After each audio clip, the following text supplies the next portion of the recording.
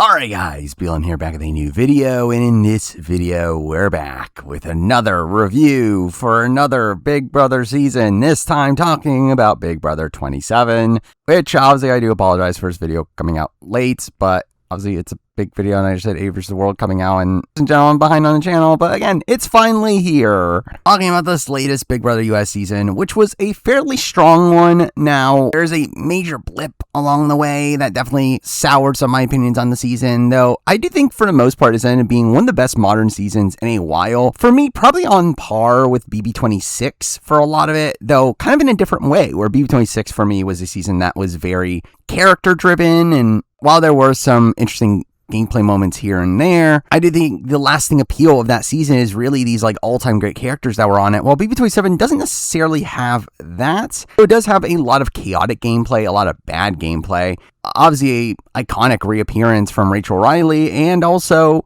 some old school feeling drama along the way that definitely makes the season one of the better modern seasons, though another season where production obviously had to mess it up for themselves, but again, we'll get to that when we get to that. But either way, again, like my other reviews, I'll be running through the season from beginning to end, talking about my opinions along the way. So let's start off with the premiere, where right away we obviously get introduced to the house, as expected, it being Hotel Mystere, it being themed after a luxurious hotel, where I will say the house this season looked very good. I mean, BBUS, I feel like the houses usually just kind of look fine for the most part, yet this was a very BB Can looking house, one where it felt like they took a lot of care into putting this together. Again, it obviously felt very thematic, and again, it felt like them trying to take things a bit more seriously, seemingly trying to like tie in this like mystery theme to make this kind of like Traitors-like, even though they eventually transitioned into it being more of a weird terrorist subplot. And like any other Big Brother premiere, we have to start off with 3 action-packed competitions, because I definitely care about that. But either way, we obviously get to the player introductions here, introducing us to probably one of the worst strategic casts in Big Brother history. Though a cast that, again, by the end, I did think was fun. There definitely were some people that were frustrating along the way, though I think most people here came to play the game to some degree, and even those that didn't were sloppy in their own way, to where by the end I did end up liking this cast. Though something of note of this cast, the fact that this is the first cast of Big Brother post-diversity mandate being taken away, and again, we already see that in this cast, where despite initially, again, people talking about, oh, this cast hits 50%, it turns out it really doesn't, where it does seem like it's a 9-7 breakdown initially, later becoming 10-7 once Rachel ends up joining, to where, again, not a great sign for Big Brother down the road in terms of diversity, though to be fair, actually kind of better than I was expecting once diversity mandate was gone, where I felt like for Big Brother I was expecting more like 5-6 POC per season, so at least it's higher than that for now, but hopefully again it stays higher than that. But the first player we get introduced to here is fucking Kelly, who's with a goat, which is what she will be on this season, but gets introduced here as a web designer from the middle of nowhere that's traveled to all the states and half of Mexico, which is a weirdly specific thing to say. And again, she ends up being just a very weird figure on this season, probably someone that should have been one of the first few boots of the season, yet somehow just makes it towards the end game, but again, we'll get to that. I'm going to get introduced to Zach, a former minor league baseball player, aka the second coming of Matt Hardman. Again, a tall, athletic, half Filipino, model-looking guy that's also super religious, where again, it just felt like they cast almost the same person again. But then we get to Ashley, my winner pick, which was looking very bad for a while, but she's an attorney and does decide to lie about her job, which is a spot where I don't know if anyone would have believed her even if she told them that she was an attorney. But again, has a very rough start on this season, but gradually improves to actually become one of the best players of the season. Then we get to Riley, a professional bull rider, talking about all the bones he's broken, which sounds a lot worse when you know that he supposedly hasn't made any money in bull riding competitions. But Riley comes into the season with a lot of red flags, keep on talking about how much of a good guy he is and how he's coming in to find love, despite there also being stories about him in the outside world. And yeah, he kind of lived up to those expectations. Oh, we then get to Amy, a single mom, and her being hyped up as a Big Brother fan that watches the show for kids, even though her favorite Big Brother moment of all time is MJ taking Chelsea to the end, aka the last thing that happened in Big Brother. But then we get to Adrian, again, a carpenter and also a nerd, a self-proclaimed superfan, having created a wall to practice on, being a very strange type of superfan here that only seemed to care about the challenges and didn't want to lie in the game, and also weirdly talking in the preseason about how he was going to be the best player ever. And again, I just found Adrian to be such a bizarre figure in retrospect, where again, we thought he was going to come in and like completely flame out, play too hard, but he ends up doing the complete opposite of that and still ends up going out early. But then we get to Lauren, a 22-year-old bridal stylist who also claims to be a Big Brother superfan, which of this cast, I mean, sure, being one of the only people that even watch a season before BB16, but even then she was a kid when that happened. But Lauren ends up being someone that probably just shouldn't have been on their show. Yeah, I do think she was such a frustrating player that I ended up actually being kind of humorous by the end. But then we get to Keanu, a personal trainer, but also a part-time dungeon master, with him doing dungeon master voices and saying he's a chameleon, which is like, he'll surely be something. I don't know if chameleon is one of those things. But again, he did not end up being the player I was expecting at all coming into the season, where again, I had pretty high hopes for him, especially considering he pretended like he was a massive super fan, only for it to turn out he only watched like clips on YouTube. But he ends up being another one that again kind of overstays his welcome, though again ended up being a friend presence kind of because of that. But we get to Catherine, who is a fine dining server and a raging feminist, which and then we get the Vince, a mustached man who is unemployed and will listen to anything his muscle mommy tells him to do. Where I will say, initially I was very confused at why Vince was someone that was even cast for the show. He did not feel very Big Brother-like from a casting perspective, though I will say, now having seen the season, I get it. I'm a fucking bitch. Though again, he ends up being another one that's this weird, like, super fan that supposedly has watched the feeds, but has only watched seasons post BB16. So especially weird that on the season that they bring back a fairly old school player. They get very few people on that actually watched her seasons. Anyway, but then get to Mickey, a city girl who did country things, with this never coming up again. They're really funny how she seemed very competent at the very beginning here, fairly normal person for these first few weeks, only then come off completely unhinged by the time she leaves. Well, Mickey probably has one of the biggest switch-arounds in terms of fan perception in Big Brother history. But then we get to Jimmy, a strategy consultant recently fired from the federal government, who proceeds to lie about his job, saying that he's a tennis coach, which no one should have believed. But then we get to Morgan, a model and a gamer. But again, don't tell anyone she's a gamer. Or again, she decides to lie about that because, and to be honest, it doesn't even really help her any, considering people did still look at her as a massive player from the very beginning, look at her as very active, and again, she probably would have just had the same reputation anyway, but still definitely someone that came into the season looking like a potential triple threat. But then we get to Zay, who's there with Sammy from Survivor 43, where I guess he's really good friends with Sammy from 43. And what's funny is that Sammy's there and just not mentioned at all. But again, having similar backgrounds here, growing up Mormon and recently separated from the church, but was also a cheerleader. And who would have guessed that one throwaway comment leads to that being his comic. Then we get to Will, the old guy of the house, who calls himself Captain Will because of his military career, though for some reason actually was going to keep that secret. And eventually doesn't, though I do question like why. That doesn't seem like that big of a deal. But also here we see him call his wife his chocolate drop, which will eventually lead to one of the most unhinged moments in Big Brother history. And finally we get to Ava, an artist from New York who does aura paintings and is hungry for the money, where I will say Ava definitely came off as a very refreshing character from the very beginning, having very funny confessionals, had some fun antics on the feeds, and just in general was one of the most likable people early on, only for that to just kind of fade away pretty quickly towards the end game. But either way, the players obviously enter a house and in batches, where we proceed to cut to a bomb timer counting down, which I definitely care about the mystery of what this is going to do and who started this. We do get some initial relationships set up here with Zach saying his boss told him to not simp over girls, but then proceeds to simp over Lauren, where this leads to this very weird love triangle early on in the season of this like Zach, Morgan, Lauren dynamic. We then get Keanu and Zay bonding right away. The first bromance for Keanu that he was desperately striving for, which very much gave off Shelltown vibes here, where I did not feel like this was set up to go well. Oh, we then get Mickey talking about bonding with Riley and setting up a Mickey-Riley relationship that doesn't go anywhere, but again, very weird. This is not what I was expecting coming into the season. Anyway, Julie ends up coming on screen, only to be interrupted by the timer running down and the lights turning off. for the reveal that Julie is gone, and the HOH relic that holds the power of the HOH that was for some reason in the living room has disappeared, which I guess. And then we get the first appearance of the mastermind, a guy wearing a red mask with a deep fake sounding voice, clearly trying to sound menacing. Again, this weird gimmick of the season that he's taken over the hotel.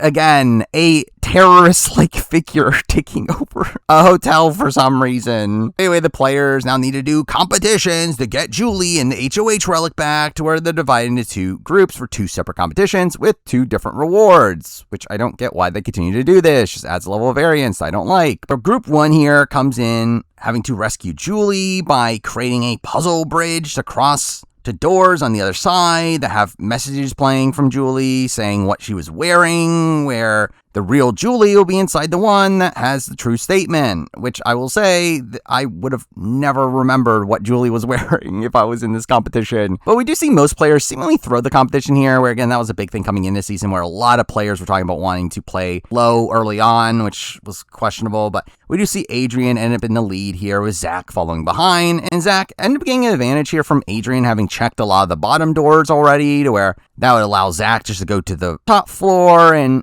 end up getting it pretty quickly, and only have to check the last few that Adrian hasn't checked, to where he ends up getting the win here, with Julie actually being there, which was very surreal to see here. Julie proceeding to host the show from the comp set, with like Zach celebrating in the background, which was very weird. But anyway, we then get to group two, a competition to find the HOH relic, where they also have to remember what it looked like and present the real one. They are giving clues along the way, and realistically, this is a very equitable comp here, where I do feel like this season did make more strides towards equitable competitions until the end game, where again, they just continue, just make the end game more and more physical. But either way, also in this competition, you only get one shot at this, to where if you're wrong, you end up falling through a trap door, which obviously the show likes to really hype up and show people falling in slow-mo. But Keanu ends up being the first answer, seemingly being one of the only people actually trying in this competition, and proceeds to get it wrong, really emblematic of his game, to where everyone ends up proceeding to get it wrong outside of Ashley and Jimmy, with Jimmy ending up winning the competition by the end. There is now that Julie ends up revealing the powers, the fact that Zach gets $10,000, which sounds very lame. Now, there really are two massive reactions to this, as again, I think if it was just the $10,000, again, it just is a massive target on your back from the very beginning, though we later learn this is attached to another power, the fact that his $10,000 can actually be given away to save himself from the block, which actually turns this into an incredible power, where anytime he's on the block after the veto ceremony before the jury, he could just be automatically off the block. So again, for a player like Zach here, who is fairly well liked in the house and decently positioned, and also someone that could win a lot of endgame competitions, that ended up being the top contender for me for a lot of this early season, where, again, with his power in his back pocket, it felt like even if something went wrong, and he would just obviously stay, because again, he will surely use his power. What's funny is that Zach's power ends up being more powerful by the end. Initially came off tamer to Jimmy's power, which seemed OP initially, in that he has the power to decide the 4 people that get to compete in the HOH competition, which again can be extremely powerful in the right hands, might even the same way that like the first HOH can be extremely powerful, where again it allows you to obviously make deals for safety for other players, essentially should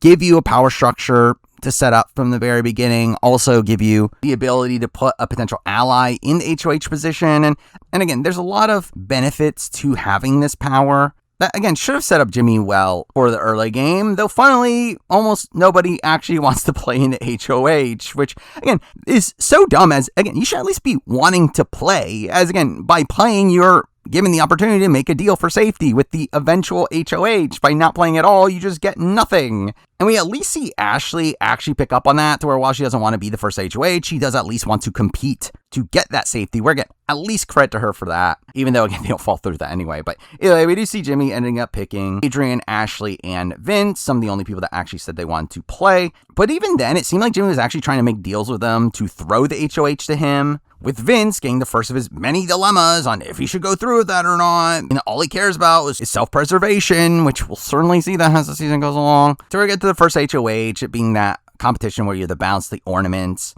with this one being them having to balance cores to destroy the mastermind's lair, to which we get some really bad-looking CGI explosion over stock footage of what looked like Fiji. And again, it's funny that they question why they don't get Emmy nominations. But again, it felt pretty apparent that Vince was going to win this comp based on the DRs that we were getting and a lot of focus on him throughout the episode, where again, Vince wins HOH, his first of many on this season. But it's here where we also get the reveal that this season will have the return of the AI Arena, now called the BB Blockbuster, which I initially hated the name, though it kind of grew on me as time went on. Now it's a permanent part of the Big Brother game, which goes on for way too long. And again, Blockbuster is something that I liked its initial appearance. Again, I definitely had some questions on how it would play on most given seasons, though I think it played out well on BB26, and it played out well for the most part on BB27 until it just kept on going on and on and on. And it felt like a spot here where production saw they had a good thing and decided to obviously just further exploit that,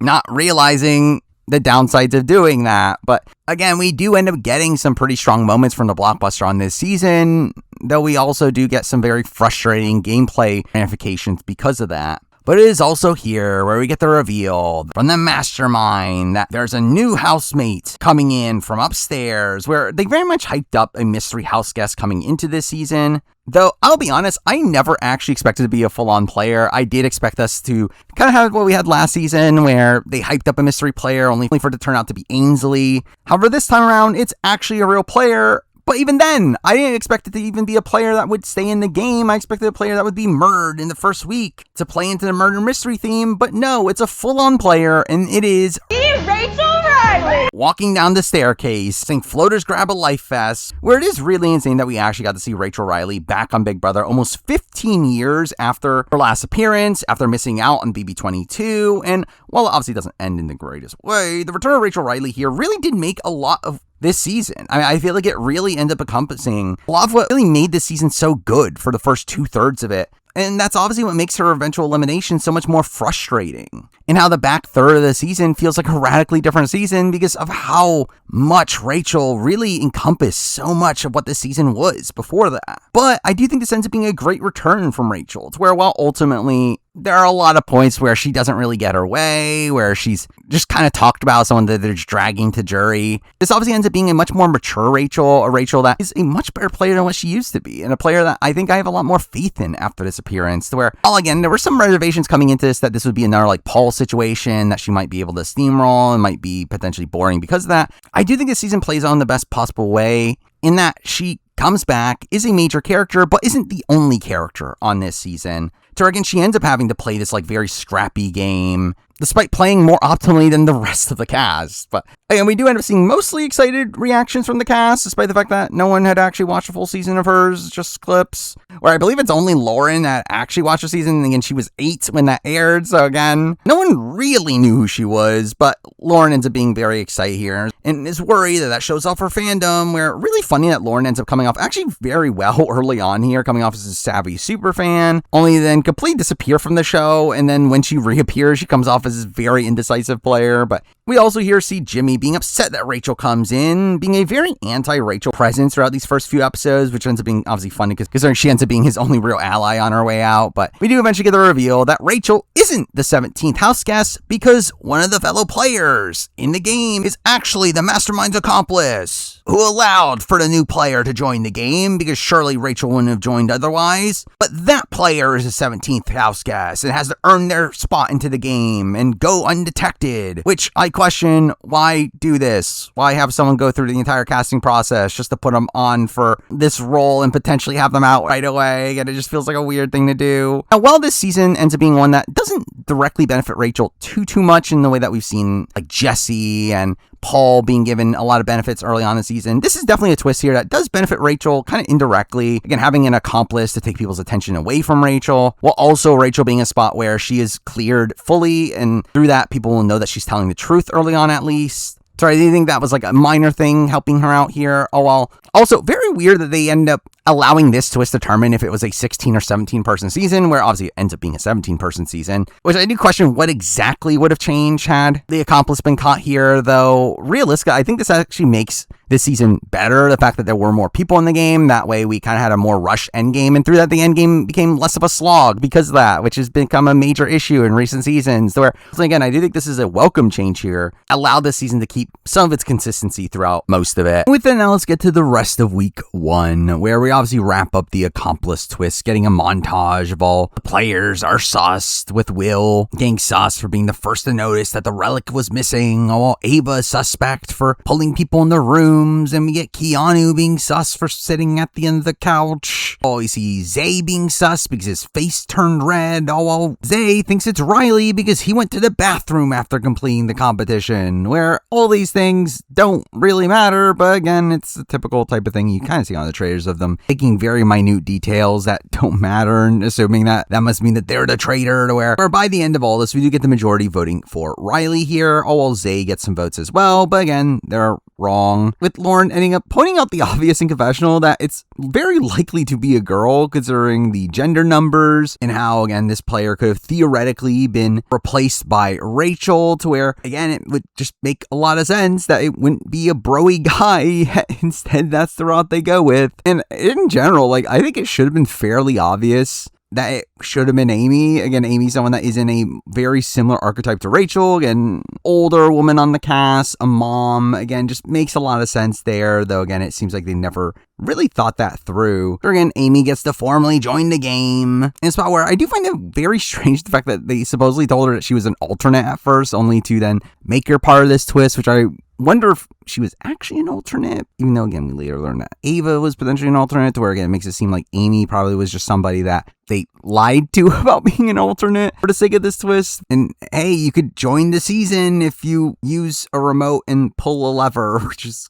just kind of dumb. But either way, Riley ends up being cleared through this situation where they know that he's not the accomplice, though Zay continues to have sus on him, which does end up ruining his initial positioning in the game, making him kind of an easy nominee, which kind of screws him in a spot where he probably wouldn't have been nominated otherwise, where it does feel like a position here where, again, Riley obviously gets a lot of benefits here from not having that sus on him anymore. All Zay seemed to be somebody that was fairly liked socially, again, just was an easy person to throw under the bus because of this twist. But following this, we do get the reveal that Rachel is going to be the first have-not of the season, but in doing so, also gets safety. Because why not, I guess? Where obviously just them trying to find a way to make sure Rachel stays around for at least a week here. But it is here where we also learn that 3 other players will be safe for this week as well, and also have to be have-nots, with that being determined by a safety chain. This ending up being essentially a watered-down version of Paul's friendship bracelet, and I'll say like fairly balanced here, to where obviously Rachel is coming this season with a pretty big bullseye on her back, so again, you at least want to give her a week of safety here,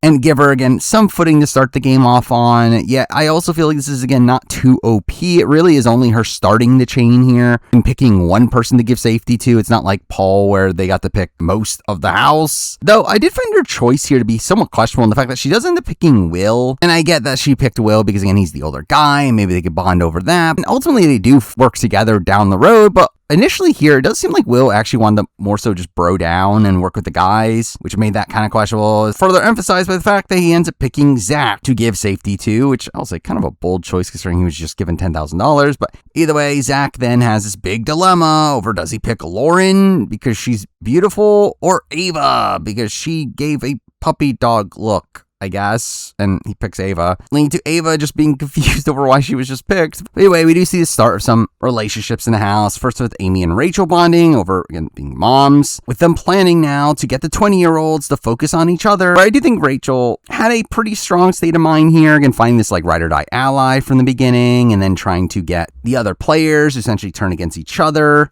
instead of looking at her, which felt like how she needed to play this. Though at the same time, we do see Jimmy really leading the campaign here over how dangerous Rachel is, and talk about her being on the Mount Rushmore Big Brother, which is funny considering they barely know who she is. But obviously, again, she is coming to this with a pretty massive target on her back through just the fact that she is a Big Brother legend, the fact that she is a known winner of the show, and that being something that I actually feel like she probably would have had less of a target on her back if she came in with bigger fans, where, again, obviously, as much as I do love Rachel Riley as a character, Rachel Riley has never been known as the greatest player coming into the season. She's almost universally looked at as one of the worst winners from a gameplay perspective, to where, again, if I was on a season of Rachel Riley, I definitely would think of her as someone that would be a great ally to work with. Yet instead, it seems like Jimmy is kind of resistant towards working with her, though we do see Morgan actually be a person that actively talks about wanting to utilize Rachel in the game, being one of the few to attempt to make the most of Rachel being there and not just dismiss her off the bat, which does lead to Rachel and Morgan being kind of in lockstep for the early portions of the game, despite the fact that they never were these like ride or die allies. But here we do see Morgan instantly bonding with Mickey, a dynamic that will be very wonky as the season goes on, but they end up also forming a final three with Jimmy called a triple threat, which will surely be an alliance that lasts. What is that again? And this is all we see Jimmy bonding with Vince, with them kind of seeming like a duo from the offset, though one that kind of fades away after the first few days of the season. There is talk about how Zay is an easy person to put up here because of the accomplice sus, along with the fact that there's also worry about a bros alliance and wanting to break them up, which is kind of humorous considering Vince ends up actually working with most of the bros, but still ends up going along and nominating Zay here. Oh, we see Vince then proceeding to make a bond with Kelly, talking about how kind of a person she is, where they make a final two that Vince will surely be loyal to. And to further cement their relationship, Kelly starts off this line strong by proceeding to volunteer for the block, which starts this very frustrating run for Kelly. The fact that she just kind of self-sabotages her game at the very beginning here, just constantly talking about being willing to go into blocks, with her very openly talking about being such a big fan of Tucker, and really feeling like Tucker actually just genuinely changing how people play around the blockbuster here and getting some people to actively want to nominate themselves, which is obviously terrible gameplay, where again, it's kind of insane that people actually watched Tucker and actually thought he was a good player for doing these things, where Kelly ends up volunteering for the block here, only for Vince to give his first whiny why of the season,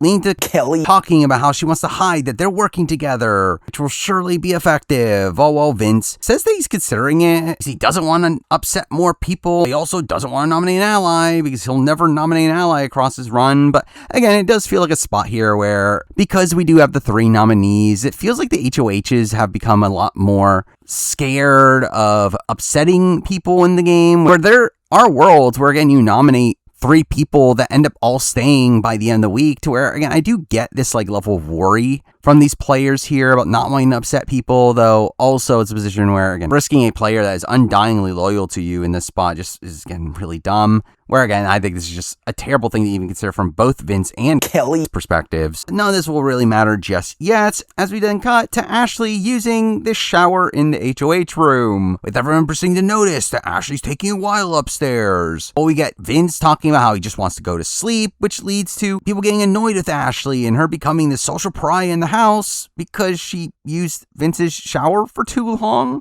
with there being talk in the house about how this was a 2-hour shower, when I believe in reality it was more like 30 minutes, and really the rest of the time was her and Vince having game talk. And what's weird about this entire situation is that Vince clearly initially did not think anything of this and did not have an issue with this until people told him about this situation, to which he proceeded to seemingly gaslight himself into thinking he was upset at this and just thought of this as an easy way to put up Ashley. Again, just coming off excuses of why to put up Ashley to not upset more people, despite the fact that this is him openly going against a deal that he had made to keep all the players that play in the HOH safe. Though again, all this just puts a target on Ashley's back here for really dumb reasons, and does end up giving Ashley kind of a weird portrayal early on that, again, felt Taylor reminiscent. Now, again, not exactly the same case, where I don't think this was a position where as much vitriol was being spewed against Ashley, though it did feel like a spot here where the edit kind of intentionally portraying her in a more negative light than the reality seemed to be, putting a lot of blame on her for this situation in a spot where I don't feel like she does that much actively wrong. So while Ashley definitely has some social faux pas that she'll have across this season, I did feel like this was something that was just fairly tame, that got really exaggerated by the players and just became an easy way to just throw her under the bus. But again, the show ends up giving us like this montage of Ashley trying to talk to Vince, and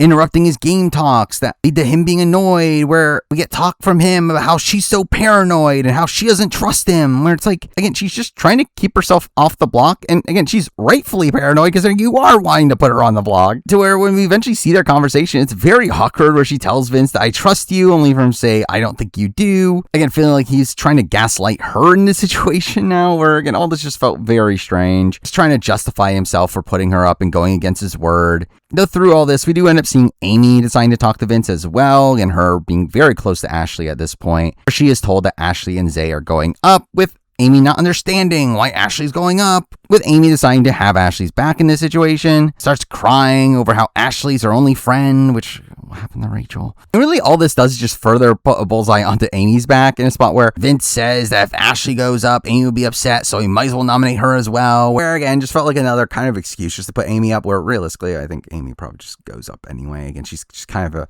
easy person to put up, someone that you're not going to expect to be doing well in competition. It's just kind of a perpetual pawn that you kind of see on most given Big Brother seasons, to where all the show again shows this as that was the reason why Amy goes up here. I can definitely see a world where Amy was just someone that he was always looking at as a potential nominee anyway. But either way, we get to the nomination ceremony with, again, Ashley, Zay, and Amy being nominated, with Ashley clearly being his target here, saying this isn't about the shower thing, when it's like, why isn't it about the shower thing to you? Or realistically for Vince, like, he should be telling people that this is about the shower thing. Or that kind of is the point of putting Ashley up to begin with. His entire point putting Ashley up at the beginning was because it was such an easy thing to do, because people were annoyed about the shower thing. Yet now you're saying it's not about the shower thing? So essentially you're getting rid of the reason why you initially wanted her up to begin with. Which is again a very strange thing that Vince does here, but again, it's Vince. I'm a fucking bitch. It takes us to the veto episode, where we do get 90-minute Wednesday episodes for this season. And it's about where did we need those? Definitely not. I'll say I did not find them as dreadful as I was expecting, or while definitely some of them were on the slower side of things, I do feel like the episodes for the season were fairly strong, especially in comparison to what we were getting in like BB25 in particular, which that was a particularly weak season for episodes. So because of this, we do get some bizarre segments in this episode, like Eva getting to talk about having a bar burrito booty, and Adrian being confused over how to use a washing machine. Where it's like, what am I watching?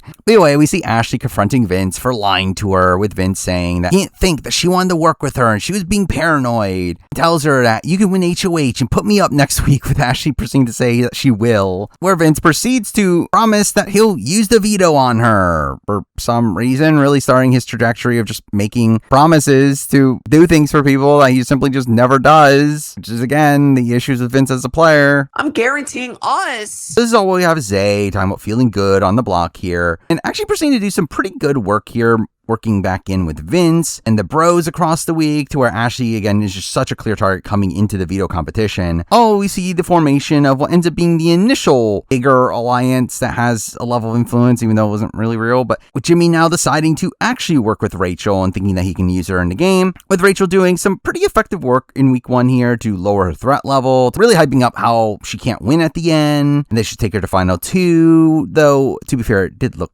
legitimate in the fact that I did feel like a lot of this cast had this kind of resentment towards her and didn't want her to win a jury vote for most of the season. Though I did like that Rachel was aware of that and was able to utilize it to further lower her threat level. But it is at this point where you see Jimmy and Zach bonding over winning those first competitions and proceed to form an alliance, with Zach wanting to pull in Morgan and Vince, who he's close to, but also this alliance deciding to add in Rachel, along with Riley, for some reason that doesn't get explained, and even the people in the alliance don't know why he was lumped in here. But they end up naming this alliance the Heavy Hitters, because it's all the big players coming together, which again Riley's surely part of. Though interesting that Mickey is not involved here, in a spot where obviously Morgan and Jimmy had an alliance with Mickey, though that did seem to be intentional here to make it not look like they were working together. Though I did feel like that felt a bit misguided here.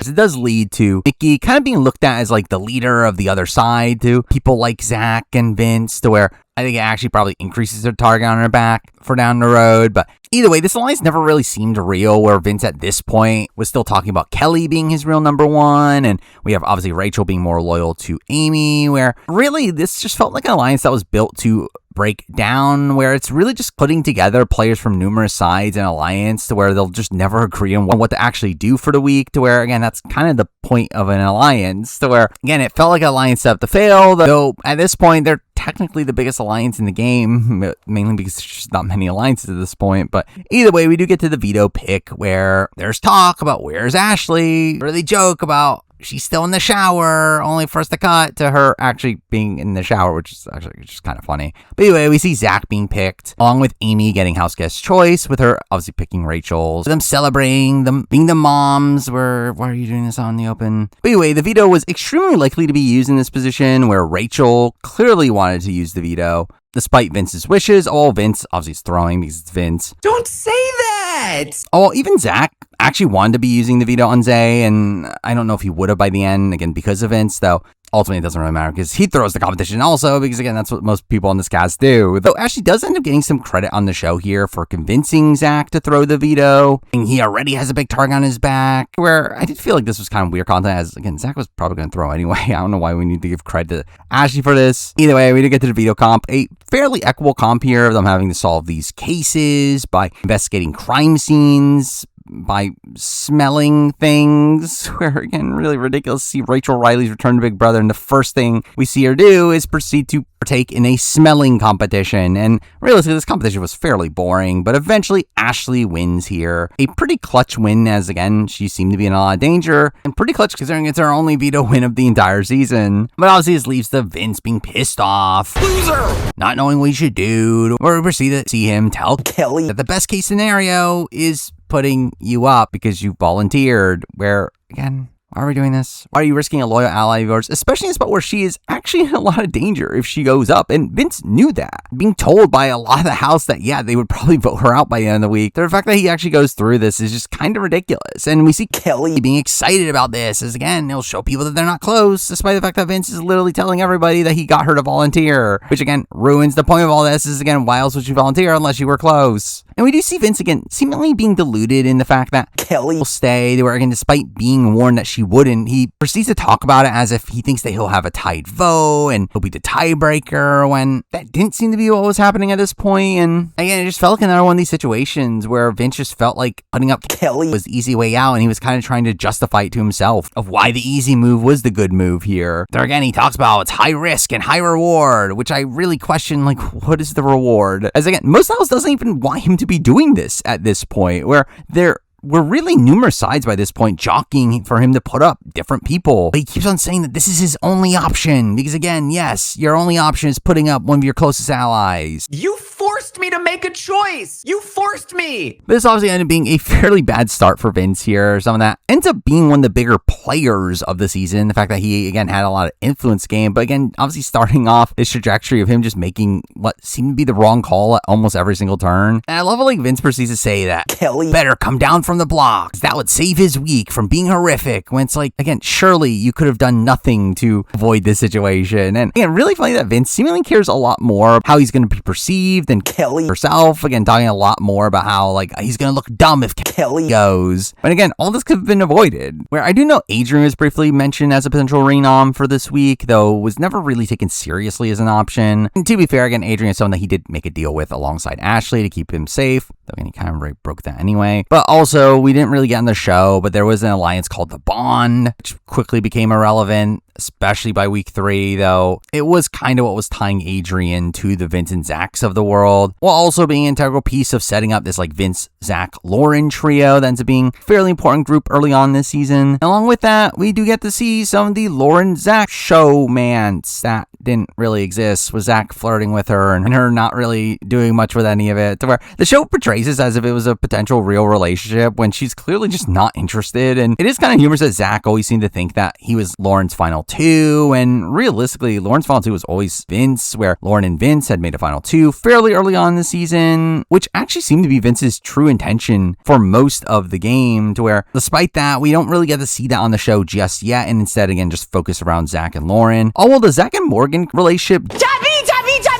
doesn't really get focused on the show at this point, despite that actually probably being the more interesting aspect of this dynamic, with Morgan clearly being jealous of Lauren because of it, though. We do end up also seeing another relationship form with Riley gushing over his crush on Kat to Rachel, which fucking disgusting ends up starting this fairly problematic relationship here, with Riley coming off extremely toxic in the way that he interacts with Kat, very much love bombing, but also coming off as very controlling. And what's very strange about all this is how the players in the house seemingly bought into this notion that they're just this couple that's in love, because that's the story that Riley was selling them, to where really for a lot of the season we did not really hear much about Kat's opinions on Riley. And even though she does end up liking him too, it's still a spot where I do feel like Riley's actions around her are still problematic, even if she didn't seem to think so. Now, along with this, we also then start to get some focus around Keanu, with first a segment of Ava just being annoyed at him and how he interrupts every conversation, with Keanu again being a very active player at this point in the game, definitely coming off very Devin Shepard-like, how he was just like constantly gaming and just no one really buying what he was selling by the end. Though we do end up getting a pretty nice moment here between him and Rachel, with him getting emotional, talking about his dad having cancer and wanting to win the money for his family, which again starts this very interesting dynamic here between Rachel and Keanu that for me really felt like the main storyline for first like 2/3 of the season that we kind of get robbed of actually playing out properly. Though this does lead to Rachel talking about wanting to work with him and keep him in the game. But this is all while Keanu becomes a much bigger target to the rest of the house, with Jimmy in particular here campaigning to Vince to put up Keanu as he wants to take out a bro. Only for Vince to not want to go through this, as he has a pretty decent relationship with Keanu. But again, it's Vince. You're not going to sway me on this one. So he obviously deeply considers it. And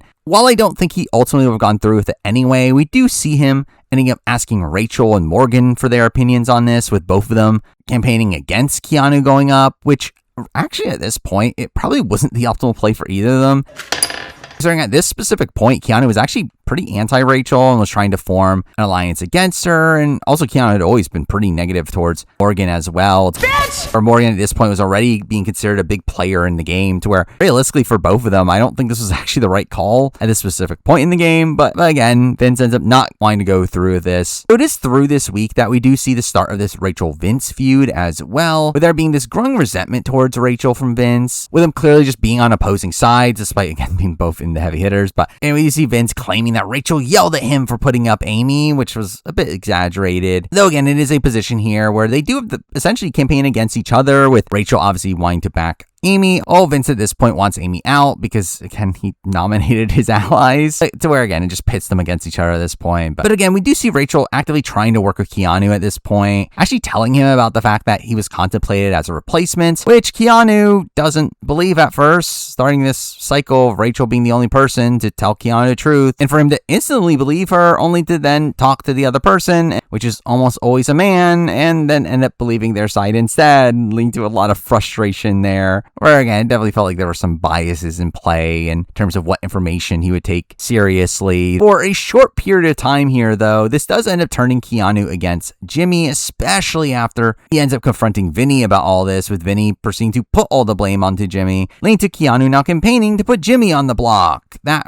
really goes nowhere, but the show really portrays it as if Vince was pretty close to putting Jimmy on the block, when the reality is that he was actually closer to putting up Keanu than Jimmy. Though we do see Jimmy obviously catching word that Keanu's against him, and called him the head of the snake, to where I wonder if Jimmy being called a snake will ever come up again. But this leads to Jimmy wanting to call out Keanu at the veto ceremony, with, again, Rachel kind of goading him into doing this for the sake of good TV, but also, again, to get people's eyes off of her, which I thought was, again, a fun play there. But anyway, we get to the veto ceremony, where Ashley obviously uses the veto on herself, and Vince ends up nominating Kelly, only for Jimmy to interrupt the outro and proceed to call out Keanu for calling him a snake and saying that you say I'm fake when the only fake thing about me are these sunglasses, which I believe is a stolen line. But I do love these fights that we see Keanu get in, because he just responds so nonchalantly here, just responding with how long did it take for you to come up with that. And really in general, I do feel like Keanu actually comes off pretty well in fights, usually having some pretty good comebacks, and in general, just allowing the other person to come off as the aggressor. But following the veto ceremony, I did remember expecting some explosive feeds afterwards, as again, we knew that Jimmy was going to be calling out Keanu, only for the feeds to come back to them repairing their relationship and apologizing to each other, and Keanu taking all this at face value, because again, it's Keanu, thinking that was all a misunderstanding and that he's now good with Jimmy, despite the fact that Jimmy still wants to go after him. But really, the rest of the week here ends up essentially being a vote of either pro or anti-Amy, with the lines getting drawn by near gender lines, with most of the women plus Jimmy working together to save Amy, while most of the men plus Kelly end up working to evict Amy, with some of that anti-Rachel sentiment playing a factor into wanting Amy out to weaken Rachel. Rachel obviously ends up being Amy's biggest advocate here, campaigning for her, which does obviously get noted by the other players. But again, we do see Rachel and Morgan both really push here to try to get the votes onto Zay, in particular to break up the bros and take out physical threat right off the bat, to where Zay was lined up to go if he was on the block against either option. And again, I do think this is largely a joint effort between Rachel and Morgan, though Morgan's side of it doesn't really get shown on the show. No! But this is a position where we do see Ashley agreeing to obviously side with them. Again, obviously, she's going to save her number one ally, Amy, only for her to actually end up being very indecisive here, where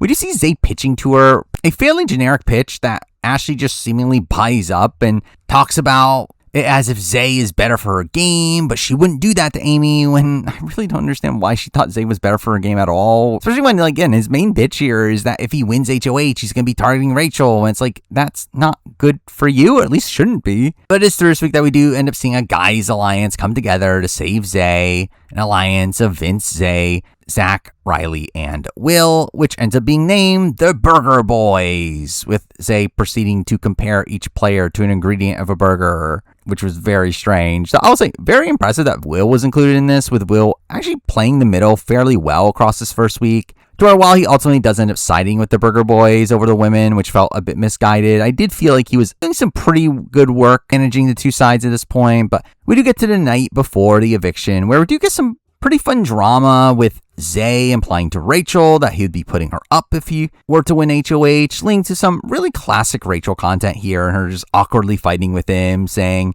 "I'll be careful coming for the queen, you will be beheaded," and Zay just being equally awkward, stumbling over his words in the fight, to where they do edit a lot of that out of the show, which I found funny, but it does culminate in a great line from Rachel as she leaves, saying that if you're coming for me, wait until I'm in a gown, where in general, again, a lot of fun drama on Zay's way out here that felt a tad like old school Big Brother, but ultimately we get to the blockbuster, a fairly boring challenge, or at least an equitable one, of them being shown letters that they have to unscramble to form a phrase that leads to an object in a room they have to buzz in with this obviously being one of those challenges that gets easier over time to the point where they literally just tell them what the phrase is. But we do end up seeing Kelly easily winning this, kind of correcting Vince's mistake to a degree, though to be fair, still leads to a pretty bad result where also Zay leaving is not great for Vinny either. And he at least didn't get the worst case scenario here. But getting to the actual eviction, we do continue the really terrible way of just revealing the blockbuster result to the other players, of Julie just saying what the result is as the participants go downstairs, with us not getting to see any of the real reactions to the win here, which is, again, weird that they do this. But we do end up seeing Rachel doing some last second campaigning here to save Amy, first to Adrian, who ends up not budging here, still voting for Amy, sticking to his word. Always see Will actually end up switching his vote through this, where Will actually had been somebody that had been planning on taking out Zay for most of this week, and then he ultimately switches his vote at the last second here, maybe because he thought the votes were maybe there. So again, that felt like kind of sloppy play from him. Always see Riley end up explicitly switching his vote against the rest of his allies in voting out Zay, to where, I mean, I think that he would have done it here because of Kat's influence, who had been someone that was actually pretty steadfast in wanting Amy to stay this week, despite not being particularly close to her. But he seemingly just does it here just to be with the majority, though he does at least make a deal for safety alongside that. So again, at least credit to him for that. But not shown in the show here was Lauren's dilemma, the first of many she'll have that she's very incommittal to, where again, she was in a bit of predicament here of wanting to side with the women, but also wanting to side with Vince, who wanted Amy to go, though she ultimately ends up siding with the women by the end, but again, does it in a way that she's just indecisive the entire time, and through that, again, doesn't really reassure the other women that she's really with them. This is all we see Keanu at the last second here decide to also switch his vote onto Amy, despite, again, being on board to take out Zay for a lot of the week. Who decides last second here to try to get Lauren to switch her vote as well, to cause a tie, to force Vinny to get blood in his hands, which I don't get why Keanu wanted to do, and really, this actually probably further pushed push the vote onto Zay, as again, whatever Keanu wants doesn't happen, and Lauren's in this position where she largely attempts to just do whatever Keanu doesn't do, as she doesn't want to be associated with him. So again, the votes do end up landing on Zay, a spot where also Ava's role in all this is not particularly shown, where she was a pretty important swing vote during this week that really got the momentum rolling for all the women to end up siding and getting Amy to stay, to where, again, Amy would have been safe no matter how this played out. Though we do see Zay actually trying in his final speech here, which was nice to see, declaring war against Rachel, with Rachel just giving him a death stare through this, though ultimately, again, he is evicted in a 9-5 vote. With Zach sobbing as Zay is leaving, which I think some people are just mocking it because it is Zach and he's crying. I think what really makes it funny is that he's, again, crying over a guy that he barely knew. Wasn't really that attached to gameplay-wise at this point outside the Burger Boys, but either way, with that, we do lose Zay, and Zay is someone that I thought was fun on his way out. Now, again, there were definitely some problematic aspects of his run, where his usage of the R word is probably the only real kind of icky controversy across the season, though outside that, again, I thought he was someone that at least tried to play the game by the end. Now, again, he came into the game very ill-informed on the game. He's actually someone that used AI to try to figure out how to play the game, which is, again, ridiculous. But I at least, again, respect the fact that he at least gave a pretty big effort by the end. And I do think his feud with Rachel and his fights with Rachel are something that, again, at least come off very notable here. Definitely brought some old school Big Brother feelings back to the show, which I'll at least give him credit for there. Along with the fact that he's not the worst player in the world. Definitely a pretty solid first boot, to where I don't feel he does that much actively wrong. The once he was just on the block from the accomplice twist, he was just someone that was just kind of a ripe target to be taken out. Someone that, again, was a physical guy, that was affable enough, and someone that just in general would probably do fairly well in most given seasons, though this was, again, just not really the season for him. But then we get to week 2, another pretty insane week, to where, while, again, it feels a bit tame in comparison to week 1, it still had a lot of just boneheaded decisions, and ultimately an interesting path to end up being, again, a more predictable result. But we do start off with everyone trying to piece together the votes, with there obviously being some shock that Will flipped at the last second, which does put his position in a bit of danger, though that largely gets kind of overshadowed by Keanu being Keanu and deciding to lie about his vote, despite the fact that everyone knows where he voted. Also in the process, funnily, not believing that Will voted with him and believing that Riley did instead, which again just becomes the typical Keanu. Him continuing to be a social pariah here and just having terrible reads in the game. But it leads us into the HOH comp, where the mastermind has stolen the HOH key and 3 mystery powers that they have to find for some reason. But obviously ends up being the black box competition, with it being handled similarly to how they handled it in BB22, where here we see them playing for HOH, but also can find powers to claim as well. But finally, we do see Ava here decide to not try at all and just sit at the start because she's scared of the dark, which is kind of emblematic of her game. I always see Keanu being the first to win a power here, and after doing so, proceeds to help Zach find one for himself, making it clear that he has a power, because why else would he be helping Zach at this point? Also really funny that he's helping Zach, who actively wanted him out this week. And as I'll always see Mickey proceed to find a power herself, ending up passing by Zach, with that obviously alerting him to the fact that Mickey likely won a power,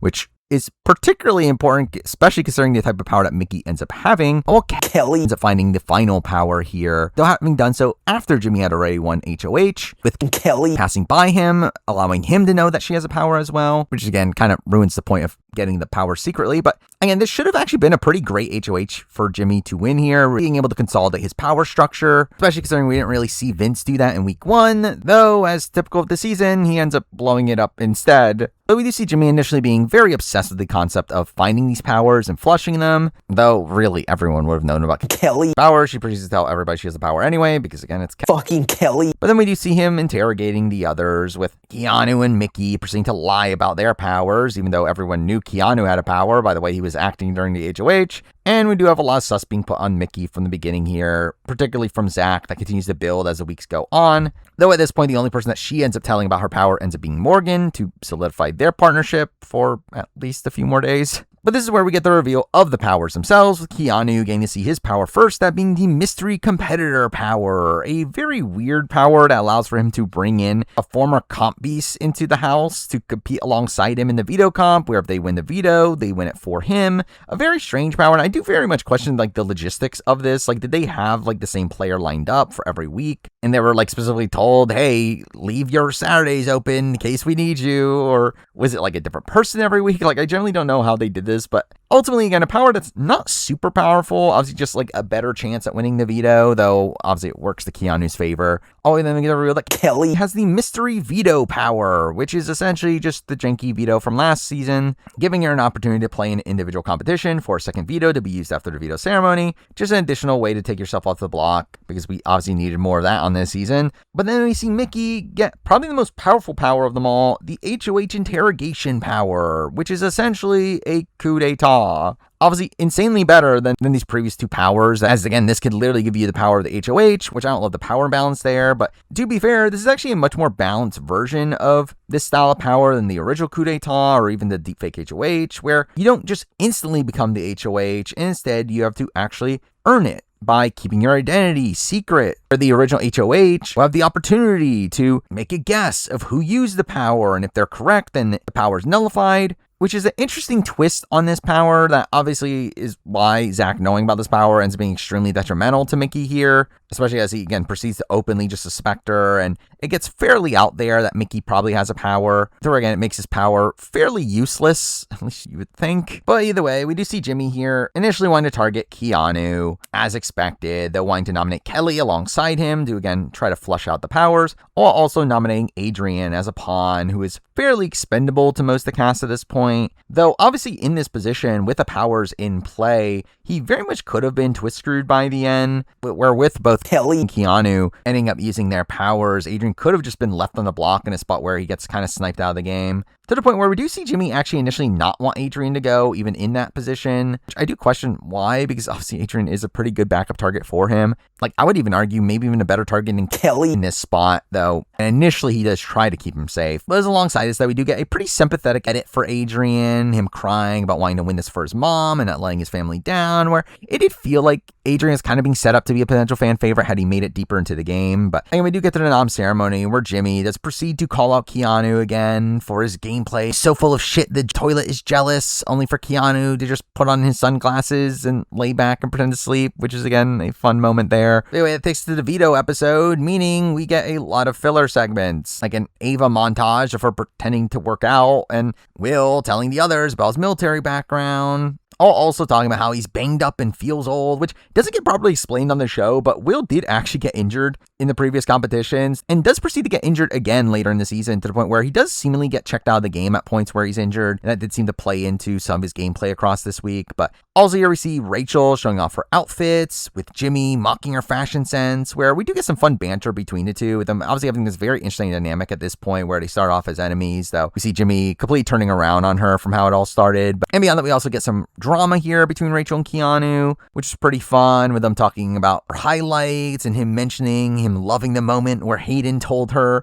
"How about you string together a sentence without the word like?" A very obscure moment there, though obviously one that paints Rachel in a negative light there, which obviously leads to this tension between the two, which again, just very humorous, where again, I think Keanu seemed to know what he was doing, kind of picking at Rachel, though again, tried to play it off as if he didn't know what he did. But either way, we do get to the veto pick where Keanu ends up using his power, as again, you should when you're on the block, only for Jimmy to call him out for lying again, leading to a pretty iconic Keanu moment here of him proceeding to call out the entire house and tell him that he's going to pick him off one by one. Where again, insane that this player actually made it towards the end of the game in a spot where he could have almost won. But this does lead to Ashley joining the fight, seemingly being very insulted by this for some reason, where again, this is still a spot where I do question what Ashley was necessarily doing in the game. I really don't know why she decided to add herself to this fight for no reason. But either way, we do get to the veto comp where we see the players dressed up as plants for some reason, but we get the reveal that the mystery competitor is Casey, which felt like a very random returnee in this spot. Again, she had not been on in years at this point, so I was kind of surprised it was her over like Tucker or MJ or Jag, who have obviously been on more recent seasons. But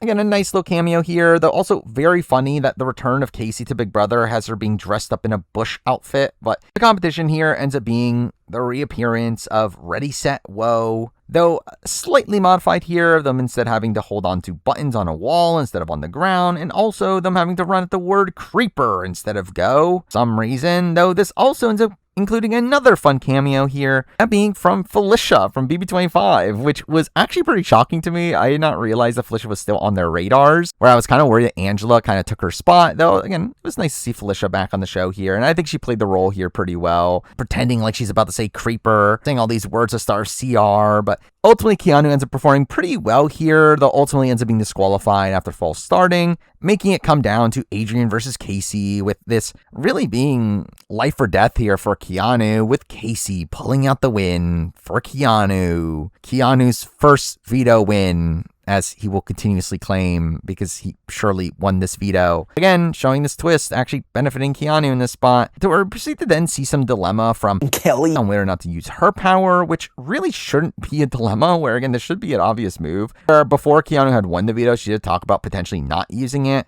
Even though, again, that's still a spot where, like, he could win the blockbuster. So, like, you're still in the same amount of danger either way. Either way, we do see Jimmy now talking about needing potentially 2 replacements if Kelly ends up using her power. Which I will say, even though I do think Jimmy plays this round terribly and I think he makes the incorrect decisions, I do also sympathize with the fact that, again, he did have to nominate a good chunk of the house due to twists that were in the game, which is, again, a tad unfair. But, again, the issues come from who he ends up picking here. Him quickly settling on Amy and Will as the easiest options, with the Amy nomination kind of calling back to some tension between the two in week 1, with Amy never seeming to trust him, and it did kind of give Jimmy rein here to be open to putting her up as a replacement, despite the fact that all of his allies told him not to, which is what again makes this very dumb for Jimmy here, the fact that he really is putting up Amy in a spot where it's pissing off all of his allies and not really gaining that much favor from the opposition either. All when he had someone like Riley as a pretty ripe option here, someone that no one really cared about, it would have been a very easy nominee that he has, again, no game relationship with, where because of this decision, it does lead to Morgan and Mickey becoming increasingly frustrated with him, even talking about taking the shot themselves at Jimmy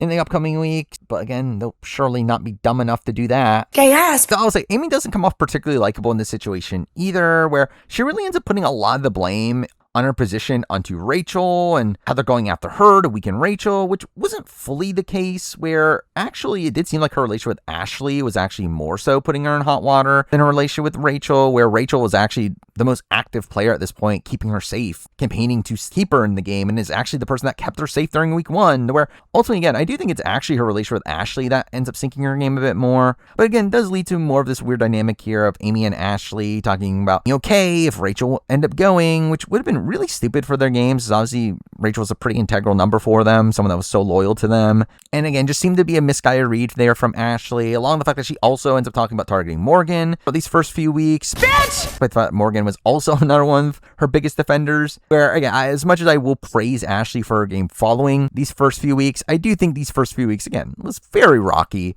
But as we do see Keanu and Jimmy talk it out, with Keanu, after everything Jimmy has done to him, now thinking that they're on good terms again for some reason. But this does lead to Keanu really pushing for Will to go on the block. Funnily, in a way to keep his cover of acting upset at Will for flipping his vote for whatever reason. But this does weirdly actually leading to Jimmy kind of acquiescing Keanu here and again be willing to put Will up because of that. Again, against the wishes of his own alliance, who again you'd think it would be more important to his game than Keanu. It does lead to the veto ceremony where Keanu ends up using the veto on himself. I think I'm nominating Amy first here, with the intention being that Will be put up if another replacement is needed. And what do you know? Kelly uses her mystery veto here and is proceeded to be given Caitlin's puzzle, but easier in the fact that it's literally just a circle and they have a stand for the pieces so they don't knock over. So obviously she completes it because she's not Caitlin. Though this is even a position here where Kelly actually did consider using the veto on Adrian because, again, it's fucking Kelly. But she proceeds to use the veto on herself, and Will is named as a replacement, being this weird spot here where the two social pariahs in the house end up being saved by Twist this week. And ultimately, because of the blockbuster, by the end of the week, the two that end up remaining on the block end up being two of the people not even nominated until after the veto ceremony, which does feel like a messed up situation. Though, following this, we do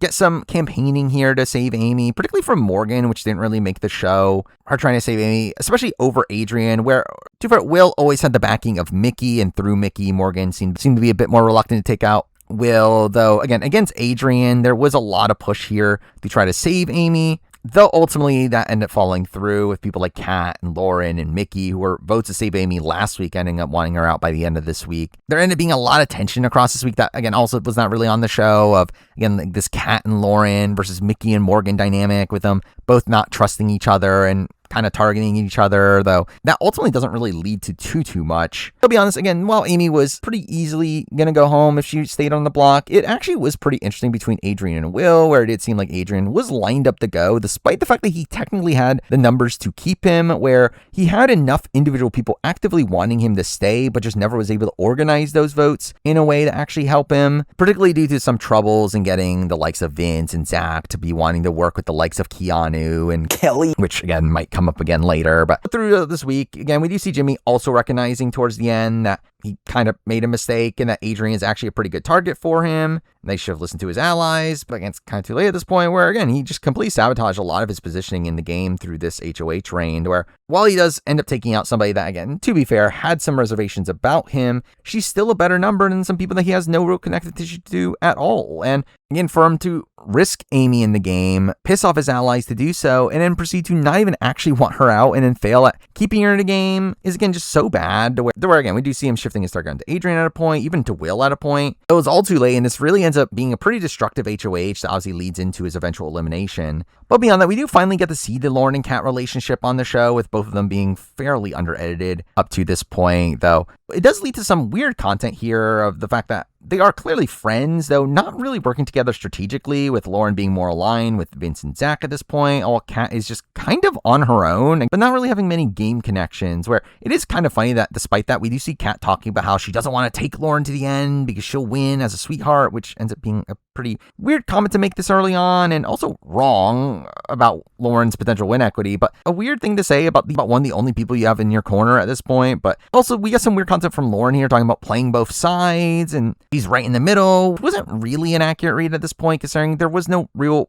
sides and there was no real middle. The house was extremely fluid at this point in the game. So she really saw this game as, again, a game of this big gender divide. And while, again, part of that was true, it wasn't the true house structure at this point, with there being no real consistency in the groupings here. And again, her being so incommittal in the game actually led to her being kind of ostracized from a lot of groups here, not really being grouped into many alliances, despite the fact that she did still have this good connection with Vince and Zach at this point. But either way, we do get to the blockbuster, a fairly boring puzzle here with semi-heavy pieces, which gave someone like Adrian a slight advantage here, but not too much. But again, he ends up ultimately winning here. So at that point, it was pretty clear that Amy was going home. But at the eviction, we do get probably what is one of the most unhinged moments in the history of the show, definitely one of the most unhinged Julie Chen moments, where we get Will shouting out his wife, his chocolate drop, only for Julie to chime in saying, "Am I your lemon drop then?" Which, what made her say this? I genuinely don't understand. She thought this was something that was okay to say. Both in the sense that it's obviously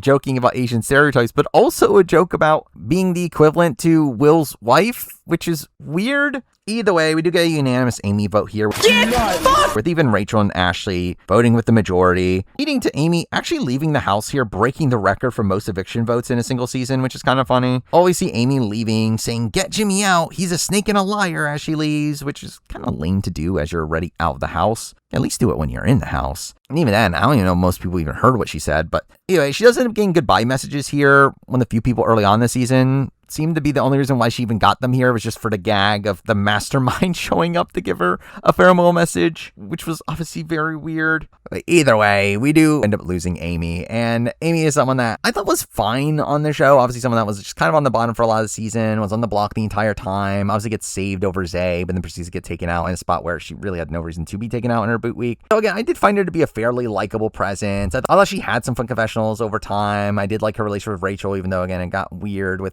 how much she was talking to Ashley about being willing to let her go. And as all, again, I did find her to be an endearing presence here, the one that isn't super notable, and I do feel like it's probably going to be one of the more forgotten about players from this season. But the episode does end with an interview with Derek Levasseur and Taylor Hale as they're hosting a new Friday show, Big Brother Unlocked. A sideshow with exclusive content and some fun guests that I actually thought was fine for a sideshow, a respectable first showing that I wouldn't be opposed to coming back for down the road. Now, it's, again, not really an integral piece of the season, though. What I do find weird about it is that it very much felt like the show was considering this canon, where there were things that were shown on Unlock that were not shown in the proper episodes that then proceed to be referenced in future episodes, where clearly this is, again, meant to be formal episodes of the season, though each episode ends up having a different celebrity guest, the first of which being Bobby Moynihan, who I actually thought was pretty fun here, being fairly passionate about the show. And really that goes for most of the guests. Though obviously with that, I do question, like, why are we bringing in celebrities instead of just past alumni? You would think it'd be easier to put in past alumni. Now, I get they would want the star power of these celebrities, but I don't know how many people are watching Big Brother Unlocked because they're a big Bobby Moynihan fan. Now, obviously they did do some segments with alumni making cameos, but I would have liked a lot more focus on the alumni themselves. But we do, again, get some new content for the show, some of which I wish we didn't get, like a focus on Kat and Riley. Disgusting. And their relationship, which was pretty much entirely from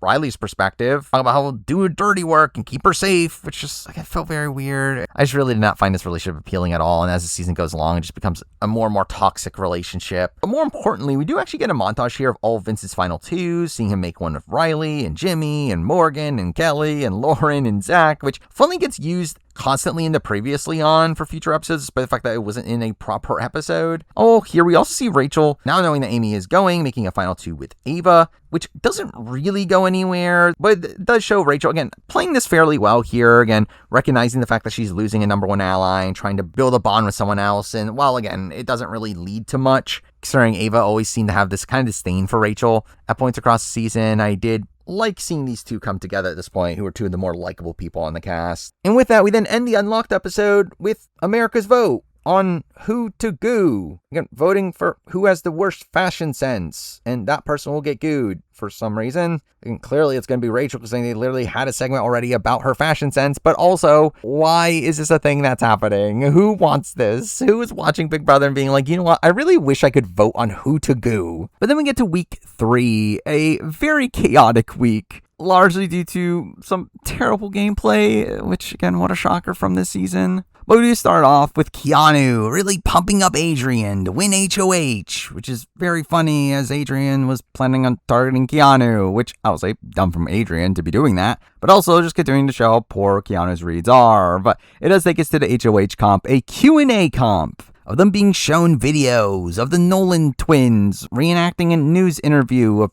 two twins that went viral that I've never seen before. Didn't know this was a thing until after this episode came out. But also, the acting here was so bad that it was actually funny, and also just kind of a shocker they brought back the Nolan twins. But this ends up being a typical memory style Q&A here, where something that was not shown here was that Rachel ends up attempting to quote-unquote cheat through taking notes on the tiebreaker board, which I think is a pretty innovative strategy I never thought about. Yet production ends up shutting that down, which is very lame, as with situations like this, is that someone breaks the game. I think you should allow them to do it the first time, especially if it wasn't specifically said that it was a rule. And then next time you tell them, hey, you can't do this. Yeah, I think it's lame for them to openly call her out that she can't be doing this in a spot where it's not even like she really gained that much from doing this anyway. I think it's an innovative strat, but it's not something that's really going to help you that much. As again, how much can you really write down that you wouldn't be remembering in that spot anyway? But either way, Lauren ends up talking about how much she wants to win, to show why she's there, and get power in her own hands, because she'll surely use power effectively in her own hands. But yeah, again, Lauren wins HOH, which, as again, there has been some very heavy-handed editing on this season with who's going to win power, but again, that's kind of typical fare. But again, was pretty egregiously bad here, especially with Lauren just not even being on the show until now. But here we do get content about Mickey being worried about Lauren winning. As previously mentioned, there was this tension building between Mickey and Morgan and Lauren and Kat, where it leads into the dilemma of, is Mickey going to use her power or not, which she ultimately doesn't. Though what's funny is that if she did, it likely wouldn't have worked this week, is about where somehow it was more likely to work the following week when it does go through. But either way, we see Lauren, as expected, wanting to play it safe here, putting up Kelly and Keanu, continuing this trend of having the same people being nominated week after week, which I do think ends up being an issue here with the blockbuster, the fact that it is keeping these players that are just easy nominations in the game for longer to continue to be targets, while also, again, necessity to keep 3 nominees on the block makes you kind of default to those that have already been on the block before to not piss off more people, which is kind of a lame ramification of all this. But right away, we do see Lauren having a conversation right after she wins with Vince, where the show portrays this weirdly, where they show it as if Vince approached her when the reality is that she pulled him over very blatantly in front of everybody, to where from this point on, it becomes very apparent to most people that Vince and Lauren are a duo in the game,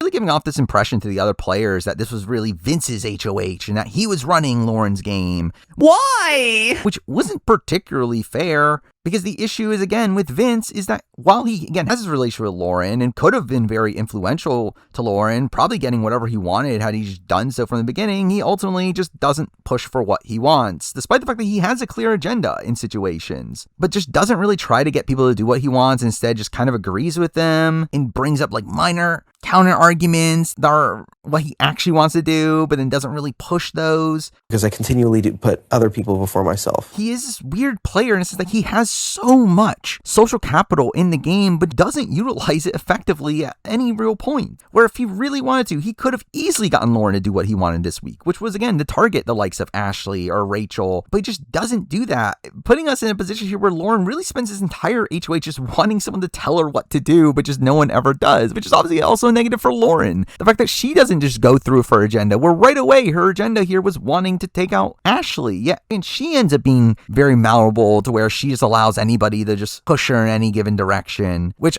does start this negative trajectory for Lauren's game. The fact that, again, just no one has real respect for Lauren's game because they just assume that she's being manipulated by other players. So again, it led to a lot of frustration with both Vince and Lauren across this week. Though I will say again, I did not particularly love the edit of this in particular, with Vince really being portrayed as this mastermind during the early portions of the season. Awful! Really until the point where they kind of had to show the reality, where it really feels like they were putting a lot of their eggs in the Vince basket at this point, when the reality is that the only influence Vince really had over these nominations here was actually to have Lauren put up Kelly because it's easy, and she would volunteer because it's fucking Kelly, but also terrible for his game. Why is he doing that? Kelly still blindly loyal to him at this point. You're just literally telling one of your closest allies to put up another of your closest allies for no reason. And it's about where Kelly likely goes home if she's still on the block by the end of all this. So again, just terrible gameplay there. And this is all while we do see Keanu campaigning to Lauren, with Lauren proceeding to not even look at him. And this is something that ends up being a funny quirk of Lauren's across the season, the fact that she is seemingly unable to have game talks where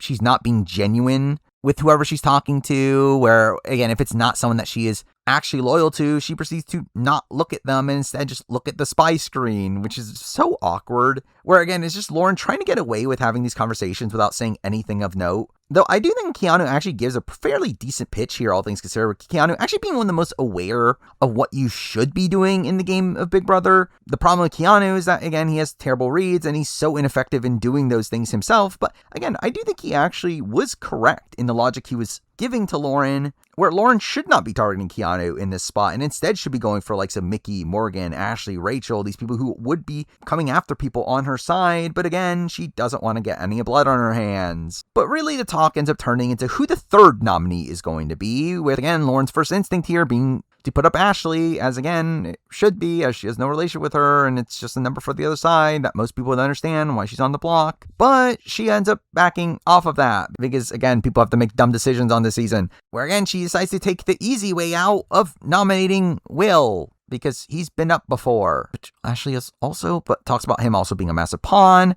despite the fact that she actually should be wanting him out in certain situations. And also somebody that, in this specific spot, is someone that she actually had an alliance with, where, again, Will was in the Bond alliance that formed in week 1, where, again, that wasn't on the show. But, again, this nomination here is just so much more questionable with that in mind. The fact that she's, again, nominating one of her supposed alliance members, with that situation just continuing to get worse across the week. And I did find the conversation between her and Will to be very humorous, where she proceeds to tell Will that he's going up. Where on the show we cut away from this shot because in reality, Will already knew he was going up and told her that he knew already. But again, we see Will being annoyed, but taking it well initially here, not really pushing back too hard because it's Will. But he does end up being pissed after the nomination ceremony, where I don't think this was intentional, but I do think it's actually something that does very much play into his favor. The fact that Will was able to get very upset about being used as a pawn, to where it kind of scared off future people from using him as a pawn, as they don't want to upset Will. So again, I don't think it was intentional, but again, it worked to his favor. But here we do end up seeing Mickey do a final push here to try to get Adrienne on the block here instead of Will. That doesn't go through, but it does lead to Lauren crying in her HOH room, saying she feels like she's backed into the corner and just looking for someone to help her out.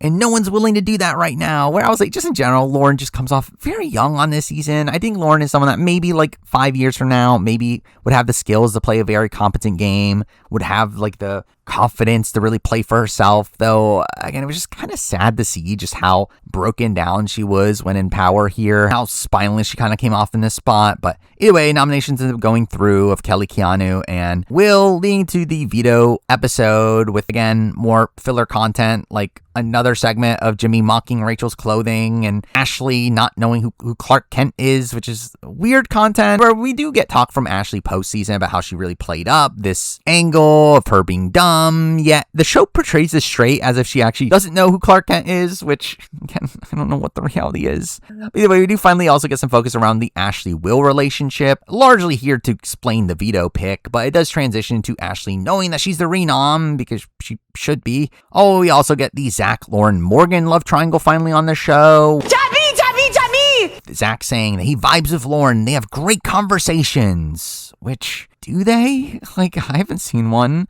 And even the conversation they end up showing here ends up being a very awkward one between them, where I think very clearly Zach had a lot more chemistry with Morgan. Oh, that was hot! Especially considering Lauren wanted nothing to do with him from a relationship standpoint. But following this, we do get some focus around the veto pick with Keanu asking Adrian if he would use the veto on him, only for Adrian to not promise, as Adrian doesn't lie. Which, again, becomes frustrating how much of a high horse Adrian's being across this week about everyone else being liars and snakes. But again, he talks about how he doesn't want to be picked because he doesn't want the house thinking he's working with Keanu. Because, again, you surely shouldn't be working with Keanu. And really, again, like, Adrian should be playing here. Again, you're a potential renom. Why do you not want to play in the veto? Always see Vince proceeding to do the opposite and lying to both Kelly and Keanu that he would use the veto on them, because it's Vince. Don't say that! Oh, he also promises Lauren that he won't use the veto. Again, I never would have guessed. Vince would have made all these promises that he can't live up to and would have put him in a predicament. It's not like he does this the entire fucking season.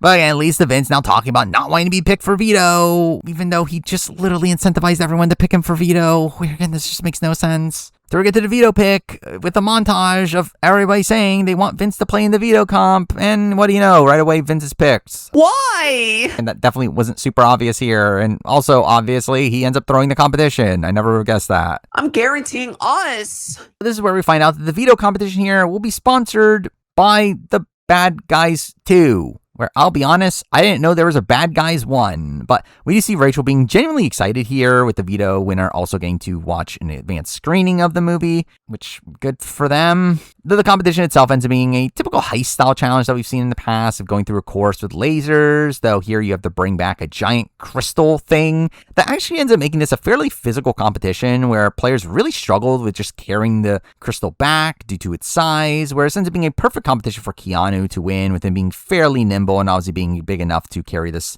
crystal around. Him declaring it as his second veto win, because he surely won the last one.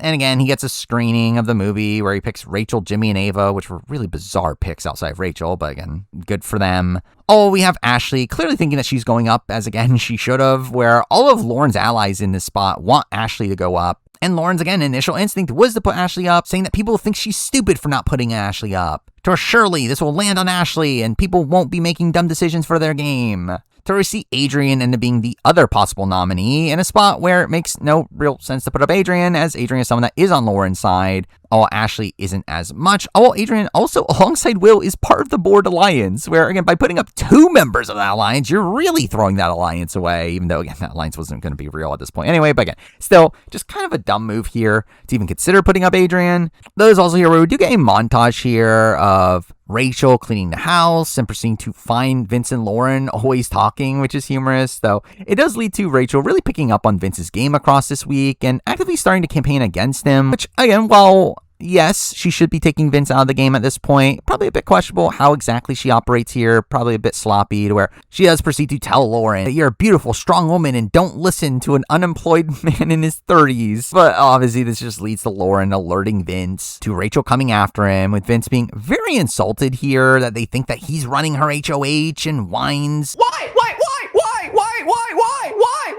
as he typically does. Again, just very funny that Vince gets the downsides of the perception that he's running the game, but not the actual benefit of actually getting his way this week, where, again, it is funny to see him say here that he doesn't want Rachel to be his demise, when, again, I wonder if there was something that he could have done about Rachel this week. If he really, really wanted to, Vince could have done whatever he wanted this week. He could have gotten Rachel up. He could have gotten Ashley up. He could have gotten Lauren to do whatever he wanted. So the fact that even at this point, where he knows that Rachel's going after him, he's still not willing to push in this direction is just kind of insane. But the people we do see push end up being the likes of Mickey and Morgan and Jimmy, who do a lot of work across this week here to save Ashley and instead get Adrian on the block. Obviously, them feeling good about Ashley at this point, which again is kind of funny, as Ashley actually hated Morgan at this point, was actually trying to target her, with Ashley actually seemingly wanting to work with Zach at this point in the game, and her wanting Morgan out to open up Zach as an ally, despite the fact that Zach and Morgan were not even that close in the game at this point, which again, just another weird read from Ashley early on in the game. But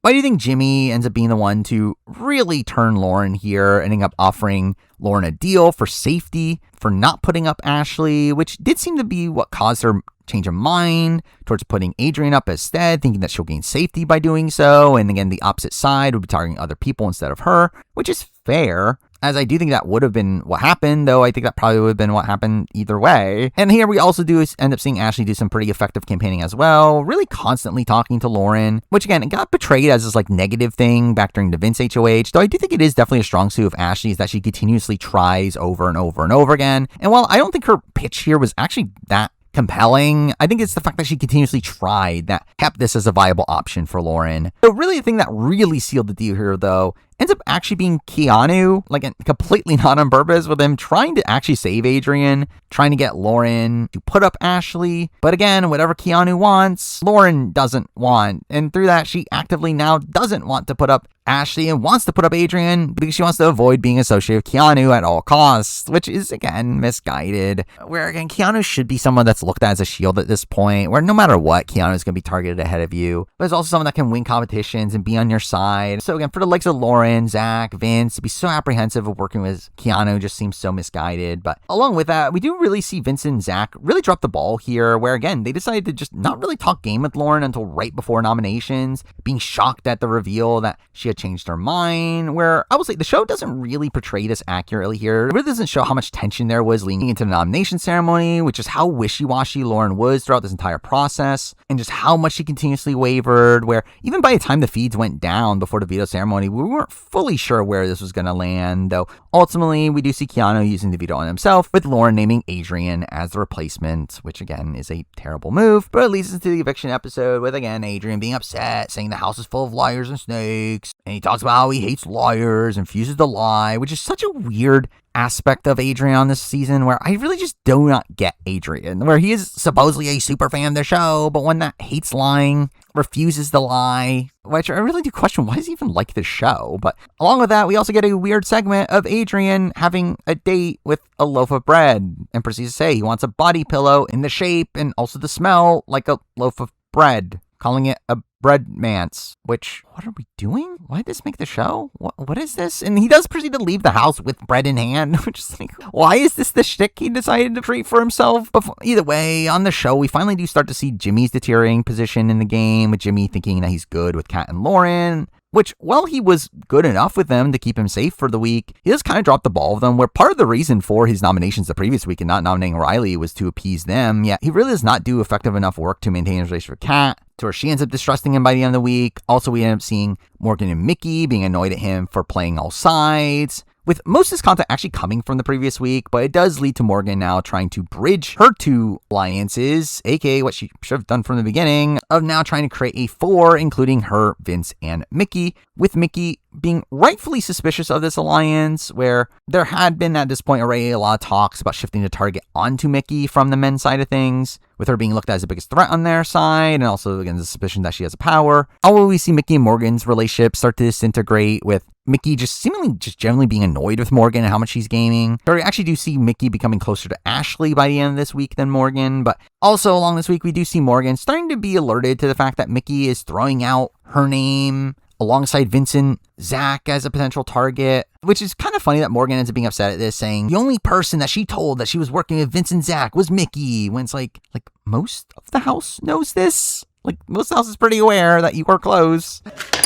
And to be fair, Mickey was doing this. So again, like Morgan becoming sus of Mickey, again, was accurate, but again, it wasn't really for the right reasons. And also in a spot where Morgan doesn't proceed to even bother to fact check with Mickey, where I do think it becomes fairly clear that Morgan was always more loyal to Zach and Vince, and in this position was kind of looking for a reason to distrust Mickey. In a spot where I do think her siding with Zach and Vince here was actually kind of bad for her game at this point, where they were clearly more loyal to Lauren.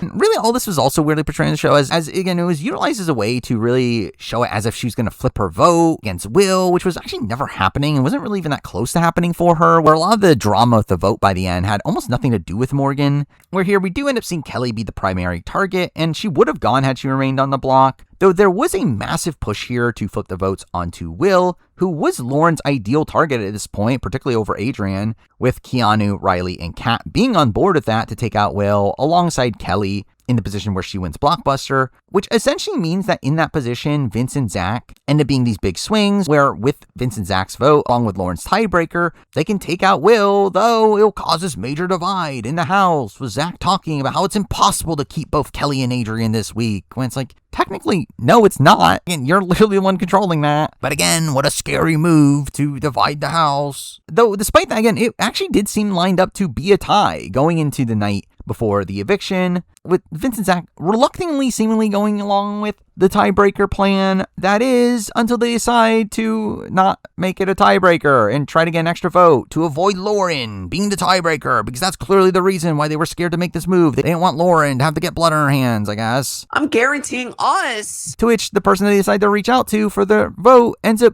being Ava, who at this point was a major swing in the game, was kind of this person that had connections on all sides and was looked at as someone that could be pulled over, though realistically, she was never going to be pulled over, especially to vote out Will, who at this point was her closest ally, to where actually they probably would have had a better shot if they tried more of Morgan instead. Jabby!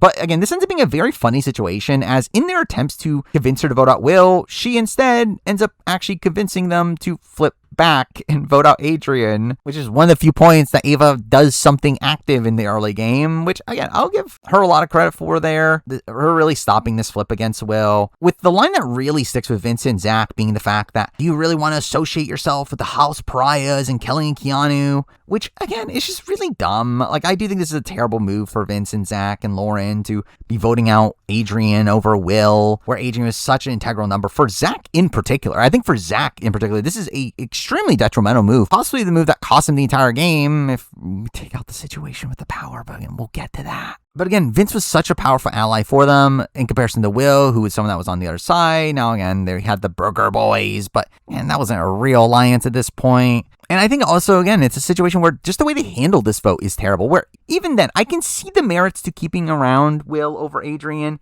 if you did the appropriate work of maintaining your relationships with the other side, where instead, again, they end up blindsiding the likes of Kelly, Keanu, Kat, and Riley, pissing them off. And while obviously the intention of that was to make them bigger targets for the other side, they were going to be targets anyway. Instead, now you're just making them upset at you to where they could potentially target you, where again, I just think this is kind of bad all around. But either way, we get to the Blockbuster competition where they have to count the differences between two rooms, which was kind of boring, but again, a fairly equitable comp here, though the answer ends up being 8, with Will taking the longest time to answer and answering with 16 somehow. I don't know if he doubled it or what, but either way, Kelly ends up winning here, meaning that Adrian is clearly going home, despite the fact that, again, he should be staying, as he clearly had the numbers to keep him, with more people wanting him to stay. Just once again, second week in a row, he was just never able to organize those numbers together. Though again, we see the house reaction to Kelly's win, which is kind of funny in the fact that they can't even hide their disappointment in her winning. And we proceed to see Adrian have one last stand by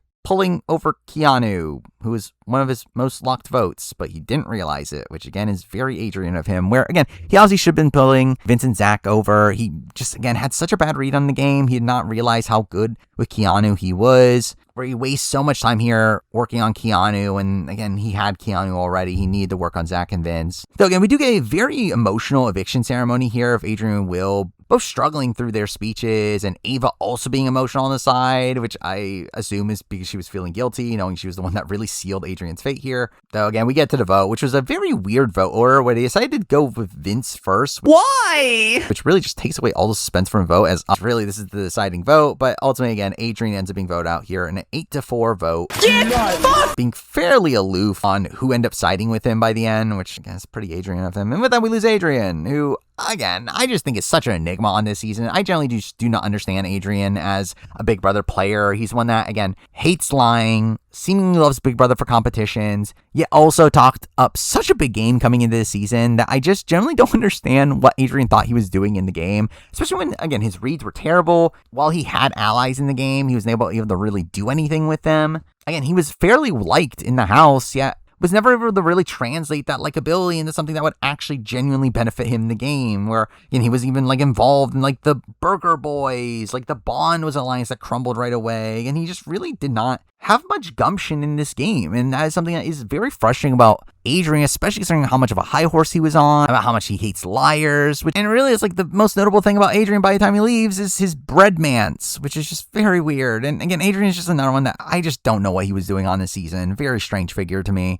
and someone that, again, I thought there would be a modicum of potential from him, but he really just kind of wasted the opportunities he was given here. But then we get to week 4. Another kind of insane week of terrible gameplay. Let's start off with the aftermath of the Adrian vote, with Kelly being upset at Vinny for flipping, really turning against Vinny for really the rest of the season, something that at least she does better than Keanu. Again, for some reason, Zach and Vince didn't warn the other side that they were flipping, which leads to a lot of resentment towards them. For Adrian going home, with Vince asking Kelly, "Do you hate me?" only for her to say kinda.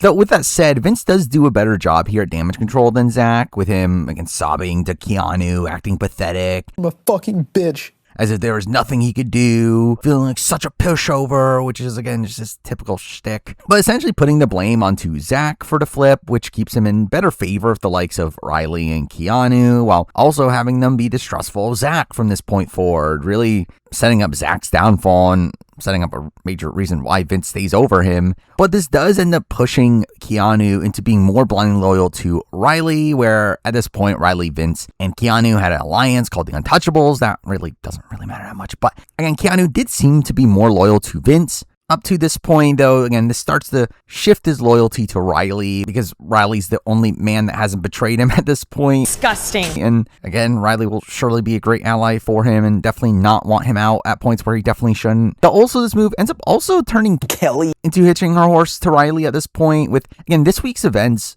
really benefiting Riley's positioning in the game despite no work he actually did on his own. Disgusting. Where, again, just for some reason, this cast seemed to be kind of enamored with Riley despite the fact that he was just so unlikable from the outside world. But anyway, we get to the HOH comp, the return of the new rule competition, which was the first HOH of last season, which I did like for the most part, and they end up mixing it here with the balance beam competition. Overall fun competition, though I don't love how much social strategy is involved in determining who gets power for each week, though, I mean, to be fair, an underdog does win in this position anyway. But the first round here has them getting in the groups of 4, with one person being left out, with that person being Kelly, you would expect. Though it's assumed that she's going to be eliminated here, only for the reveal that she's actually automatically in round 2, where she'll surely make the most of that. But the round has them actually just picking a member to compete for each group on their behalf, which is a bit lame. Again, someone could be taken out of the HOH comp because someone else on their team underperformed or even threw. And I think in general, also, again, that is a big negative with this competition, even though it does lead to a great moment later. But again, the winning player here gets to eliminate 2 players each from the opposing teams, with Keanu winning and instantly eliminating Will, Ashley, Morgan, and Mickey, which I will say, not a great look. But it takes us to round 2, now having the create teams of 3, with us getting, again, this great moment of Rachel just instantly latching herself to Keanu,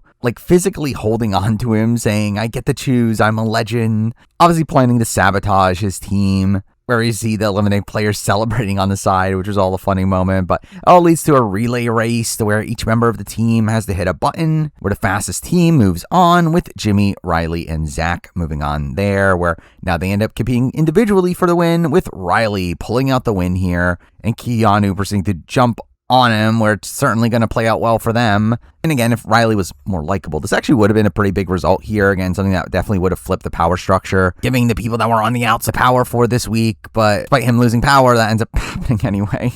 Where again, we do get Riley talking about wanting to stir things up and not wanting to put up Keanu or Kelly on the block, as he really shouldn't, and instantly saying his nominations are Mickey, Morgan, bitch, and Ashley, with talk about how Mickey or Ashley have the power and he wants to flush it, which in retrospect he probably shouldn't have, even though I guess he maybe should have, considering actually, again, doesn't really hurt his game that much. That does get flushed, but this does lead to Zach warning Mickey, Morgan, and Ashley that they're going up, with him not trusting Riley at this point and would rather have Mickey in power, which I will say seemed questionable at the time, though all things considered probably ended up being the right call here, considering how Riley actually did seem to consider backdooring Zach if it was necessary, while Mickey, again, obviously ends up doing his dirty work. But again, this all makes it pretty obvious that Mickey was going to use her power at this point. Though obviously the problem with all this is getting it to work, where again, it was near universally accepted at this point that Mickey had the power, though finally two of the only people not fully locked in on that concept were Keanu and Riley, who were the people that mattered in this position. But we do already see Jimmy at this point telling Riley that he thinks Ashley has the power, already putting off sus on Mickey having the power, playing into the other side's master plan of trying to get Riley to think that it's Ashley, with the other side really working very effectively together to kind of gaslight Riley into thinking this, with us seeing Mickey getting Rachel and Ashley to both pretend that they have the power while also getting the rest to just plant seeds about Ashley during the interrogation, which again turns out to be a masterclass here, with Riley fully buying into this, which again should be bad for his game. But anyway, the power ends up being activated here, with Riley instantly looking pissed and finally has to read the card explaining the twist and how he's lost his HOH, but it does lead to Riley saying, "Fess up and you'll be safe," which I'll say, if you're the person that uses power, like, why would you do that? First, again, this is potentially giving the opportunity for Riley to backstab you, and also, you clearly didn't feel safe with Riley to begin with to use this power, so again, why would anyone do this? But anyway, we get him having 3 minutes to interrogate each of the other players, where I do find it funny that actually the interrogations here actually probably make it worse for Riley, actually giving him time to second guess the obvious. But again, we do see Ashley looking so happy during this, being so over the top, which I will say, if I was there, I feel like that would have been to tell to me that that wasn't her, considering how happy she was, where she even tells him sorry during the interrogation and revealing that someone told her that she was going on the block. But again, obviously it's Riley, so he takes it at face value. Oh, see Keanu instantly telling Riley, "It's Ashley, and we don't even need the 3 minutes." Because surely, Vince does actually tell Riley the truth here, and that it's Mickey, again, trying to gain trust with him. I'm guaranteeing us. Talking about how bad of an actress Ashley is, and if she had the power, then they would have known. But again, Riley doesn't buy it, ending the interrogations gloating to the camera about how he knows it's Ashley. Because again, Riley's an idiot. Though during all this, we do get a pretty fun fight back in the living room while the interrogations are happening, with Ashley coming back, still acting happy, only for Kat to say, "Are you happy this is turning into a bad day for him?" Which I would have said yes. It says, "Why are you smiling?" Only for Rachel to step in and defend her, only for Kat to say, "Do you speak for her?" Giving us this great back and forth here, Rachel saying, "You need to sit down," only for Kat to say, "I am sat." And Rachel will say, "You need a timeout," where all of this, again, very fun drama here. Again, great comeback from Kat. Also, very old school feeling Rachel Riley of her just like awkwardly fighting here. But anyway, we do get Riley ending up accusing Ashley, only for Mickey to be revealed to be the one that has the power, with Kat saying, "I knew it," despite the fact that she literally just told Riley it was Ashley or Rachel. But anyway, Riley ends up obviously being upset, saying, "You lied to my face," and gives her a death stare, where it leads to them bickering over if she lied or not. And Riley saying, "You were scared that you were going home without talking to me," and tells her, "Throw my ass out of here," which is obviously incredible gameplay there from Riley, where he ends up being really pissed in the aftermath here, saying he's never seen someone's HOH be taken from them, when it's like, this literally happened last season. Now, to be fair, Riley does end up being eligible to be nominated following this, which I do think is pretty BS here, as he did win the HOH comp. It should at least give him safety for the week. Again, it has with every other situation in the past, like with Angela and the deepfake HOH, like with the coup d'etat, to where, again, I do think this should have been a situation where, again, as much as I don't like Riley, I do get the argument that, yeah, Riley probably should have been given safety for the week. Though again, it's Riley. Though again, it was very funny seeing the massive celebration on social media over Mickey stealing Riley's HOH, only for it to come off as extremely disappointing by the end of the week. But anyway, it takes us to the Wednesday night episode, which ends up starting off immediately after Mickey becomes HOH, shifting the structure of this week's episodes and giving us more content for the Wednesday episode. Starting it off with Jimmy being happy that Mickey's now HOH, as he knows he's safe, which again, that surely won't be ironic, but we do get Mickey trying to talk to Riley here, who's clearly still pissed, into a very awkward fight between the two, with him saying, "You messed up and we could have done something." With Riley really just not owning up to the fact that, yeah, he was targeting her. Like, not even in the DR, he's owning up to that, despite the fact that he previously said it. But either way, he ends up saying it was just a possibility and they could have worked things out, and that she backstabbed him, even though they didn't have a deal, and says that they're manipulating you and you're coming for the realest person in this house, and tells her to put him up, where Mickey ends up saying, "I don't want to," when it's like, you should want to. I don't know why you don't want to. Where Riley ends up storming off here, which does lead to Riley becoming a easy nominee here, despite the fact that, again, Mickey didn't really want to do so. Where, again, it's like Riley's own actions that kind of forced her hand. Though also in a spot where he's, for some reason, not the target, which is kind of mind-blowing. Where, again, when you have this clear hostility between the two, how are you not targeting this guy who also has a showman, this guy who also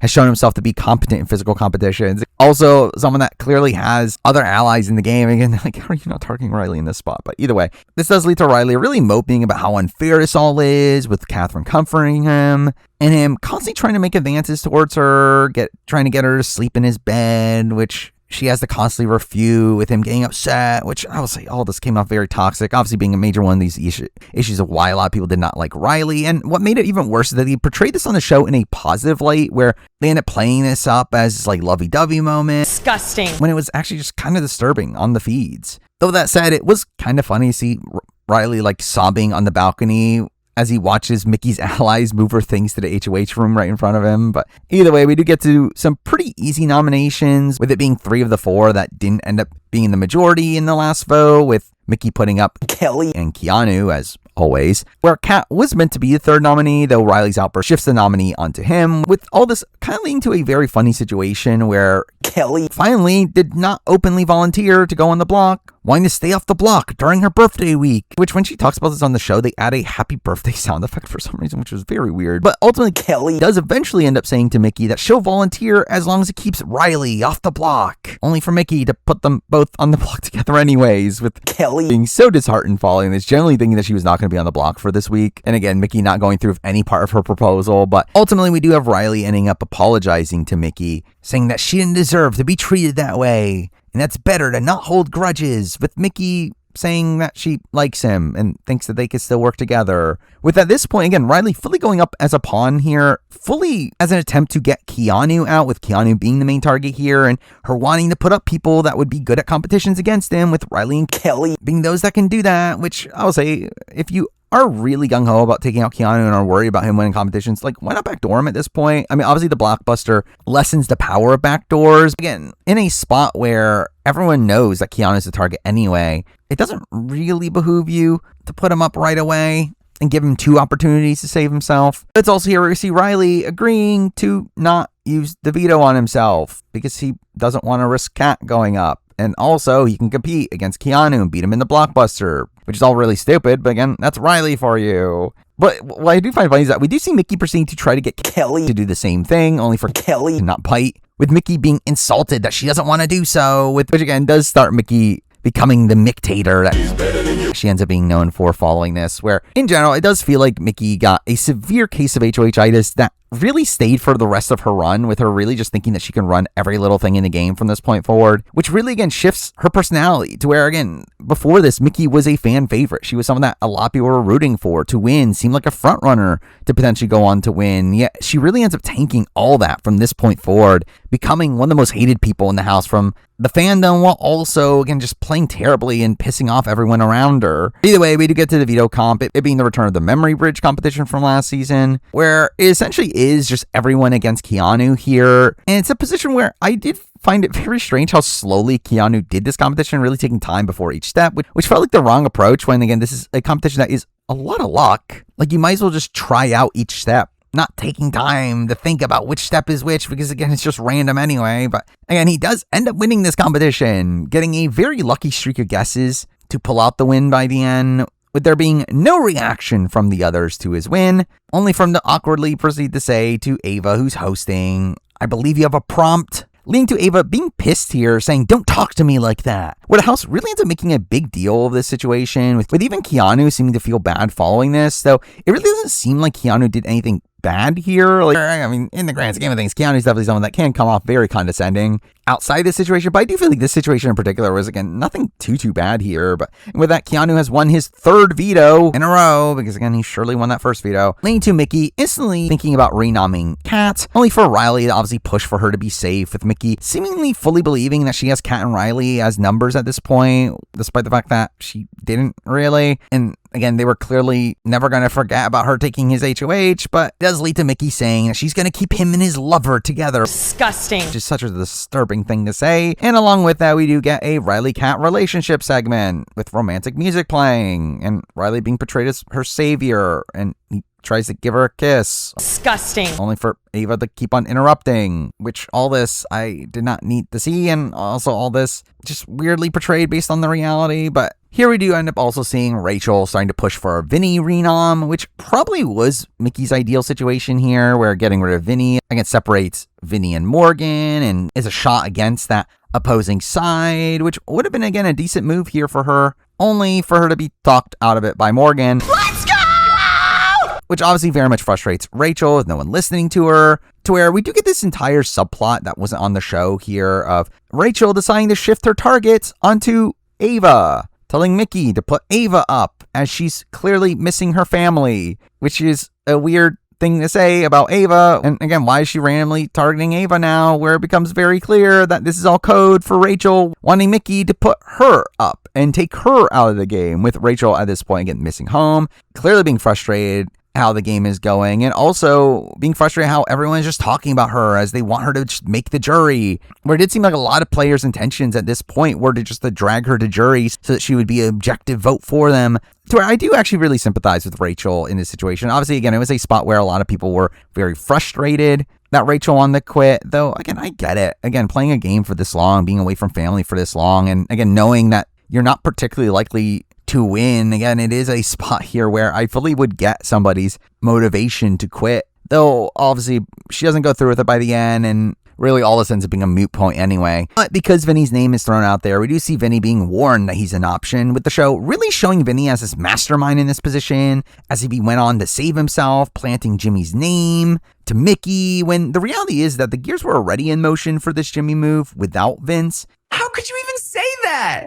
I don't want you questioning me. And even then, it was a move that Vince didn't even want to happen, and he only pushed for Jimmy fairly late into this entire process as self-preservation, where again, he just thought it was him or Jimmy by that point, where again, this very much felt like a fabricated edit, very BB Can-like in the show, really trying to hype up Vince as a player, where it felt like the producers probably thought that Vince was probably the most likely to win at this point and were trying to give him a winner's edit, but awful! What's funny is that we then proceed the show following that Mickey and Morgan's conversation with Keanu, which again happened way before, like pretty much immediately after the veto ceremony, and when it was this conversation with Keanu that got them into thinking to put up Jimmy, despite the fact that Keanu was actually trying to get Rachel backdoored. But again, that's Keanu for you. But again, it is funny that Keanu ends up making a whole bunch of points, that Mickey and Morgan end up shifting all the blame onto Jimmy instead, with them already obviously being distrusting of him from the events of his HOH, and talk turns to putting up Jimmy to appease Keanu for some reason, and also take out a player they don't trust, with the show also ending up deciding to show a segment here of Jimmy playing both sides and him trying to make a deal of killing Keanu, which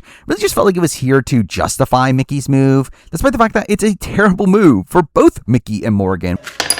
Jimmy actually being loyal to them at this point. And again, Morgan really pushed for this, and Morgan probably was the most integral in getting Mickey to go through this move, something that again wasn't really on the show. And again, I really don't think it was the right call for either of them. It really makes no sense for Mickey, where again, at least with Morgan, she thinks she has Zach and Vince fully loyal to her at this point, which she doesn't.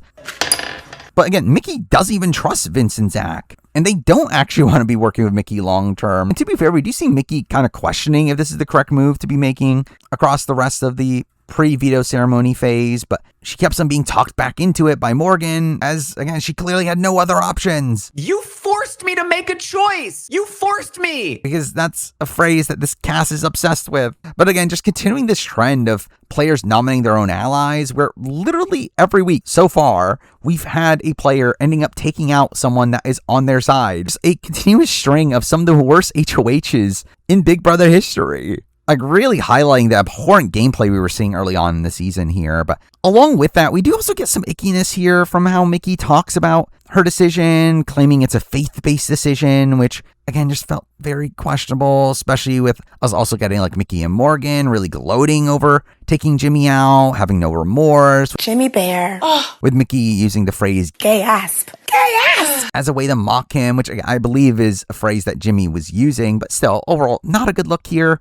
Definitely came off as a tad homophobic in how they were talking about this move. But anyway, right before the veto ceremony, we do get Jimmy being warned that he's going to go on the block, with Mickey and Morgan saying they want to soften the blow, which is again literally as they're getting ready for the ceremony, again giving him no time to react to this, where we also see him shocked and pleading for his life, only for them to be more worried about putting on makeup, where obviously we get to the veto ceremony where Keanu uses the veto on himself and Jimmy is nominated. During the following episode, we do get it portrayed as if people were blindsided by this renom, even though everyone knew what was happening at this point. And despite that, Ava and Will both did not fight back against this move, seemingly trying to appease Mickey, which again felt misguided there. Oh, Rachel obviously fought back, and Ashley even got into a bit of a tiff with Mickey as well, which does lead to them losing standing of Mickey and Morgan across this week, making it seem like the house dynamics were turning into essentially the entire house versus Rachel and Ashley coming to next round. And it also does lead to this very funny situation with Ashley, with her trying to get back in with Mickey and promising to her that she won't try to save Jimmy, which is obviously humorous considering how this week ends. No. But again, this ends up being a fairly straightforward vote with Jimmy going home as long as he loses the blockbuster with no real momentum to save him, despite us wasting time on the show, acting as if Zach and Vince were considering keeping him when that was never that close to happening, though. Meanwhile, we have Riley being locked safe, no matter what happened. For some reason. Disgusting. Which again, kind of insane. Mickey turned around on him and that no one looks at him and Kat as a threat, even though they very much should be at this point. It really doesn't really matter. Anyways, we get to the blockbuster, it being safe crackers, a table maze in the shape of a safe where you have to land 3 balls, and Riley just easily wins here, leaving Jimmy and Kelly on the block, where again, we were just getting a pretty boring result here. Jimmy clearly going home, but we thankfully still get entertainment along the way, with Rachel doing some last-second campaigning here to save Jimmy, which felt like a waste. Though at least she tried, going to people one by one, not seeming to make a dent, with Ava just openly saying that they don't have the votes, and Rachel saying, yes, we do. Where I was like, if anything, and obviously the downsides of doing this is the fact that Rachel just further ties herself to Jimmy, and again, further pisses off the likes of Mickey and Morgan. Ultimately, I think it was a net negative for her to be doing this, but we do see Rachel end up voting to save Jimmy, though conveniently afterwards, Ashley ends up being the next to vote, where in the hallway, we do see Rachel still campaigning to Ashley to switch her vote, leading to probably one of the most iconic moments of this season, where Ashley sits down and doesn't know what to do, and after a long pause, casts her vote to evict Fucking Kelly. switching her vote to Rachel's last second plea. And despite the fact that she had been promising Mickey throughout the entire week that she wouldn't be doing this, leading to a really funny interaction following this, where Will ends up being the next to vote, and Ashley ends up revealing to him how she voted, with her now realizing she made a mistake and that they don't have the votes, and starts panicking as Will just stands back shocked, covering his mouth, leading to her running into the DR and saying she votes for Jimmy, only for Julie to say No.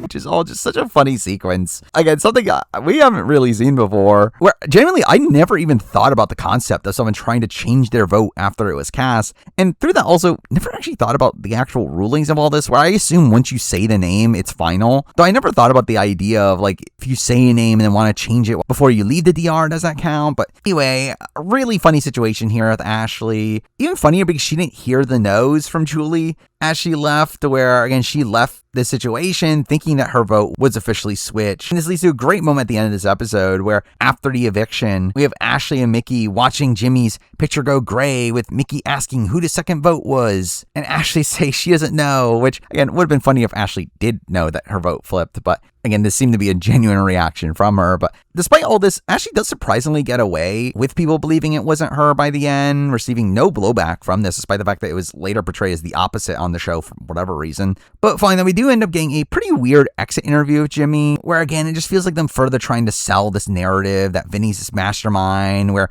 he says that he was the most betrayed by Morgan, only for Julie to say, you might change your mind when you watch what happened behind your back, which is like, what? It's like, no, he's right. It is Morgan. But with that, let's talk about Jimmy. And Jimmy is someone that I was very disappointed to lose so early. I actually think of this season, his elimination was one of the few that I was fairly disappointed by early on, where early we were kind of getting best case scenario with a lot of these eliminations during these early weeks. Yeah, I feel like Jimmy was the one person that really felt like a missed opportunity, where Jimmy's someone that, while again, I don't think he played it particularly well, I think he is someone that definitely demonstrated a lot of skills for the game, definitely was a very strategic player, very active player, and while again, I think there are some frustrations with the decisions he made, particularly during his HOH, I do think he's a player that definitely had a lot of potential, and I definitely did not want to see him go when he did. There definitely was this worry that the show would just not be as entertaining once he left, though again, thankfully, it did. But again, I do think Jimmy brought a lot to the early portions of the season, was a fun character, and while again, some of his shtick came off very hammy, I did feel like he definitely made an impact on the season. But this ends up also being a week where we do have an unlocked episode, with actually a surprising amount of exclusive content. The guest host this week was Jerry O'Connell, who is very fun on the show. Definitely felt very passionate about the show. We do get this great moment during the Jimmy interview of him coming out and ignoring Jerry because Jerry's wearing a Team Keanu t-shirt. Though again, it's once again another weird interview where they're trying to sell him that Vince was his downfall. But anyway, we do get some great exclusive content here that actually did not end up making the show, which is very strange, where we get P-Gate, which was probably one of the best fights of the entire season. Yet again, it somehow didn't show up on the show proper. It all started from someone having peed on the bathroom floor and no one owns up to it, with Rachel blaming the men, only for Kelly to do her thing of instigating drama and deciding to tell Keanu that was Rachel that was saying it was him, leading to them fighting as Rachel's cleaning it up, saying, stop harassing me, you're obsessed with me, and then storming away, which was all pretty fun. Though actually, interestingly, this did have some game ramifications, as obviously Keanu later learns that Rachel was not accusing him, and this actually leads to him trusting Kelly a bit less, realizing that she's just trying to instigate drama, which kind of pulls Keanu and Rachel actually closer together by the end. But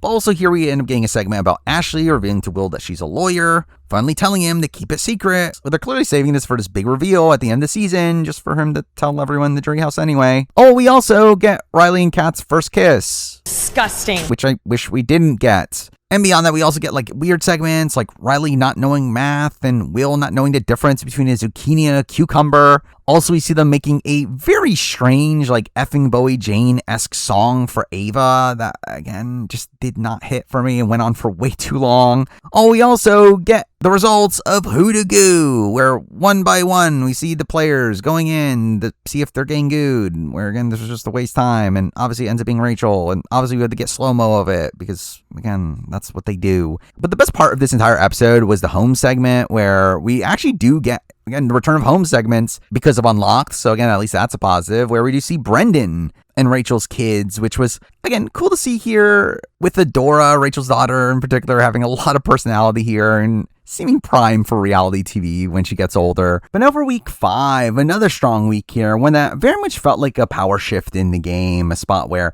we finally started to see players that seem to be the best positioned for most of the pre-jury phase of this game finally start to get targeted here. So it does start with a lot of focus around Rachel, who's obviously upset after Jimmy had left, crying on her own until Keanu is the one to come in and console her, which is kind of ironic considering P-Gate had recently happened, to which this ends up seemingly bringing them closer, really being the start of this like frenemies alliance, them kind of watching each other's backs from this point on, even though this conversation itself kind of goes a bit rocky of Keanu trying to get Rachel to cut Ashley, which, I mean, she was obviously never going to do, and trying to make her cut like really her only remaining ally when Jimmy just left, which obviously feels misguided. But beyond that, we also get a weird segment before the HOH comp of Ava missing her boyfriend and her pretending to be like a soldier at war, with there being like a sepia tint over the footage. It went on and on and on, and again, I wonder if Ava will be relevant to this week. But we get to the HOH comp, and it's the knockout competition. Which plays out in a fun way here, though. Always, this is a competition that is much better live, and again, us getting it, watching the edited version here just doesn't really hit as much, but it ends up being a weird version of the knockout competition with them having to watch videos of Jack the Dipper, who dips chips, and you have to answer with the dip that he dipped the most in, because that's, I guess, what we're doing now for the knockout competition. But in round 1, we do see Riley eliminating Lauren first, and then proceeding to ask for volunteers, not wanting to make enemies, because this cast continues to be so scared of doing so. To where eventually Zach and Kelly end up volunteering, which, why are you volunteering? Only for Zach to win the match, and then proceed to ask for volunteers again, where no one volunteers, because again, you would have to be an idiot to volunteer here. Though because now he ends up making bizarre picks here in picking Will and Morgan. Bitch! Again, Morgan, one of his closest allies, because that's obviously how you play the knockout competition. And what do you know? Morgan loses here. No! Anyway, we then get Vince beating Kat and then proceeding to pick Ashley and Rachel, kind of the obvious, kind of the consensus targets coming into this competition. It really ends up being kind of a back and forth between the two sides from that point on, with Keanu getting eliminated because he picked wrong, which is pretty apt, and Rachel then proceeding to answer wrong towards the end, which was a bit underwhelming, as obviously would have been great to see her win this HOH. Again, would have been a nice callback to her winning this competition back in BB12, but ultimately, we do have Ava end up not ever getting picked here, which is, again, pretty indicative of where she stood in the game at this point, with everyone feeling like they're pretty good with her, to where she ends up beating Riley, leading to her getting to the final round alongside Will, with both seemingly trying to throw the competition, though Will does so by answering pretty much right away, and obviously ends up being incorrect here, giving Ava the HOH, which was a pretty good HOH to win here for Ava.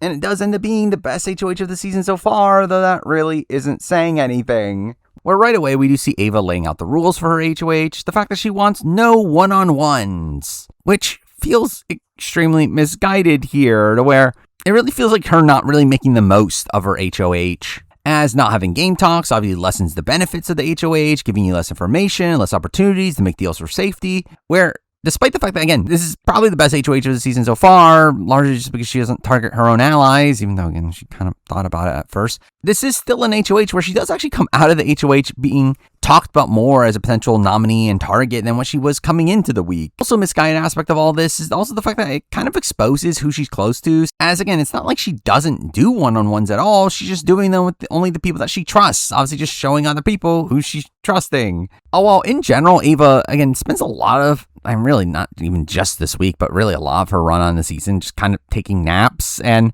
just kind of being over the game itself, to where, and it really feels like that really played into how she ran this HOH, which essentially ended up being nominating some big targets and then proceeding to just kind of not care about what happened following that. On the show here, we do get a lot of focus here around Vinny, with him talking about how uneasy he is, and talking about how he knows Rachel's going to be in Ava's ear, even though it actually ends up being Mickey that ends up being in her ear. And despite Ava's final 2 with Rachel, Ava seemed to actually be trusting Mickey way more at this point in the game, with Mickey being her main advisor through this HOH, to the point where Ava actually grows resentment for Mickey down the road for running her HOH. But Ava instantly talks about nominating Vince and Keanu alongside Ashley, again, a player on her side that would likely go home if she stayed on the block, because again, how would we have an HOH this season without you nominating one of your own allies? But again, Ava really held a lot of resentment towards Ashley at this point in the game, seemingly stemming from back after the Adrian vote, where Ashley kind of tricked her into exposing the fact that there was almost a flip there, to where,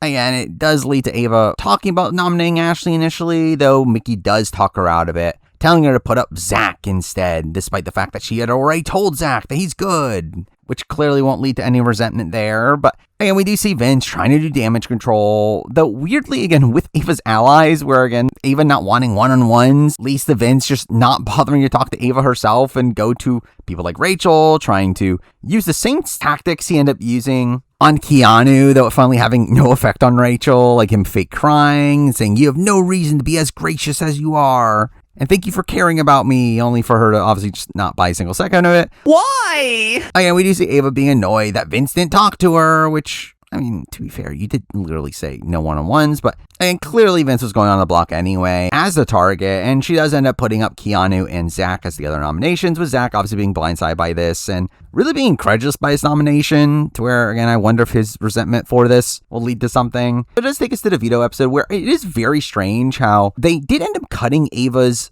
speech during the nomination ceremony in the nomination episode, only from the then flash back to it in this episode, like her calling Vince Vinny the Lip, a nickname that kind of sticks. Why? Oh, well, Vince says that's bullshit, and he doesn't get why she thinks that he's running the game, which is fair considering Vince doesn't push enough to actually be running the game. How could you even say that? But again, we do see Ava's initial target here being Vince, though that does shift over to Zach over time, with him being more openly annoyed at Ava, with him like very awkwardly confronting her after the ceremony, with Will hiding in the bathroom unbeknownst to him. Oh, Ava really doesn't see how annoyed Vince is. Ava, who's never fucking liked me. Him doing a lot of it behind her back, to where, I mean, really both of them end up being extremely incredulous throughout this entire week, talking about how unfair it is that people like Ashley gets to go by for doing nothing. I'm not going to underestimate anybody in this game. Really, despite all this, Ava never actually pushes in any direction this week. Again, spending a lot of the week just kind of napping instead, which is again, kind of indicative of her game, and just like tells others that it's a fair block, whatever that means. And essentially just allowing the others to decide for themselves. Though it does lead to the house just settling on Keanu being the easy target. Really the worst option of the three. Again, that is the way it seemed to be going for most of this week. But also here, we do see Morgan being very frustrated at his nominations. Oh, my God. Working closely with Vince and Zach, telling Ashley, Will, and Mickey that 3 shields are on the block. And if a shield goes home early, then you go home. Which is a weird statement there, as like, who are the shields protecting in this spot? Again, someone has to go home. Again, I don't feel like you need 3 shields in the game, but again, it does lead to Morgan talking about wanting retaliation against Ava. Where is she? Where's her ass? That really doesn't go anywhere outside of just getting Morgan in hot water. With her original group here, again, going all in on trying to work with Vince and Zach, to where Mickey does end up warning Ava of this, leaning to Ava considering putting up Morgan as a nominee instead. Actually, at a point, actively wanting the veto to be used to put up Morgan. Bitch! Which doesn't go through, but again, it is weird throughout all this. We see Mickey, like, trying to walk it back after telling Ava this, like, seemingly not actually wanting Morgan to be the target, which makes you question, like, why did you tell Ava this to begin with, if that's the case? But it is also here where we do see Vince really working on his relationship with Keanu, to the point where Keanu very much ends up considering using the veto on Vince had he won it. And even later contemplates throwing the blockbuster as well, despite the fact that he was the most likely person to go home had he stayed on the block. But again, he doesn't fully believe it because it's Keanu. Where he really ends up thinking that one of Vince or Zach are definitely going home. And again, he has a better relationship with Vince, so he wants to save Vince and try to get Zach or Morgan out, to where, again, I at least get what he's doing here. The problem is that, again, he has such a bad read on the game, thinking that he's locked safe when really he's the one that's the most in danger. So this is really the type of thing that you should be doing when you're not on the block. But either way, here we also get a Riley and Kat segment. Disgusting. With Kat talking about wanting to prove herself as her own player and isn't just there because of Riley, with this turning into another awkward conversation that they try to make heartwarming. But again, I wonder why all this content's here. It's definitely not like Kat's about to win a competition or something. And who would have guessed? Kat gets picked to play in the veto, where we get to the veto competition with it being the Yankee swap, mixed in with the shuffleboard competition, but with an addition here of you having to memorize the board and shoot blind, which I thought was an interesting shakeup here to a pretty basic challenge, though. Who would have guessed? Kat wins the veto. I never would have guessed that. Where it does come down to her and Vince, to where we do see Vince begging for her to take the money instead. Give it to me. That he needs this game. He's been applying for 10 years and don't send him home, which is all really funny. Funny how shameless Vince could be at points, but it obviously doesn't work, and she ends up taking the veto here, with Vinny proceeding to say that this is the living example of my life of being good enough but not the best, which felt like such a pathetic thing to say. We then see Ava winning $5,000 and Zach initially winning a London vacation, only to then give it to Will, because Will reminds him of his dad for some reason. Again, I guess. I mean, it does gain in favor of Will, to where by the end of this week, Will is unwilling to vote him out. So, I mean, at least that's something. But it does lead to the 3 nominees. being the three that end up with punishments, which leads to a pretty insane visual of them on the block. But Zach ends up getting the partners in crime punishment, where he has to pick another house guest, and they together have to steal $100,000 overnight, to where he ends up picking Rachel here. Not shown in the show the reasoning for this, though, again, supposedly Rachel did volunteer, which seemed like a pretty interesting move here, where she does so to obviously try to get closer to Zach, which she does, and like Zach seemed to contemplate working with her, though at the same time, this finally actually ends up putting a further target on his back, as the likes of Mickey and Morgan actually end up wanting him out over Vince, partially because he's more likely to work with Rachel. Though by the end, I felt like this punishment was just kind of dumb, just seeing them grab random bags of BB bills, and they had to find the 4 that don't explode, and really just felt like another opportunity from the slime the players, which can kind of boring. But the other 2 punishments were actually pretty strong here. Keanu getting the butler did it, having to spend the week dressed up as a butler, serving pigs in a blanket, to where you end up seeing his outfit with the reveal that his outfit has fat ass, because it's a butler, and it's fat ass, it has a plate on it that he's to serve the food from, which is also ridiculous. Only they get to probably one of the best costumes in Big Brother history, with Vince getting the hard-boiled detective, a giant egg costume with a suit and a magnifying glass, which is so random here, though looked so ridiculous on Vince and actually made him look so pathetic. I'm a fucking bitch. It actually did start to benefit his game, with him kind of looking like less of a threat because of this, which is kind of humorous. Following this, we do end up getting some content that actually has been going on for a while, though really just got focused on the show at this point, of Rachel learning that the others talking about just wanting her in the jury, which obviously becomes particularly relevant here due to Rachel proceeding to get in a fight with Morgan. Bitch! After Morgan mentions that she wants her in the jury. With Rachel fighting back here, saying she's not going to be in the jury, she's going to be in the final 2, where I found this to be a very funny fight, where, again, Rachel's yelling, while Morgan is, like, whispering back to her, but it really ends up sparking this, like, short-term feud, going directly after each other for the rest of the week. Where is she? Where's her ass? With Rachel actually now wanting the veto to be used to take out Morgan. Bitch! So, again, there were a lot of eyes on Morgan across this week, to where, again, there were points where both Rachel and Ava wanted this. So again, it just never really came together for the Morgan renom to actually go through. Let's go! And in reality, for Rachel, like, I do think her taking out Morgan in this spot was not even the right call anyway. Like, I do think taking out Vince would have been the best option for her. How could you even say that? Someone that is much more connected in the game, has a lot more options. So again, I did feel like this was misguided, though she at least did want something optimal in her proceeding to campaign to Kat to use the veto on Keanu in particular, which again was the right call, considering Keanu again likely would have gone home had he stayed on the block. But anyway, we do see Rachel using Morgan's comments about wanting to split up the showmance against her, which was sloppy for Morgan to say that. Also, we do end up getting some very sloppy play from Rachel as well, with her ending up exposing the Heavy Hitters Alliance, though proceeding to just not include herself in that for whatever reason. Again, all that just felt very unnecessary. Just something that could have been very easily been exposed here. Though, really, Rachel, again, ends up spending a lot of this week looking like a social pariah once again, where it felt like most of the house was going to be targeting her coming into the next round, once again. But ultimately, Kat doesn't end up using the veto here, though there is another power in play, as Zach obviously has his power. Like, he can take himself off the block if he gives the current HOH his $10,000. He's finally on the block in a position to use this power. Oh, we do get mention of his dilemma here of not wanting to give Ava the money, but again, he's on the block and could go home, where this should have been an obvious choice, where to get it really doesn't end up showing how much Zach was literally told by multiple people that it would be 50-50 if he was on the block against Vince, to where it's not even like he thought he was like lock safe. So when the feeds went off, we really did not know what was going to happen here, but again, it was assumed he was going to use his power, as again, he would have to be a complete idiot to not use his power. So our live feeds come on, and I guess he's an idiot because he didn't use his power. With him later telling Morgan, Oh my god.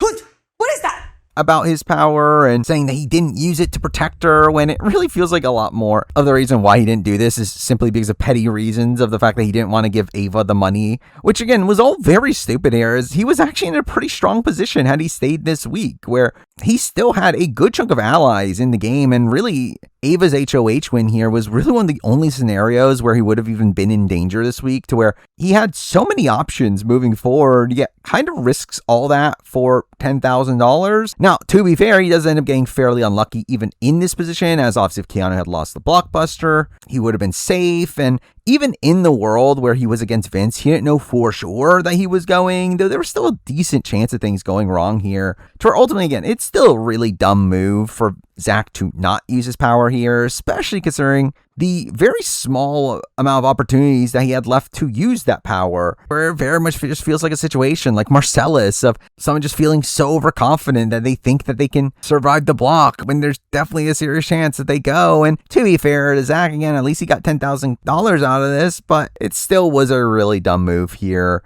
And one that really made it so the optimal result for this week was obviously to see Zach go home, where again, it's great from multiple perspectives. It's great for the long term of the game, as Zach was someone that was not particularly interesting, but also someone that was in a very good position to where he definitely could have run the game had he stayed in the game beyond this, though also made for obviously a great story if he goes here with him making, again, such a dumb mistake to where it would have felt warranted that led to the end of his game. But we do get to the eviction episode where, again, we do get some focus around Vince's campaign. Give it to me. By getting a weird noir segment of him in his costume, acting as if he's a detective and showing him campaigning to others. Weirdly showing his conversation with Riley and Kat and acting as if it was a disaster when it was actually the conversation that led to them agreeing to keep him, which was strange. But throughout this week, it did feel like Vince was pretty locked safe, where fairly early on, he did end up getting the likes of Riley, Kat, and Keanu all wanting to side with him over Zach. Again, seeming like a ramification of the fallout of the Adrian vote, was Vince at least trying to work with them, while Zach kind of just stopped talking to them. Oh well, we're still in the world where Keanu is the most likely to go home, with even Riley at this point planning on voting him out, despite the fact that Riley was seemingly Keanu's number one ally and someone that he was blindly loyal to where again, that would have been a really dumb move, though again, it's Riley. And this is all while eventually we have Zach being told that he's likely to go if he's on the block against Vince, proceeding to get emotional, saying he knew it was rocky before the veto ceremony. Where again, there definitely wasn't a way for you to avoid this entire situation, where I do find it very funny how we later see Zach pleading to America to bring in a twist to save him. You guys have a special power up to save somebody this week. Use it on me. And it's like, you already had one. But in terms of the vote, a lot of the intrigue here really came from Morgan. I got you guys! With her struggling between her vote for Zach and Vince, obviously being two of her closest allies. With her initially backing Vince, them actually having a formal final two, and her looking at Vince as a more reliable ally for herself. I'm guaranteeing us. Though ends up considering keeping Zach after he proceeds to tell her about his power, with Zach really using it as a bargaining chip to stay, which again does work on Morgan.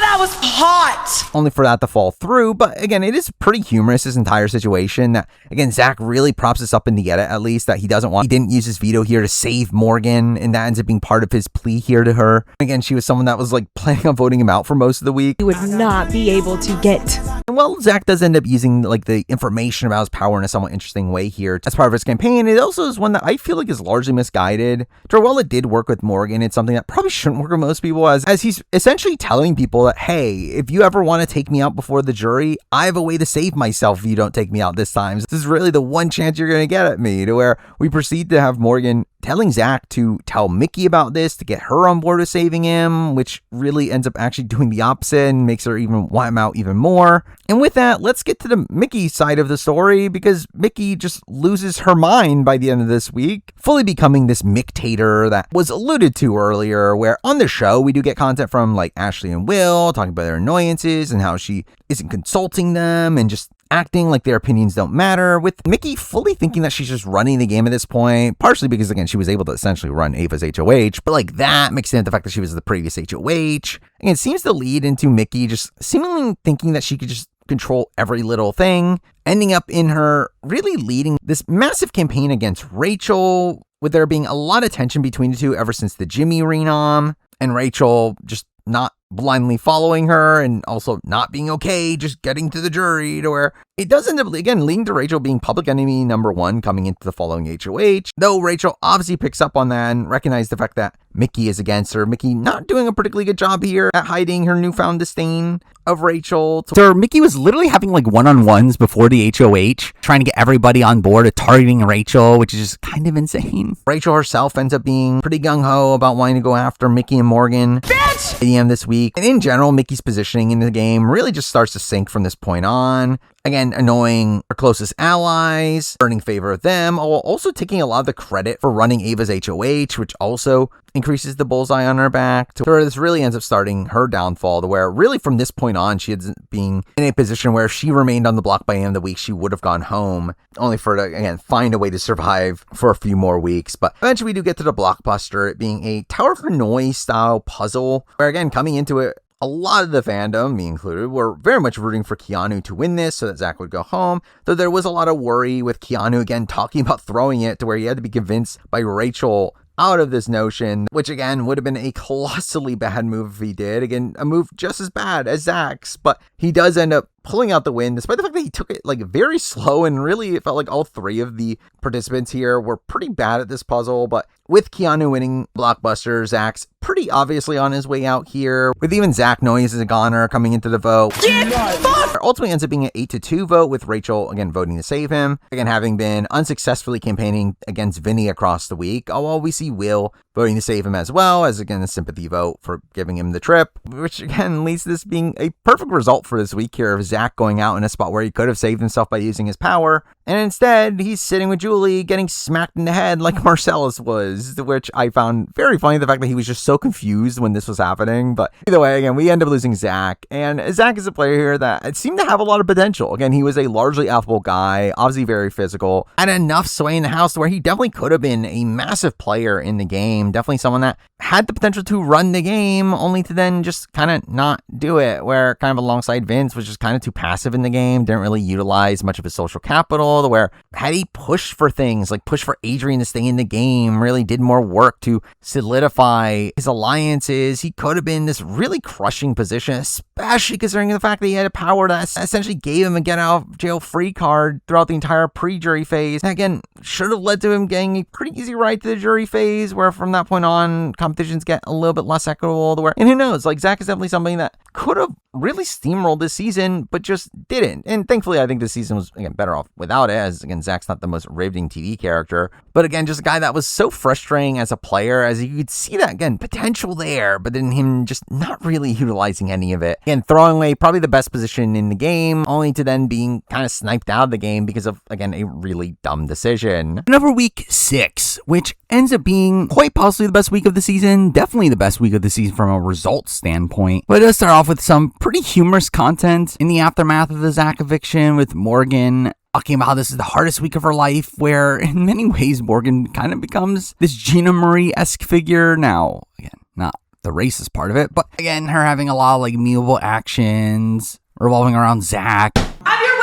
Of her like finding a bracelet he left behind, thinking he left it for her and cherish it, only for it to reveal outside the house that he left it behind because it was worn out and didn't want it anymore. Also, it was like someone else throwing out his toothbrush, only for Morgan to take it out of the trash and keep it for him, which was again all very funny. But again, it leads into the HOH comp, it being one where they have to dress up in prom outfits and pretend like they're in a slasher film, which was all very cheesy with a lot of over-the-top acting of them being scared and them getting these screaming shots as they get eliminated. But it ends up being a similar comp to the Nether Gorgon comp from BB25, which I liked the competition as a whole. It being one where you have to study 6 rooms and you're given clues about which rooms are safe, and the last surviving player wins the HOH. Kind of just a glorified quiz comp. I thought was fun, though it does come down to Morgan and Rachel, who were targeting each other at this point, but things finally go Rachel's way, with her finally winning her first and sadly only competition of the season. But again, Rachel Riley's HOH in the year 2025, where it leads to a fairly insane week here, though. We do start off with some focus around Keanu, with him now wanting to work with Rachel fully, talking about playing the middle because Keanu, for some reason, thinks that he's in the middle, when the reality is that Rachel would have been targeted by the majority of the house coming into this round. Again, really just showing off his terrible reads once again. Though this does end up being the week where Keanu dubs them the frenemies, and at least at this point, actively wanting to go to the final two with Rachel. Again, that shifts over time. Though this is all while Rachel never seemed to be on board and never did want to go to the Keanu, though obviously was keeping her around as a potential number for her. But we do end up seeing Keanu trying to get Vince to make amends with Rachel, leading to a very awkward conversation between Vince and Rachel, with Vince saying, "At least nominate me from the front door," with Rachel saying, "I love how you think that you're a big enough threat to be backdoored." Loser! Where again, just very funny to see just how ineffective Vince is in his conversations with Rachel, though. We do see Rachel ultimately landing on Morgan and Vince being fairly easy nominees here, though there is a lot of debate over who the third nominee should be, with Ashley trying to put some work in here to defend Mickey and trying to get Rachel to make amends with her, only for Rachel to end up testing Mickey, with her completely failing that test, and Mickey just not owning up to the fact that she was targeting her when, again, Rachel knows that that was the case, and also just not taking any ownership of the Jimmy move, to where ultimately Mickey ends up being the third nominee here, in a spot where we do see Ashley being genuinely annoyed with Rachel over this, which, while I get it that in her mind Rachel is again targeting one of her allies, which again is that is similar from what Mickey did to Jimmy and what all these other people were doing to their own other allies. But I did find it very strange how Ashley seemingly gaslights herself into thinking that this was an irrational move from Rachel, and now thinks of her as a terrible ally, when again the reality is Mickey was going for Rachel, and Mickey leaving the game is not all bad for Rachel, even though again I don't think it is the best case scenario during this week. But throughout this week, we also do see Rachel trying to work with Kelly, obviously ending up keeping her off the block here, assuming that she was buying in, only for Kelly still hate Rachel and continuously make comments about her and leak everything she said to Mickey of all people, which obviously just gets back around to Rachel, which could have blown up on her, where again we do see Rachel considering nominating Kelly anyway. That doesn't go through with it, though I did find it funny how even Kelly recognizes how bad of a player she is, with her saying, "Why do I instigate so much?" And she just causes problems for herself, which, again, at least she's aware. But, again, Rachel never really seemed to be nominating Kelly here, as, again, she's a competent player that would recognize that getting rid of Kelly during her HOH week would be just such a waste. But after nominations, we do see Mickey, despite going on the block, still for some reason thinks she's running the game and proceeds to throw a massive tantrum here over Rachel nominating her, talking about how she was never targeting her, and she's just who she was 15 years ago, despite not watching any of her seasons, and saying that 2 kids and a husband don't make you a better person, which really felt like her letting out some insecurities. But through this, we do end up getting a pretty humorous segment of Will talking about how he stopped listening to his conversations and just says and yeah and right, and just repeats words back to them, which is truly indicative of Will's game, where I really just feel like a lot of it is just him agreeing with whoever he's talking to. But it is also at this point where you see Ava starting to recognize how crazy Mickey has gotten and starts to become very gung-ho against her, really blindly so, even at points where keeping Mickey around probably would have been better for her game, which also led to a lot of question marks over how this week would have played out, where Ava never really seemed to budge off the idea of voting out Mickey. Though again, we do see Ashley still defending Mickey to Rachel here, even lying to Rachel as if Mickey was always with her, to where it does lead to Rachel losing some trust here with Ashley, though ultimately it doesn't affect the game too much in the long term, though it is very funny this entire conversation's happening while Ashley has toilet paper stuck to her back, which is, again, kind of insane that this is the winner of the season. But we do end up seeing Rachel actually considering to use the veto on Mickey, which by the end she doesn't really want to happen, though the reality is here is that if you don't want Mickey gone in this position, it actually is the right call to be taking Mickey off the block here, as is, she is a very easy consensus boot, to where most of the house was voting out Mickey, and she would have gone home had she stayed on the block by the time of the blockbuster. To replacing her for a more palatable pawn would have probably been the ideal plan here. Though it is interesting to see Rachel clearly just learning from her previous experiences, talking about how she doesn't want to repeat a BB12 where the big players just took out each other and the others were having a free ride, even giving us a flashback to Matt Hoffman, where, again, I thought that was a nice little callback there. But beyond that, we end up getting another Riley and Kat segment, with Riley being worried that she's just using him, with a reveal that she genuinely cares about him too, which, just sucks how this relationship's portrayed here, where again, really all this was just Disgusting. Eventually, we do get to content revolving around Lauren, with her being worried about being the Renom, where she does obviously want to play in the veto, to which Vince ends up asking her if she wants him to pick her, only for her to take a while to respond because it's Lauren, and then proceed to say that she doesn't know she would use the veto on him. Because she doesn't want to upset Rachel, only for Vince to say that they have a final 2 and need to protect each other, which again, Vince will surely do back. But either way, we do get to the veto draw, where it will, again, surprisingly, Lauren get picked here, which is a fairly bad veto draw here for Rachel, with Lauren presumably being the backup nominee in this position, and also being someone that would possibly use the veto herself, to where, again, not great for Rachel, even though it kind of works out for her. But either way, we do get to the veto comp, it being Otev the Hog Father, a gangster pig with a sidekick named Little Stinky, who farts for some reason, which, again, like, why? And finally, this ends up being another very quick Otev competition. Now, not as quick as last season's, the one that does end before it's supposed to, though we do see Lauren performing the best throughout most of the competition anyway, leading to Mickey asking Lauren to throw the competition for her, which, why would she do that? But we ultimately see Will end up getting the first question wrong and being the first out there, only for Vince to legitimately get eliminated round 2. I think it's the round 3, where they're asked who are the 2 evicted players that were evicted on the same night as Kelly won Blockbusters, which the answer here is fairly obviously Zay and Adrian,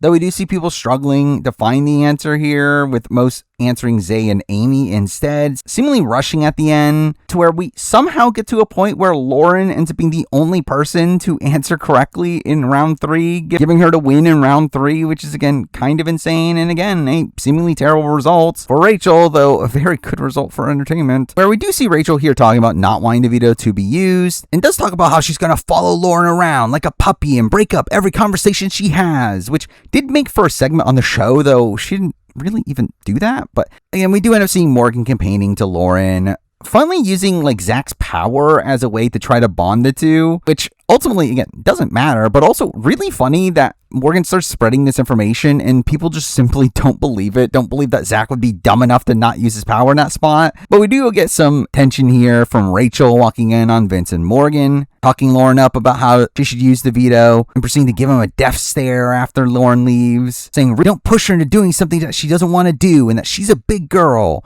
and doesn't need people to tell her what to do, which, I mean, it is Lauren. So we do cut to Lauren talking through this dilemma, during which the B-roll used for Mickey is her drinking lemonade straight from the jug out of the fridge. But ultimately, Lauren ends up saying here that the only person that she would use the veto on is Vince. Give it to me. Though she's worried about Rachel getting upset at her, only for us to see a conversation between the two, with Rachel very much trying to placate her, like acting as if it's fine if she uses the veto as long as she tells her beforehand. And again, she talks about this as if she's trying to get Lauren to feel comfortable where she won't use the veto, though this really just ends up backfiring and making Lauren feel like this is actually just giving her permission to use the veto, where Lauren does eventually land on using the veto, which is probably the right call based on the information she had at this point and the alliances she had, where obviously Vinny is her theoretical number 1 ally. Final 2.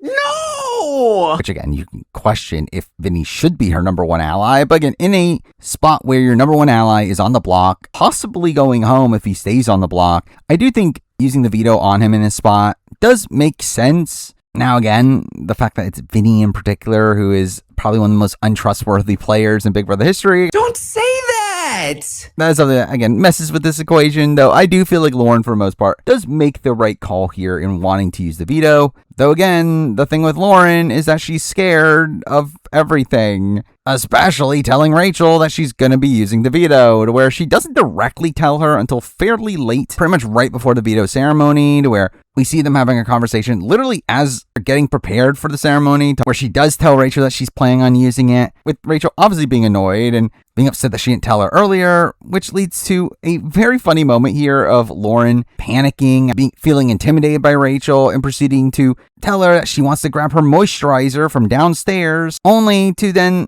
frantically pull over Vince and tell her that she's now scared and that she doesn't know if she can use the veto. Only for Rachel to literally just be waiting in the HOH room, waiting so long to the point where she starts to go downstairs, and Lauren then freaks out, saying that they're going to be caught, which again, just so much felt like a little kid being scared of their parents catching them doing something they shouldn't be doing. But we do have Rachel then proceeding to tell Lauren that if she uses the veto, she's going to blow up the house, telling her that she will renom Riley. Give it to me. Something that Lauren doesn't take seriously and just thought it was a threat, which I question. Why would you think this was just a threat? Like, who else did you think she was going to nominate? Now, again, I know that obviously Kelly, potential option, though realistically, for Lauren's game, like Riley going is not the worst thing in the world. Now, Lauren feels bad because she's close to Kat and in general thinks that Riley is a good person, which Disgusting. But again, from a game perspective, again, Riley going on the block is not the worst thing in the world here for Lauren. And also, why would this feel that unreasonable from Rachel? I mean, when looking at the other options that she has, she's clearly working with a good chunk of the people not already on the block. And out of the likes of a Riley, a Kat, a Kelly, Riley is clearly the biggest threat of those, to where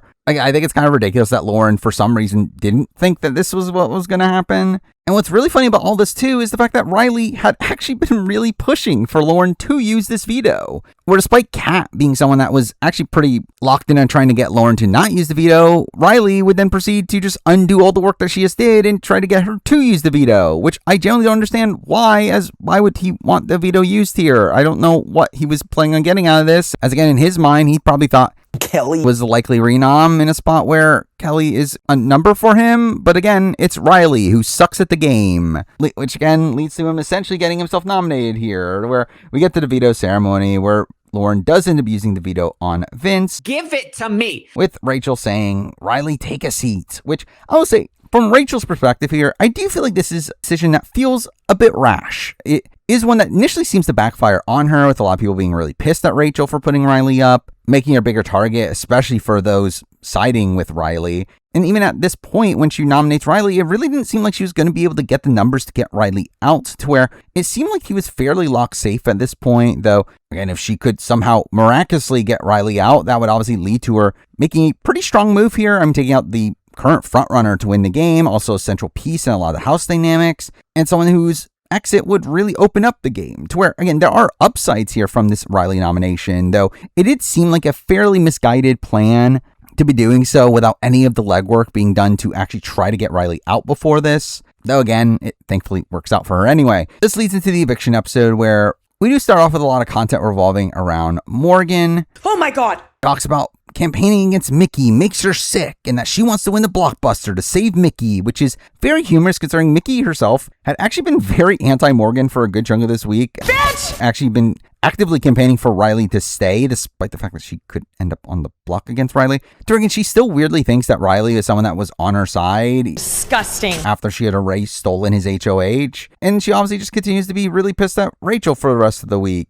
To where Mickey's vote was a complete unknown for the entire back portion of the week. It really felt like a major reason why Riley was likely to stay no matter what in this spot, though. Again, we do have seen Mickey being the most likely to go had she stayed on the block, where while there were numbers talked about to get Riley out even in that position, it didn't seem like all the numbers were coming together. Or again, in a Mickey-Riley world, again, Ava was very anti-Mickey. Vince was also not seemingly willing to burn his other allies, specifically Lauren. I'm guaranteeing us. For the likes of Mickey. So Mickey was still likely to go had she remained on the block, despite the fact that she fully believed that she had the votes and thought that she was running the game, because again, that's Mickey for you. And this is all while we do see Mickey doing her campaign to stay over Morgan, campaigning to Kat using Morgan's M&Ms that she had been using to talk strat with Mickey beforehand, leading to Morgan being annoyed at her, which really seems to sever their relationship, with Morgan not really trusting Mickey from that point forward. Oh, well, we also see Mickey's other allies getting annoyed at her. Ashley being annoyed at her for openly calling out how much time she's spending in the HOH room in front of others. And Will getting to talk about how much she's lost her mind, where it really does feel like the edit just completely dunks Mickey at this point. Obviously recognizing the fact that Mickey it might go this week, but even if she doesn't, she has very little chance to win the game. But that then transitions to us getting a lot of focus here around Vince, with him first trying to manage his relationship with Kelly, pretending to her that him and Lauren aren't that close, despite the fact that she just used the veto on him,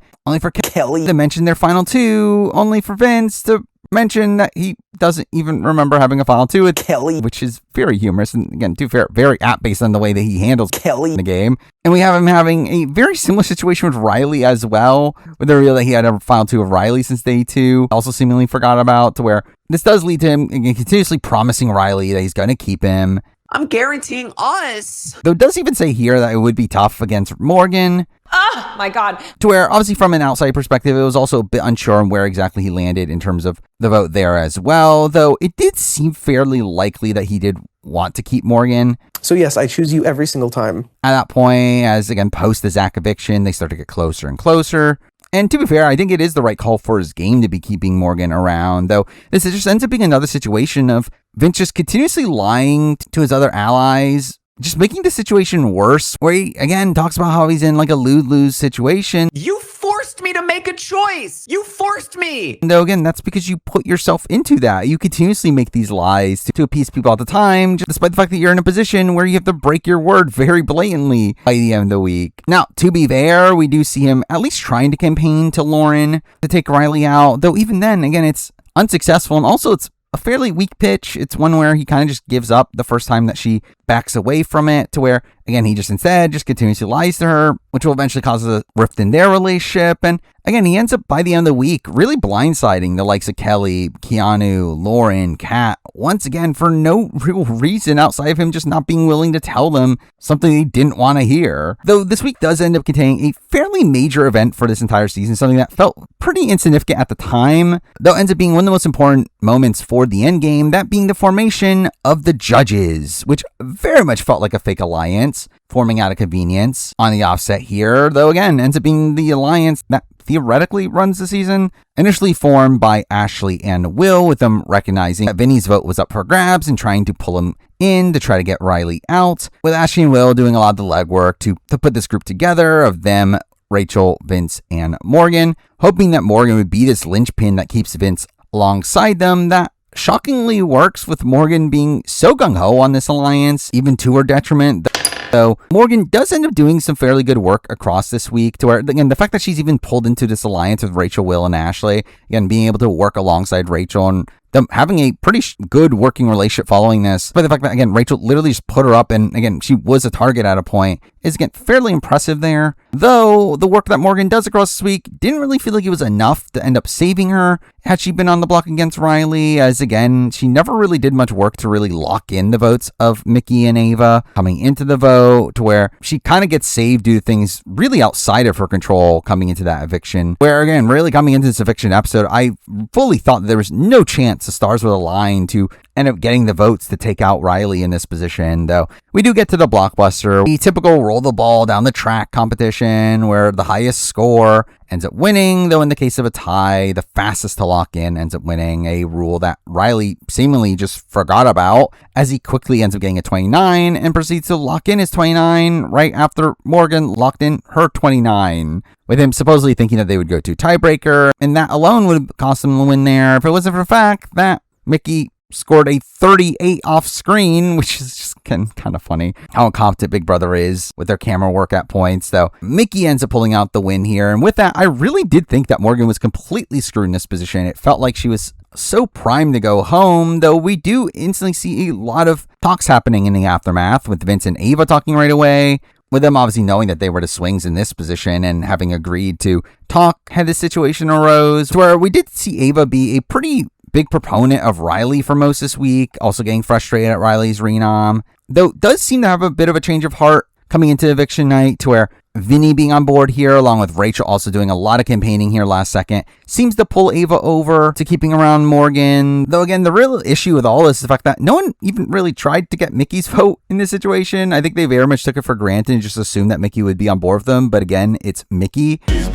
So it still looked like it would have taken a miracle for this vote to fully come together. Though again, it did become clear that Vince in particular was on board when we see him talking to Keanu on the side, telling Keanu that Riley's coming after him, with Keanu not believing it because Keanu's always wrong, as again, that was actual true information. But again, this was a spot where Vince was clearly using this as a way to kind of soften the blow for Keanu, trying to still have Keanu's trust after flipping his vote here, though. I'm guaranteeing us. We do get to the vote where right away, we do have Mickey being the first to vote, which is kind of insane, as again, this is another situation of them not really stacking the votes properly, where Mickey actually was probably the most up in the air vote of them all, where again, the show really did not focus at all how Mickey was actually against Morgan for most of the week. Bitch! Though, she does shockingly end up voting out Riley by the end here, which is really the moment where it felt like this could actually happen, where it is kind of insane, just all the little pieces that need to come together for Riley to actually be sniped out of the game here. With this, again, feeling like that final piece that finally came together, despite the fact that no one really worked towards that, and it felt like Mickey kind of sided with Morgan here just because she kind of felt bad, more so than any work that any other person necessarily did during this round. But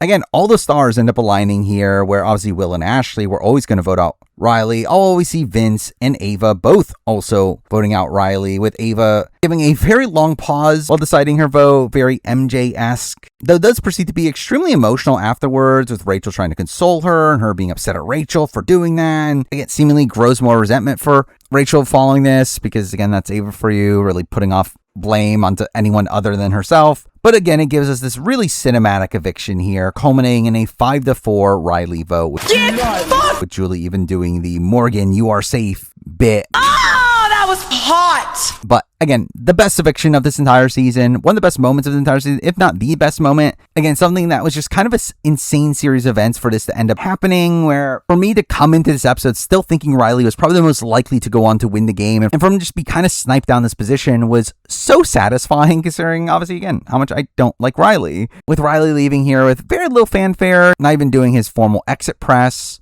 which, to be fair, if he did, it would have been very negative anyway. But again, to eulogize Riley, someone that, again, I just did not particularly like on this season from really any facet. I thought he was a terrible player that somehow was able to get people to fawn over him, though again was just abhorrent at the strategic aspects of the game. He's also someone that was just so unlikable, from how he treated Catherine, how he talks about people behind their backs. There's really just nothing I like about Riley, to where at this point I was so primed for Riley to really just steamroll this season and it being a very frustrating season because of that. But thankfully he gets taken out before that can happen, and it's about where again it gave us probably the best moment of the entire season, to where genuinely his eviction here was such a highlight from a gameplay perspective, but also a highlight from just how unlikable of a person I feel like he is to begin with. But now moving on to week 7, a week that starts off with BB Unlocked, because for some reason they decided to mix Unlocked with the following Sunday episode and also shorten the Unlocked episode, which again, I don't know if Riley played a factor in that, but again, I feel like that's kind of unlikely. But either way, the guest here ends up being Boston Rob, which was so surreal to see Boston Rob on Big Brother. And what do you know? He didn't seem to know that much about Big Brother. But I think he was by far the worst guest of the season, with it feeling like him kind of faking his passion about the show and just reciting lines the production told to him, where you literally see him like taking over Derek's Hot List segment that sounded like him just reading off a script written by production. Also, throughout all this, I do find it very funny how the producers were very clearly trying to goad him into saying that he'll play Big Brother, even though he wasn't biting. But the best aspect of all this was that we did get a family segment for Will, which was fairly endearing. Along with that, we also get Nicole Franzel announcing she's having another baby, so good for her. And also we see the hosts test out the wall, which is the upcoming HOH. And really, that's about it. Again, this was a largely unnotable episode. But as for the formal week, we do start off with Vince doing a lot of damage control of Keanu, crying to him once again. I'm a fucking bitch. Repeating what he said earlier about Riley, with Keanu just going back to him because he's a man. But again, we see him whining about he just threw his game in the trash and worked with people that don't even care about him. Once again, just portraying himself as being manipulated by the others, which just isn't great for jury perception. This is all what we see Catherine being shocked by the vote, saying that getting rid of Riley wasn't good for anybody, which is clearly false. But we do get this like setup to this like revenge arc for her that obviously just goes nowhere. Though it does proceed to start saying that if Rachel gets to the end, she's voting for her, obviously trying to make her a target, but also in this spot where it seemed somewhat real, where I do think making this move against Riley here seemed to gain Rachel a lot of jury respect. Sure, while she was in danger for the short term, this is the first point where I did feel like she had a serious chance of winning the game from this point forward. But again, her increased jury chances, though, does create some tension here with Keanu, who now becomes wary that she would beat him if they got to the end together. For Keanu starts to turn against Rachel again, even though I do feel like probably more of the reason for that was just him being butthurt over Riley going home.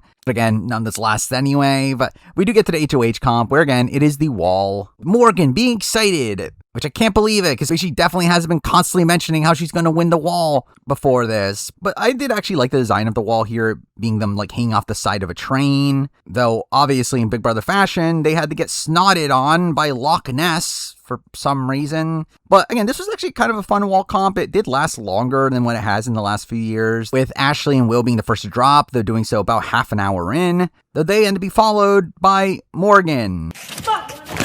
Which, again, is funny. And then Mickey and Ava. This is all while Vince is still up there with all the people that he just burned, where that obviously gives him more motivation to stay up there, where he ends up having a fairly easy time, where from fairly early on, it was kind of obvious that Vince was set up to win here. And it does come down to him and Kat, with Vince actually trying to make a deal with her while she's struggling. And for some reason, she decides to not take it, which I really don't get why. Again, at least take the deal. Again, know that obviously you can't really trust Vince. Why? But again, there's no reason to not take the deal. And she ends up dropping, and Vince wins his second HOH of the season, to where we do see Mickey being excited that Vinny won because she trusts him because of the melting pot. Only for us to see Mickey instantly becoming the target, where we do actually see Keanu telling him to put Rachel up as a pawn, with him now being okay if she accidentally went, which is not particularly ideal. Where again, this is like way too early to be worrying about someone potentially beating you in the final two, especially if they're not particularly great at competitions. But again, he ends up pushing for an Ashley, Rachel, Mickey block, though Vince doesn't know if it's time to take the shot, even though he does continue to promise everyone else that Rachel's his backdoor plan for no reason outside just putting himself in a tricky position later once again, where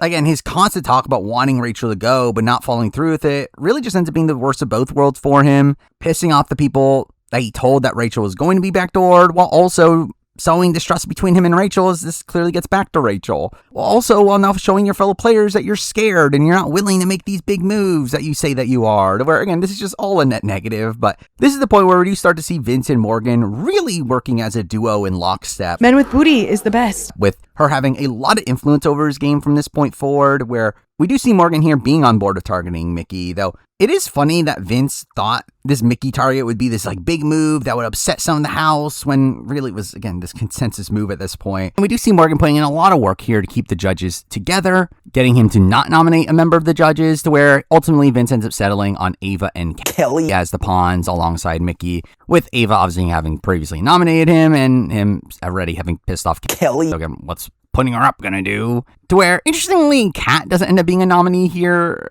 which is, again, weird because she refused the deal and is openly pissed at him. The Riley boot. But in the aftermath of the nominations, we do see Mickey being upset at Morgan. Bitch! He's her best friend, just put her up, and doesn't understand why she's up. Where she really ends up continuing to be the social pariah that even Ashley and Will at this point are okay with getting rid of. To where, really, it is kind of humorous that the only person that actually ends up backing her in this position ends up being Rachel, who does push for Kelly to go if given the choice, though that never seems to gain any real traction. Though this week does end up having Mickey starting to get back in with Rachel, them starting to work together once again because she had a dream to trust Rachel and not Vince. Why? So that's something. But again, we do see Vince continuously telling Morgan that he wants to renom Rachel, only for Morgan to continuously shut it down and proceed to cuddle. I love a man with ass. Where this really ends up starting this like cheat man storyline of them getting closer and closer as the weeks go on, though it doesn't quite make the show just yet. But again, we do have Vince being convinced now that it's too early to take a shot at Rachel, despite again having already promised half the house that he's going to backdoor her, and again get the same talk about how this is a lose-lose position for him, which he surely didn't put himself into. You forced me to make a choice. You forced me. Where now he wants noms to stay the same. Surely they'll stay the same. And again, in typical Vince fashion, he then proceeds to go to Kelly and tell her that he's going to use the veto on her. Which Kelly obviously doesn't believe a single bit of it, but again, why are you doing this? Especially because he then proceeds to tell Mickey the exact same thing, which again... Why? Now beyond that, we do get some fun content from Will, who talks about how he wish he had his DVR to fast forward through some of these conversations, with this particularly focusing around his conversations with Mickey proceeding to say that she wants him to be picked for the veto. So he does proceed to get picked for the veto, but again, he's clearly going to throw it because that's what he does. Dang, it's not like he was going to win anyway. And that's all while Kelly gets house guest choice, ends up picking Keanu, who talks about wanting to win it to backdoor Rachel. It's weird how this is portrayed on the show, because actually by this point he was already talked down from potentially backdooring Rachel, where again he did bring this up to Vince, only for Vince to not be on board. Why? Either way, we do get to the veto competition where we see everyone dressed up as if they're on The Bachelor, where we get an actual really interesting equitable comp here of players being given 2 drinks, one that contains wine while the other one contains poison. And that player will then have to offer one of their drinks to a fellow player, with that player getting the chance to switch or not, to where whoever ends up drinking the poison ends up getting a mark against them, where after 2 you're eliminated. A really fun competition for the show. One that, again, anybody can win. Though also, I did like how they portrayed this. Again, it being very corny, but in a playful way, with them, again, having to play dead when they're eliminated and acting in this overly dramatic way as they fall to the ground and proceed to have to lay there for the rest of the competition, which is so ridiculous. And the competition does play out in a kind of humorous way as well, where because a player can only be picked once per round, and due to eventually there being uneven numbers, it does lead to a funny situation that despite everyone targeting Mickey, for some reason they decide to not pick Mickey, because again, that's this cast for you. Or Vince is about to pick her, only for Keanu to volunteer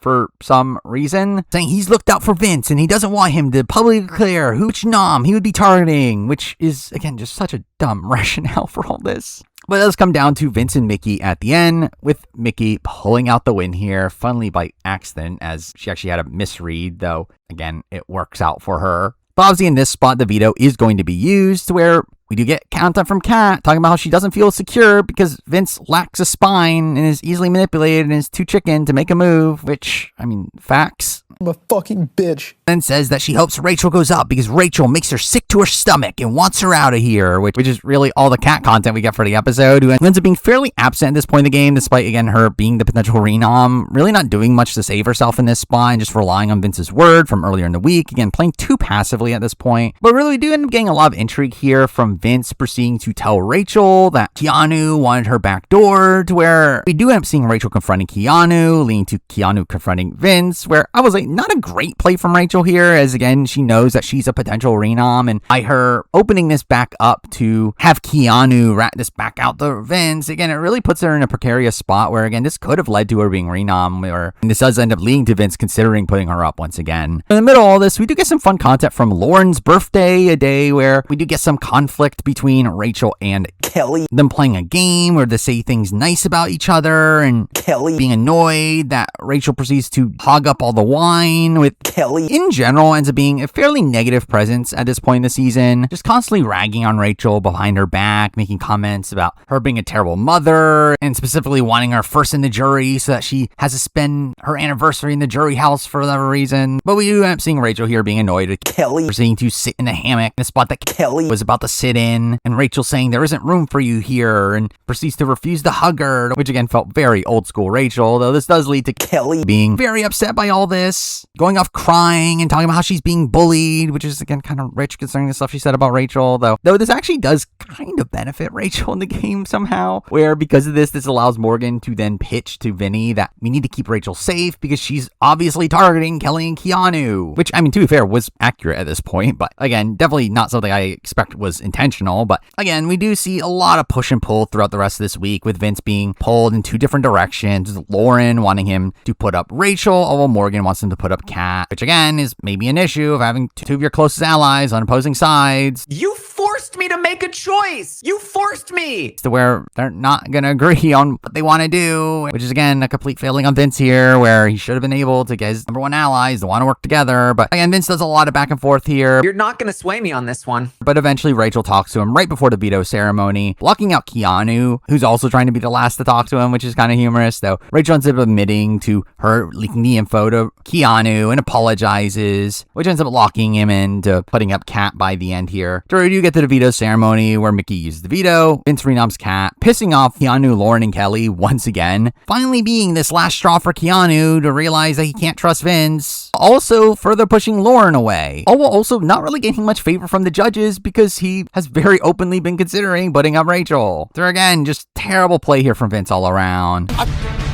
Though, I mean, to be there, it's like, even if he did put up Rachel, it's not even a guarantee that she goes home. Like, she definitely did have a decent amount of people backing her. So again, it would have been a very tight vote here with, again, the likes of Keanu, Ava, and Mickey being these swing votes that, again, who knows where they really go. And again, in that position, maybe it isn't worth taking the shot at Rachel if you can't get the numbers. But again, that's kind of the issue, is that he should have been able to get the numbers. he didn't really have the influence or, again, the correct nominations to have the numbers to get Rachel out. But anyway, we get to the eviction episode where from this point on, it is a fairly tame week where most of the intrigue from this week did come from the renom situation. Where following this, it was a fairly tame affair of Kelly going home if she didn't win Blockbuster, and if she did, then it was going to be Kat. And again, not much really changes from that, though there was some talk about potential tie. That, again, was never really happening, though in that case, Vince once again proceeds to promise everybody what they wanted to hear because, again, he sucks.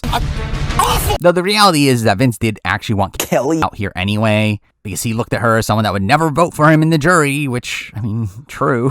Again, we do continue to see more tension here between Keanu and Rachel, with him trying to talk to her in the kitchen, only for her to ignore him, with Keanu just playing dumb over why she's upset at him. Though Rachel kind of being over wanting to work with him at this point, though we also then proceed to get a very humorous conversation between Keanu and Vince. Not intentionally doing any of this shit. With him saying that he's frustrated and disappointed week after week, and Vince has burned him 3 times now. And you let them finesse you multiple times. And just do what you say you're gonna do. Stop being scared. And that the game doesn't favor the scared and it favors the bold. Where Vince counters this by talking about how these are exactly the issues he has in his real life. And that ends up being, again, so self-deprecating here. But Vinny, you have to grow, man. You have to grow. And again, the show portrays this so seriously. This is overly dramatic music playing. And again, this was just such a ridiculous situation that was actually more humorous from the feed's perspective. But the only real push to flip the vote here we see ends up coming from Morgan. Oh my God. Who does actually try to get Kat out here over Kelly, thinking that Kat is a better player than Kelly, while also having better ties to Keanu and Lauren, which, I mean, I guess. Oh, also Kelly being a better shield for her down the road, which, again, is that the ultimate play for her? Maybe, but probably a move that doesn't really matter that much in terms of the amount of social capital she would have had to utilize to execute this move, where, again, it just never really gains any traction and does actually end up exposing Morgan for a bit here, with Kat finding out that Morgan's trying to flip the vote on her and making Kat want to target Morgan.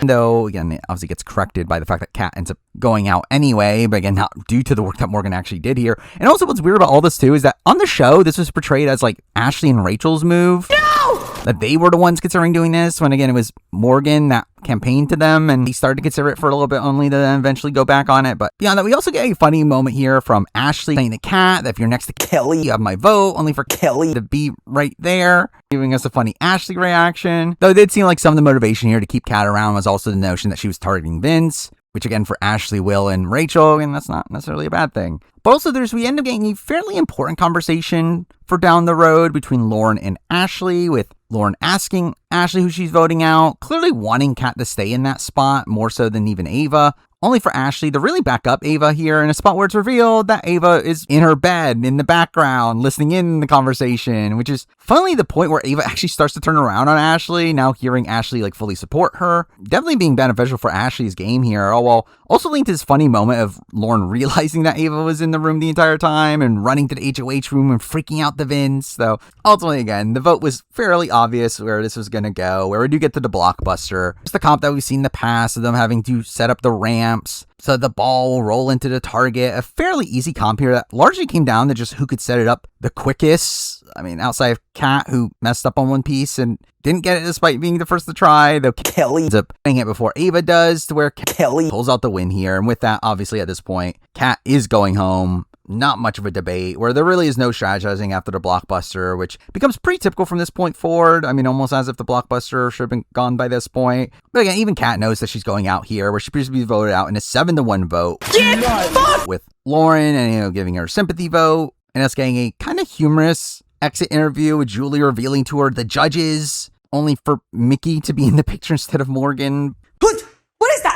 Which again, that's Big Brother production for you. But anyway, through this, we also get to get the confirmation that we are getting a 7-person jury this season, following the trend that we've had since BB25, which does lead to the jury not starting until very late into the season, about a month before the finale, which actually does very much help with the season's pacing, to where while there obviously are some frustrations coming up, especially with the announcement that next week the Mastermind will be back with Insidious Invitation, it does lead to the season not really losing too much of its steam by the end game. But again, with that, we end up losing Kat here, who sadly ends up being probably one of the most irrelevant people from this entire season. Just someone that really a lot of her run ends up being encompassed by the fact that she was running Riley's showmance, where really outside that, she really just did not do that much on this season, where obviously she's taken out the week after Riley was evicted, where she wasn't really able to gain her footing at that point, wasn't really playing the game particularly actively, and really outside of her I'm sat moment, which to be fair is pretty good, she doesn't really have any individual moments of her own to really make her pop here. And I feel like Kat is someone that maybe there is some potential there for her, where in her final campaigns, it did feel like she was starting to play a tad more actively, though again, it's just a spot where she simply did not play hard enough and ends up being a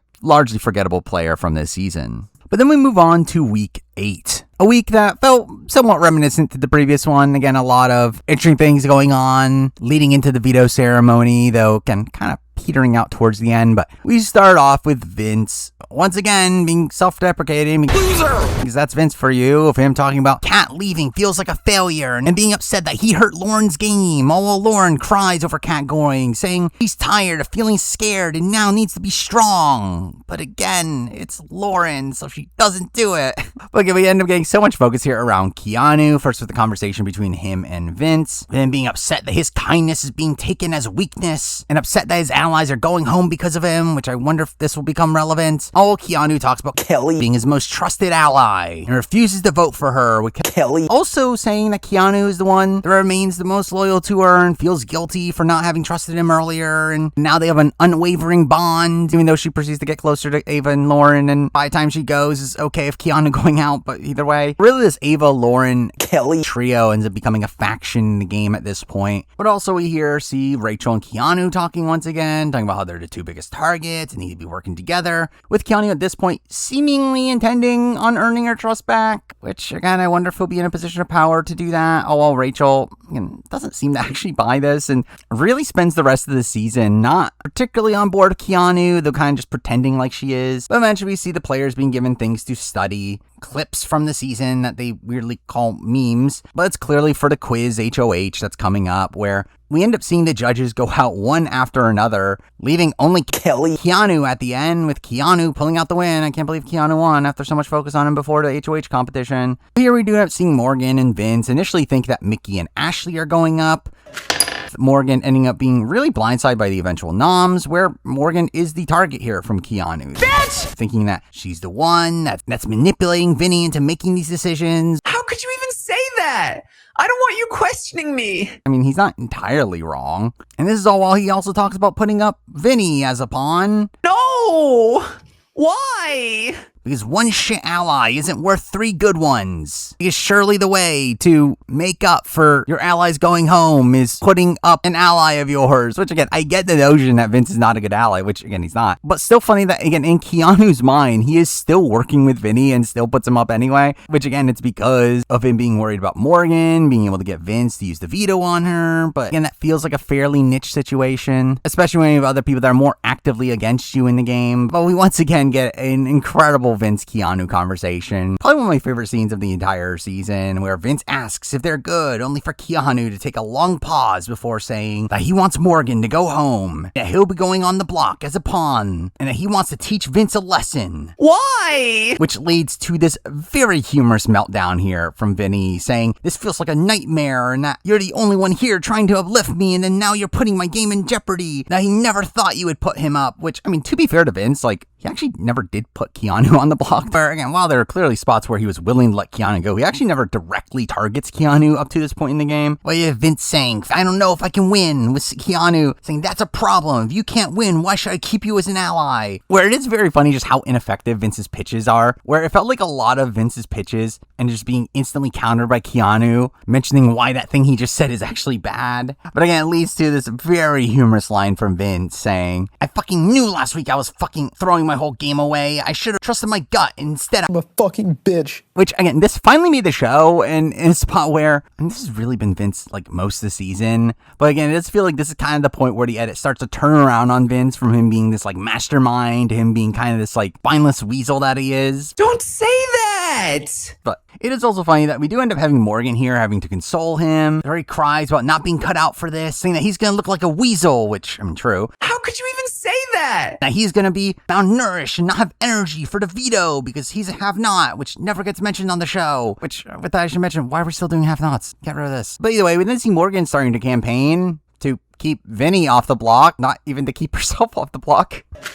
Though finally, again, makes things worse by telling Keanu that she wasn't the one to tell Rachel about him targeting her, which obviously means that has to be Vinny then, to where Keanu had been convinced that it was Morgan that was doing this, though obviously, again, through this does mean that it was Vince that did it instead, and Keanu says, well, that makes me want to put him up even more. Oh, we then see Vince again pitch very ineffectively to Keanu. Give it to me. Coming at it from solely a perspective of telling Keanu why he should be keeping him safe over what would actually work for what Keanu is trying to do, which would also be true. Again, like the notion that if you put Vince on the block, that actually makes it less likely that Morgan goes out, as Morgan would likely have the numbers in that spot. Or again, he is someone that could potentially go home once he's on the block. Again, that would have been an argument to make here. Yeah, instead, he only cares about his own needs instead of trying to actually sell this to benefit Keanu. Where we do get a great response here from Keanu saying, well, you going home would at least make sure that an ally of mine doesn't go home again. But again, Vince just continues to be self-deprecating following this. I don't deserve to win.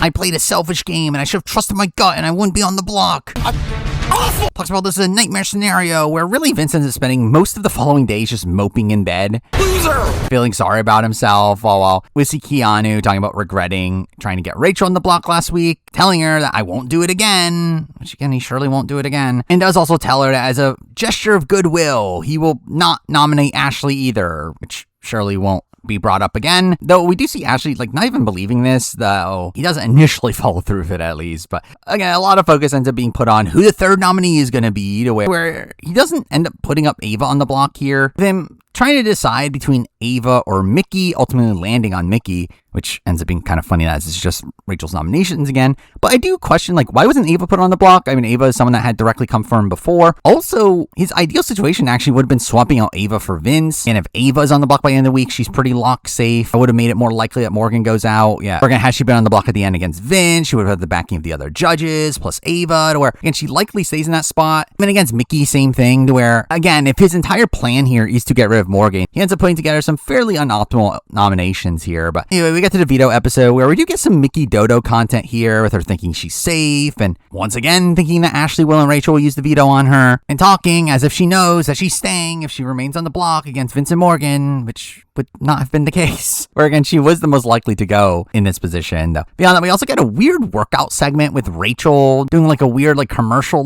sequence, which was just clearly production just giving her lines because they thought this was funny. Though I did actually kind of find it funny that they did take some jabs at Lauren along the way, particularly at how long it takes for her to answer questions. But beyond that, we do end up seeing Keanu here now wanting to use the veto to save Vince because he realizes that Vince could potentially be in danger and that would be bad for his game, to where we have Lauren questioning, why would you nominate your own ally? And then proceeds to remember that she's done that herself, which is humorous. But again, he gets Lauren on board with doing this and tries to get Kelly on board with this as well, though she ends up being upset at, why are we doing this for Vince? And ends up refusing to do so. Actually talking about wanting to use the veto on Morgan instead for some reason. Oh, that was hot. But Vince ends up saying that he's burned everybody but Morgan, and he surely won't proceed to try to burn Morgan by the end of this week. Bitch! We see Morgan crying over not having won anything, and that means a lot to her because she's a former athlete and a gamer. Again, I wonder if that'll start to change. But and we end up getting a lot of focus here around the Vince and Morgan relationship, finally getting its highlight on the show. You're in a weird shape, so I don't know what to grab.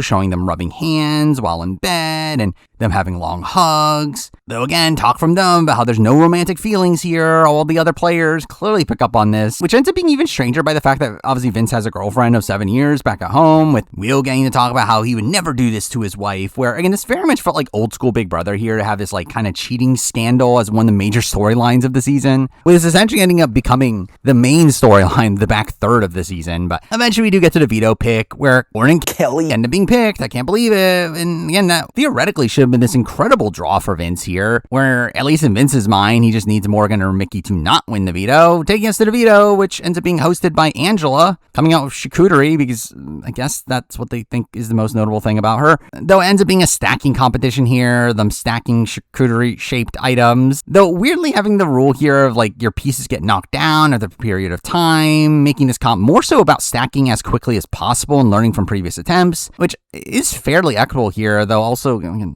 of boring to watch. But it does lead to Morgan winning her first veto. Oh, I'm really hurt. I'm so honored to be your gamer. Certainly won't be her last. Towards at this point where we obviously see Ashley being worried about being the renom, which is where it ultimately lands, though again, it ends up being another week here of just so much hecticness leading into the veto ceremony. First from Rachel and Ashley, really trying to push a Lauren renom here. With Rachel getting content on the show about making lasagna to suck up to him, and she has the powers of being a good chef, which is like you were literally on Worst Cooks in America earlier this year. But Keanu ends up being fairly unwilling to put up Lauren here, looking at Lauren as a number on his side, which is humorous considering she actually really didn't care about him and actually would actively try to do things that he didn't want to do. But he ends up talking about how he's not going to guarantee that one of his allies goes home because he isn't Vince. Don't say that! Where we do see Keanu talking about how Ashley and Ava is his only options, with the choice between the two being fairly marginal there, as either way he would want the replacement here to be the backup target. And if he did want to save Vince at this point, it is probably more likely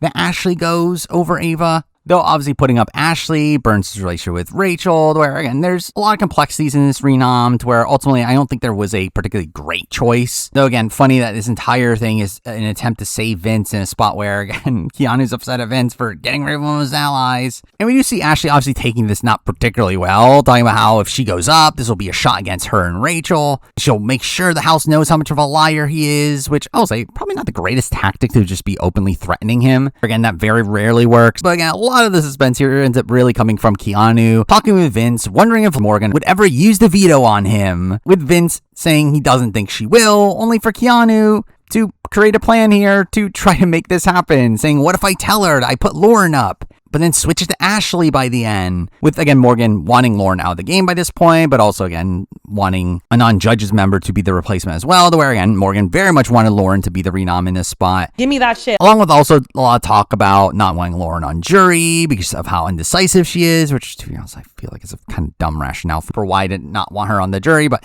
again, Keanu ends up fully coming up with this plan, something that Vince is fully on board with, knowing that Morgan would be in a lot of danger if she stayed on the block, and him essentially being okay with making a fool of Morgan just to stay off the block here, because, again, Vince is spyless. I'm a fucking bitch. During you see Keanu and Morgan talking here, and she ends up joking about using the veto on Vinny, only for Keanu to actually push in that direction, saying he's only willing to put up Lauren if she uses the veto on Vince, and not herself, as he's willing to do a 1-for-1 but not a 2-for-1. A phrase that he constantly repeats, and later admits that he doesn't even know what he's talking about. But this is something that Morgan just seemingly buys and repeats as if it's logical, which, to be fair, is a very common thing for Morgan. Now, again, if I am trying to decipher this, I guess it is like the notion that you're willing to have one ally on the block, but not two. So if Vince, one of your allies, goes off the block, you're willing to replace him with another ally in Lauren. While if Morgan, not one of your allies, is taken off the block with Vinny still there, you're not willing to have two allies on the block. Again,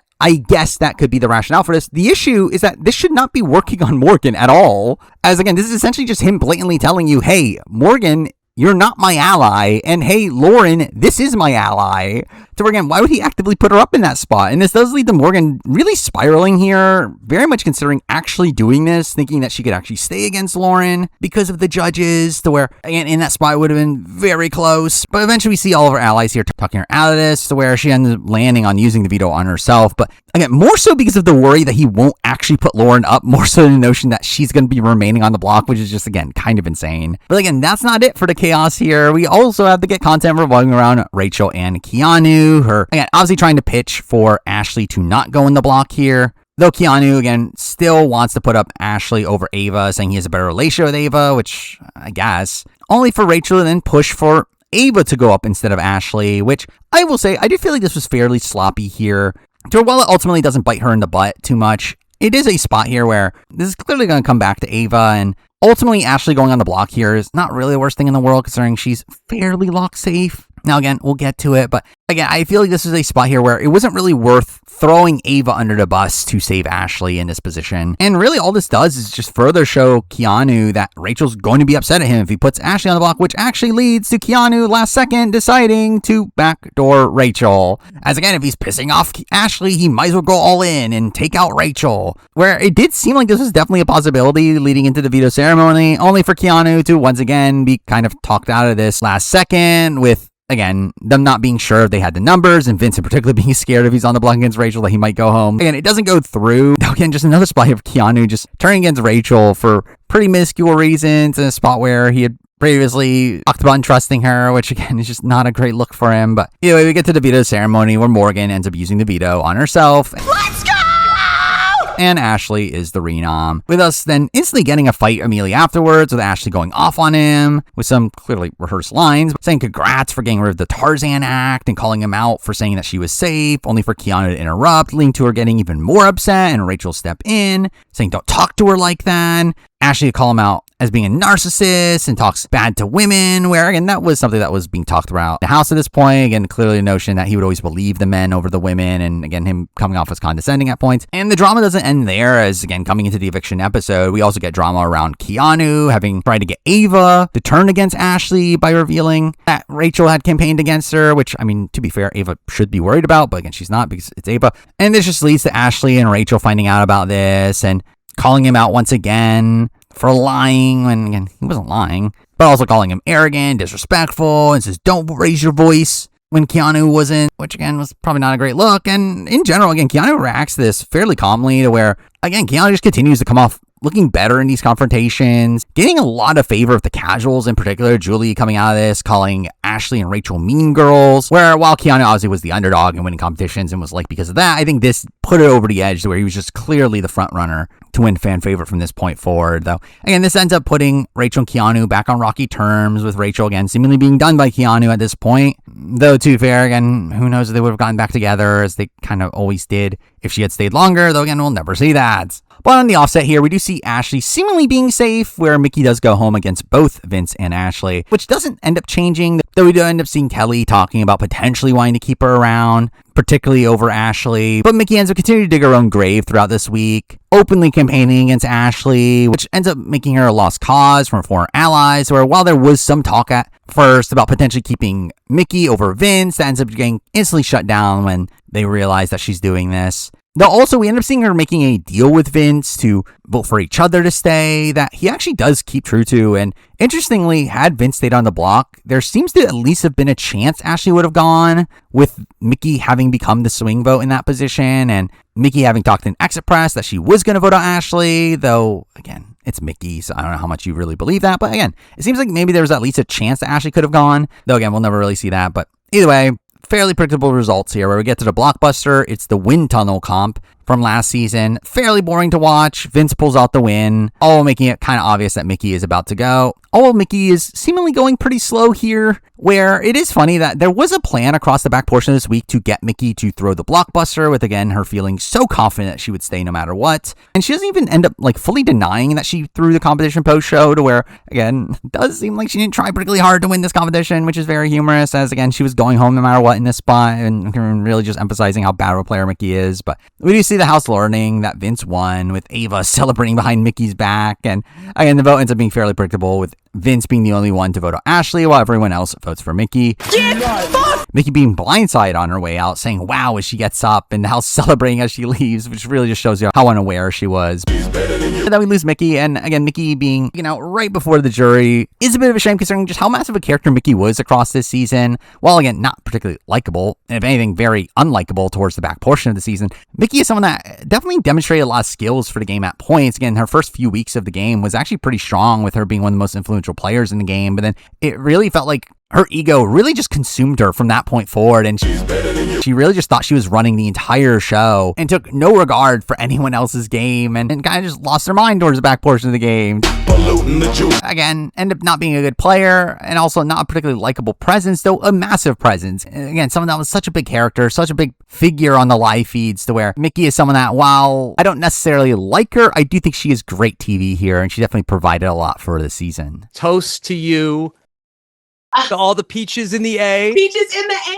But at least you got a fat ass. The week doesn't end just there, because we do have an unlocked episode once again, the penultimate one. This one having Lance Bass as the guest, who is fine, largely passable. Though we do get some interesting segments here. We do get a Mickey exit interview, which was pretty fun, with her saying the first thing she's going to do is look up Morgan's Instagram and block her. Or then get a Ava home segment, which was fine. We also get Jesse Goddard showing up as the shirtless Sherlock, which was a really dumb segment that surely won't matter to the season following this. All in all, we get some exclusive content of the post-eviction, seeing players trying to figure out who the Hinky vote is, which they never seem to find out actually assuming that it was Kelly the entire time, though obviously it was Vince. We also get an Ashley playing dumb segment with her talking to the cameras about how she's embodying Elle Woods from Legally Blonde, which is kind of sad that this content was saved for the Unlocked episode, as it really ends up summarizing her entire game. Oh, we also get other segments that were pretty dumb, like Kelly being a witch and like Will wanting to be sponsored by adult diapers. Also, this like really humorous moment with Lauren finding out that others think she's indecisive and being pissed over that, only to then get a montage of her telling people that she doesn't know what to do. But either way, we get the review here. The next episode will be a special elimination episode, which, not using the word eviction there, was very worrying. Where the episode ends with the hosts at the set of the White Locust, because Mike White had to ruin Big Brother 2, where out comes Tyler Crispin, which was random, who proceeds to knock out Taylor, Derek, and Lance Bass with a taser, saying the mastermind is more of a Backstreet Boys fan, and all this was so surreal. Like, this really just feels like a fever dream. I don't know how this is something that actually exists. But with that, we move on to week 9, episode 29 to be particular, an episode that almost ruined the entire season. The episode that starts the Mastermind's month of mayhem, aka they're just being a month left of the season, and we just started jury, so we need to start eliminating people. And again, with this being Big Brother production, they obviously find a way to completely botch this. But we see the players being given an invitation to the White Locust Resort, with the reveal that one won't be checking out, surely from an eviction that has actual social strategy means, and definitely not elimination that is entirely based around a competition.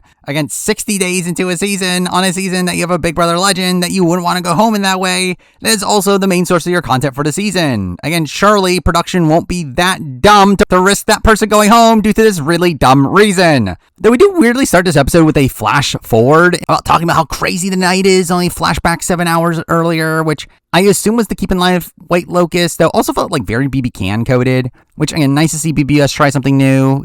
Just wish it was in this context. But and we see the players go into the backyard for the White Locust twist, thinking it's going to be like Janky Week of them spending the entire week in the backyard, which actually would have made more sense considering the hotel theming of it all than what we actually got, where outside they end up finding a real party. Good for them. That is until the mastermind shows up, saying they're going to be playing a psychological game where your comp skills can save you, and that your social game can get you out of this. Which, can it? It's at this moment that we have Tyler coming out as the head concierge of the White Locust, who proceeds to have terrible acting, where he supposedly was like extremely jet lagged, but he just sounded so bored when reading out his lines here. That was kind of funny. We start off this entire twist with a competition to decide a singular player that will be given safety, which will go to the person who's able to slide 3 totems into the green zone in the fastest time. A typical carnival game that surprisingly Ava wins here. Though considering it involved you running to each table, you would have assumed that again someone physical would have won this. But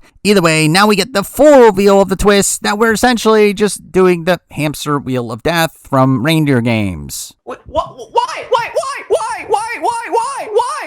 Where we will be essentially starting a safety chain here to determine the order that players do the hamster wheel challenge, with each player getting 1 minute less than the person that did it last, with the first person to end up failing ends up being eliminated. Something that played out great for reindeer games, but that was reindeer games. A low-stake challenge-based season that took place over a couple days, not a full-blown 80-day Big Brother season, where, again, it really feels like they just saw how well-received this was on reindeer games, not realizing the context is extremely different here. Now, I always did feel like they would potentially bring this back and bring it to the main show, though I really did not think that they would actually be dumb enough to think that this is actually a way to eliminate someone and do it, like, in its unaltered form here, where, again, if this was utilized as a way to determine nominations, maybe the person that loses, again, gets automatically put on the block or something to that nature, again, I would have been fine with this, as again, it still would later involve a vote. It still would lead to a formal eviction. However, the way that this was handled, of someone, again, literally just being taken out due to a competition here, again, this late into the game just sucks.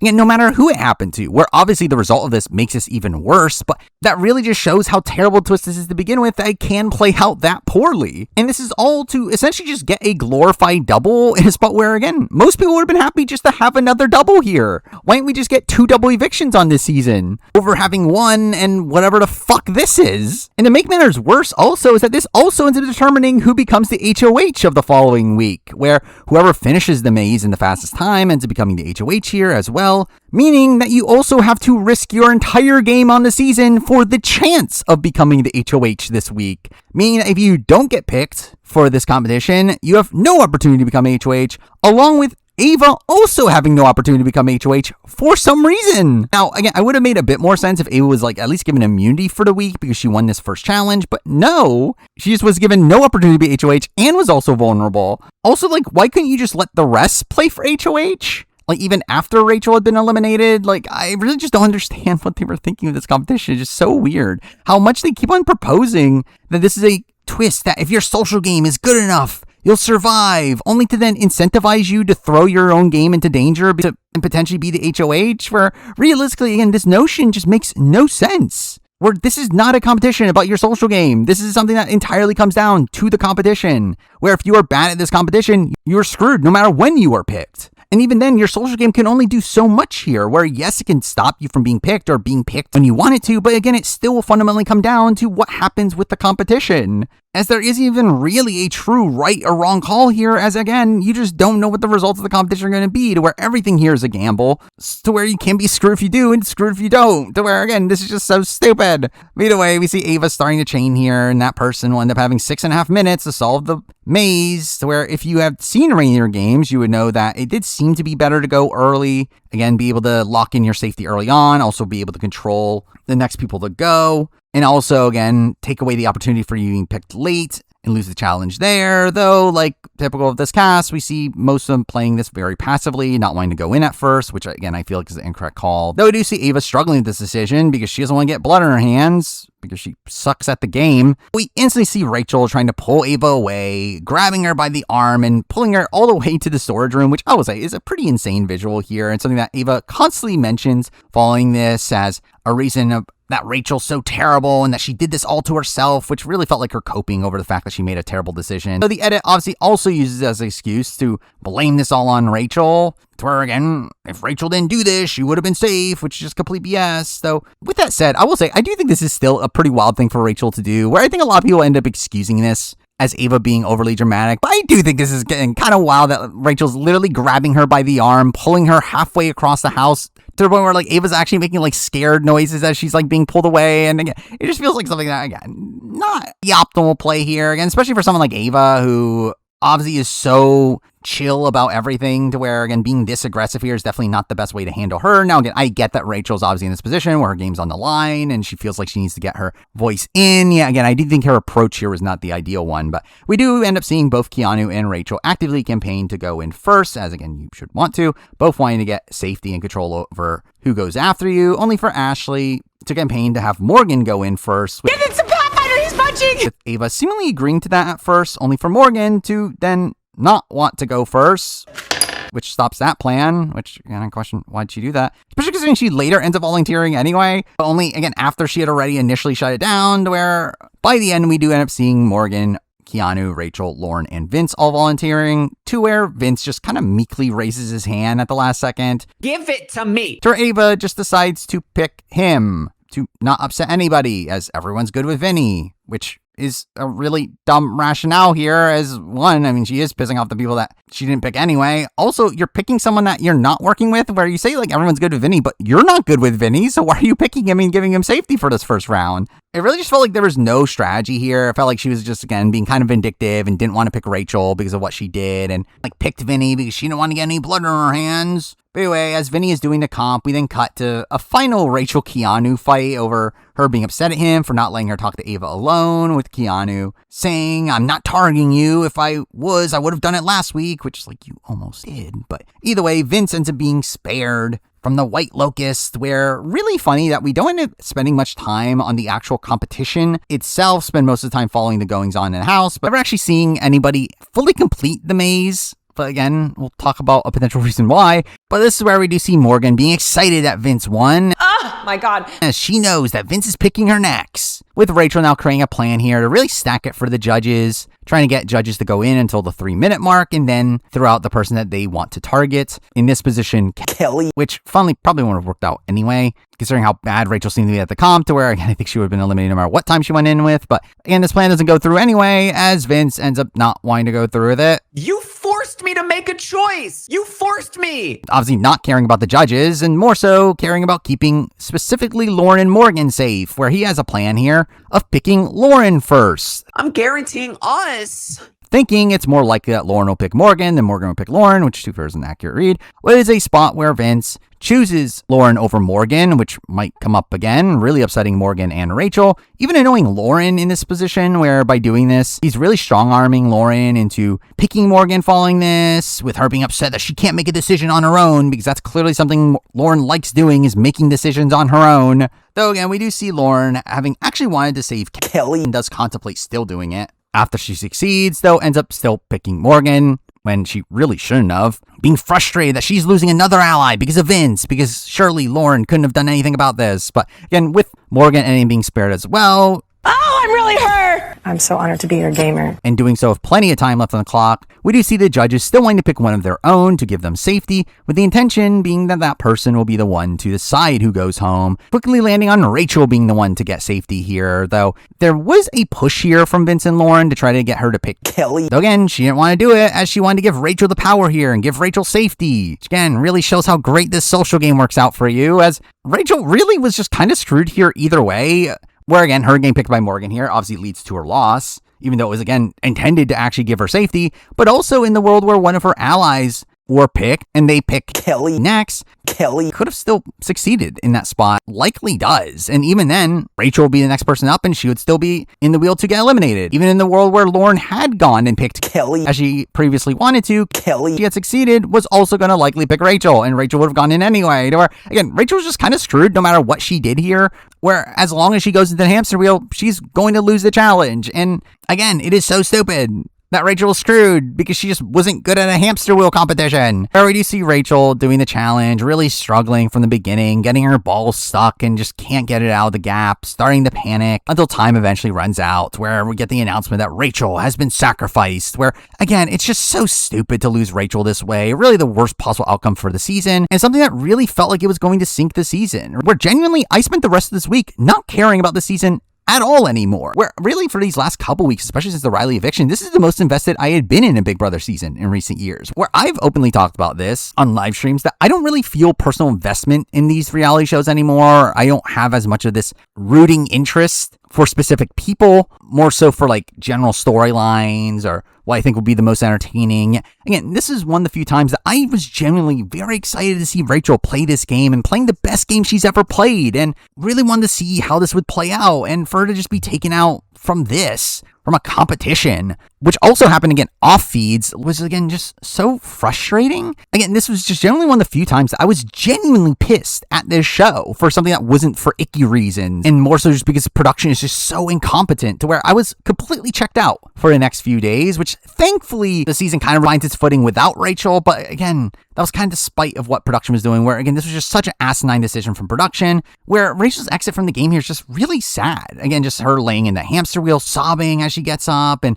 being upset at how none of the newbies have listened to her, though again, she was just kind of screwed no matter what she did here, sadly ending up as the first member of the jury, exactly what she didn't want to happen, and having to spend her anniversary in the jury house, which I'm sure made Kelly really happy. Disgusting. And what makes this even worse is that this is a season where people were given so many opportunities to save themselves, where you obviously had the veto, you had blockbusters, you had these other twists involved, yet Rachel just gets none of that, just gets instantly sniped out of the game due to a twist, which is again just such BS here. But we do end up having Rachel here giving a great speech on her way out, talking about how if they want to win, they have to get blood in their hands and have to earn it, which is giving this really dramatic fare on the show, where, though following this, I'll be honest, I was still a little bit coping that Rachel might come back, that they might rig something to bring Rachel back, to where obviously again, it was not intended to bring Rachel back. Obviously this was done due to scheduling reasons. It was intended that the person would be eliminated here would formally be eliminated, but because of the massive blowback that there was and how all this played out, where again, this was probably the most universally panned twist I have ever seen, where again, just so much of not even just the Big Brother community, but the reality TV community really hung on to this and were so upset how screwed Rachel was. It did lead to me thinking like maybe there's a chance they say screw it and do something to bring Rachel back, though obviously obviously it doesn't happen, which again is just so sad after seeing Rachel play such a great game on this season. But even then, not a flawless game, to where again, I would have been fine had Rachel been normally evicted in this spot.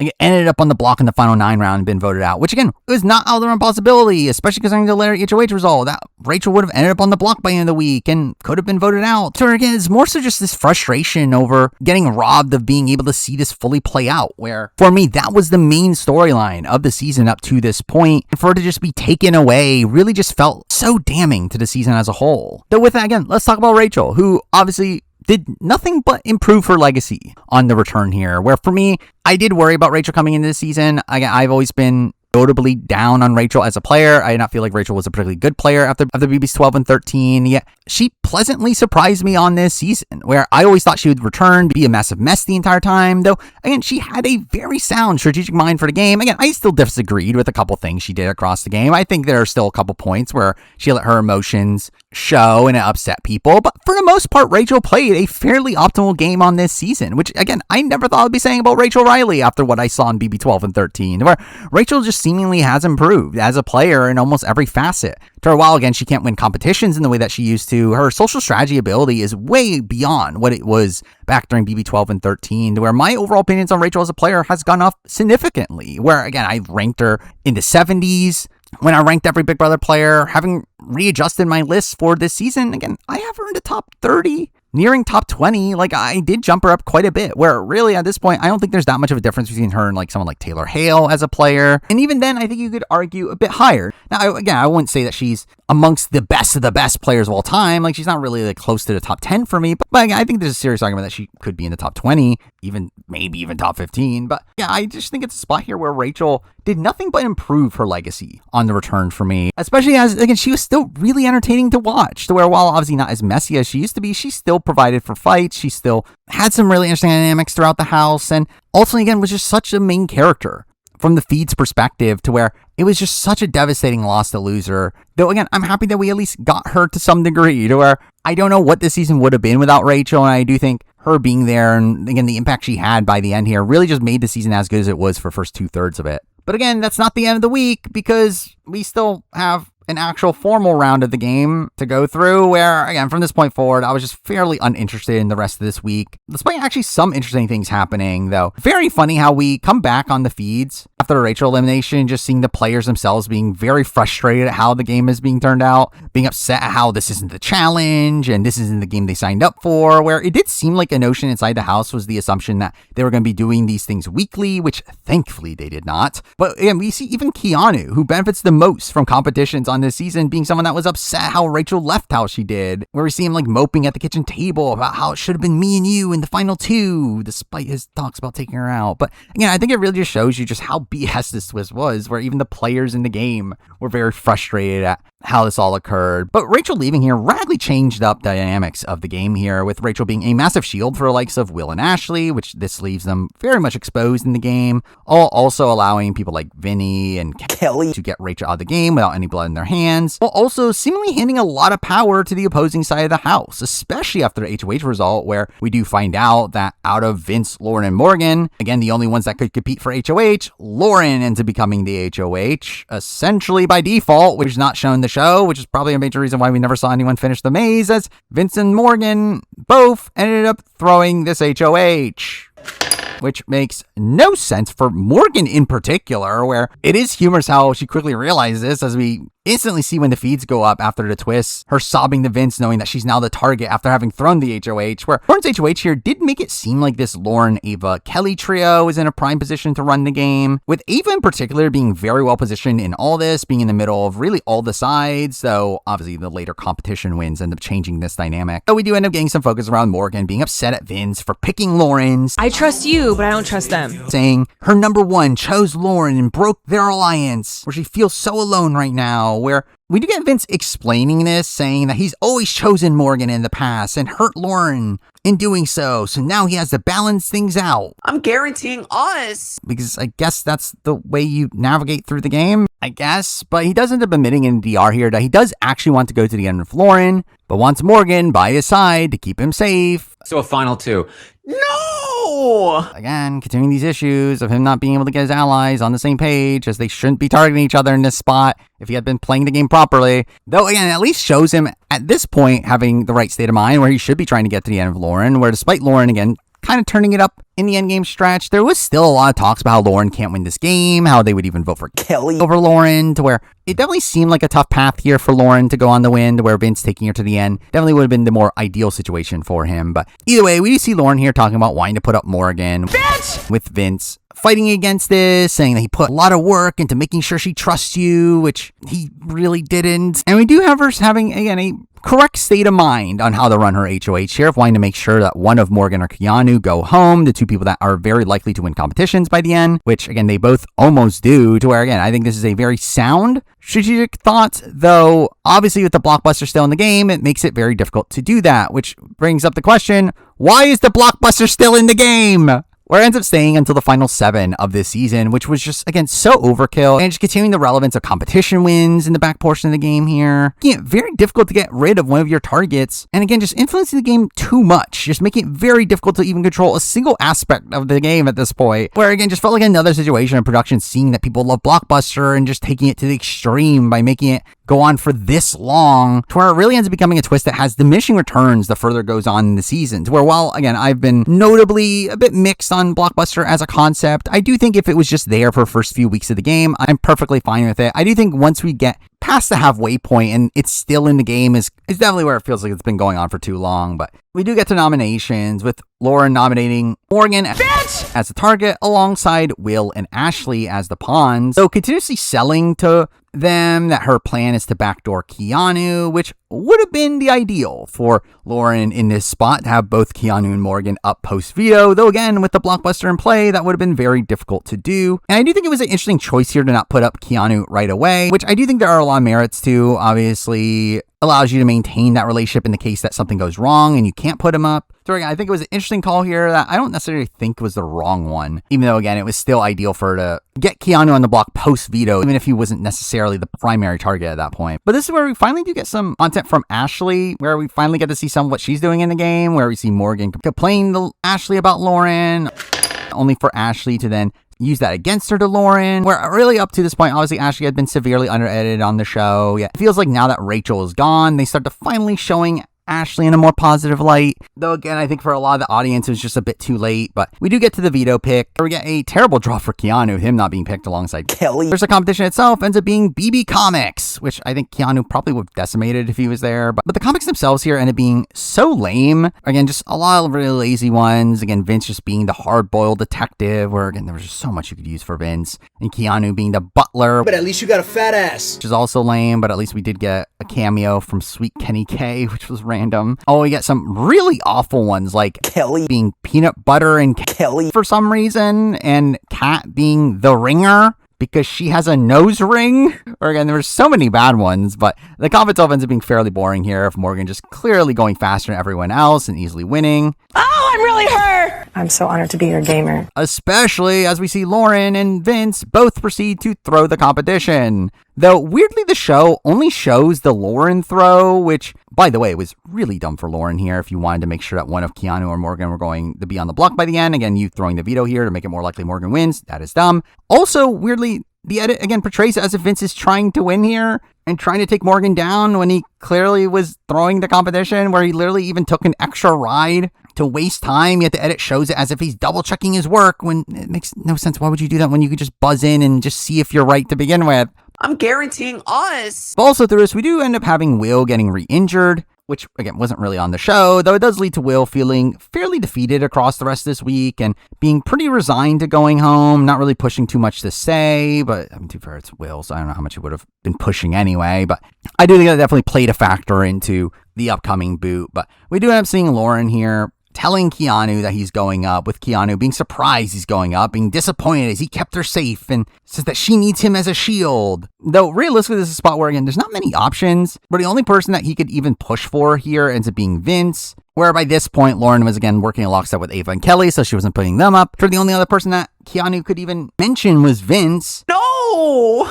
Why? Actually trying to get Vince to volunteer to go up because Vince would be safer on the block, which probably would be, though. Again, why would he do that for you when you literally just put him on the block the previous week and put him in a lot of danger to where obviously doesn't really go anywhere? And again, Morgan ends up using the veto on herself. Let's go!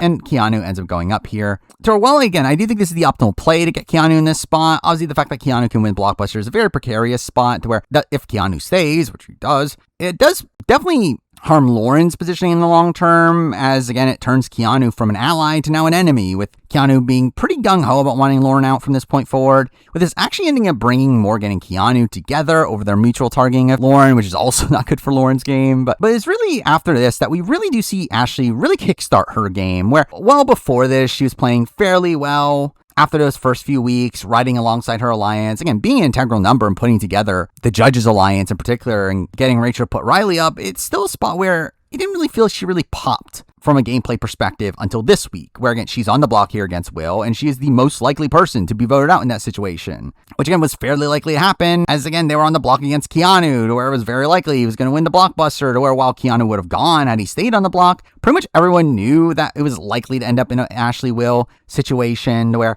Ashley ends up putting in a lot of good work this week to stay over Will, to which straight up, I don't know if there's a single person in this game that benefits them to be taking out Will over Ashley. Yeah, again, she had a very strong relationship with Morgan at this point that she was able to maintain. Have your way with me! Also was able to pick up Keanu as a number, essentially taking over the Rachel spot for him, while also being able to get Vince on board with saving her. I just don't get the point. Now, through Morgan, and even that was very precarious, where it was a spot where Vince didn't even actually want to save Ashley and was actually trying to find every way out of this situation, but Vince, again, can't make a decision on his own from this point forward and just follows whatever Morgan tells him to do. You forced me to make a choice. You forced me. Or finally, we see him trying to find somebody to fight his battle for him and find someone to tell him that he can vote out Ashley, only for no one to end up doing so. Why are we even doing this? With Keanu obviously being on board with this plan and even Lauren not fighting back against this. Why? Seemingly not caring who goes between Ashley and Will, which, I mean, should, but again, it's Lauren for you. Where again, this leads to Vince begrudgingly being on board with taking out Will, despite, again, really not wanting to and really hating Ashley and constantly talking about how Ashley doesn't deserve to be here and she hasn't done anything. I'm not going to underestimate anybody in this game. And again, it's funny that Vince is being forced to keep her because of the consequences of her doing something. To where again, Will doesn't really do much campaigning here, though he does have Ava and Kelly's votes on lock, even though they did actually know that he was going home, with Ava actively not pushing back too much against Will going home, with her again being good with Ashley by this point in the game, which is again impressive from Ashley considering how much Ava hated her just a few weeks ago. But also here we do end up getting a lot of Vorgan drama. Oh, yeah. Oh, hi. Which again quickly becomes the main storyline for the rest of the season, with Morgan being upset at how much time Vince is spending with the person who put him on the block. And he's confused at what he did to make her upset, to where he kisses her hand and says, "Do you hate me?" And she tells him that you have to make a decision. You forced me to make a choice. You forced me. And then all this felt like how a toxic couple would be acting to each other, which again was so awkward. But either way, we also end up getting a Rachel interview here, which is also just frustrating here, them trying to put the blame onto Rachel's social game for her going out and really hyping up this twist as like the most talked about twist, which is like, yeah, for bad reasons. Either way, we get to the Blockbuster, which ends up being the rope untangling competition that Keanu just easily wins here, if no one else being particularly close. And again, it leads to the Ashley Will situation where Vince follows through despite not wanting to. Why? When Will ends up going home in a 3-2 vote, which is pretty insane. With again, this all just being very impressive play from Ashley, being able to get all these numbers to keep her around for all these various reasons. But with that, again, we lose Will. And Will is someone that I thought was very likable on this season. Again, he had some very endearing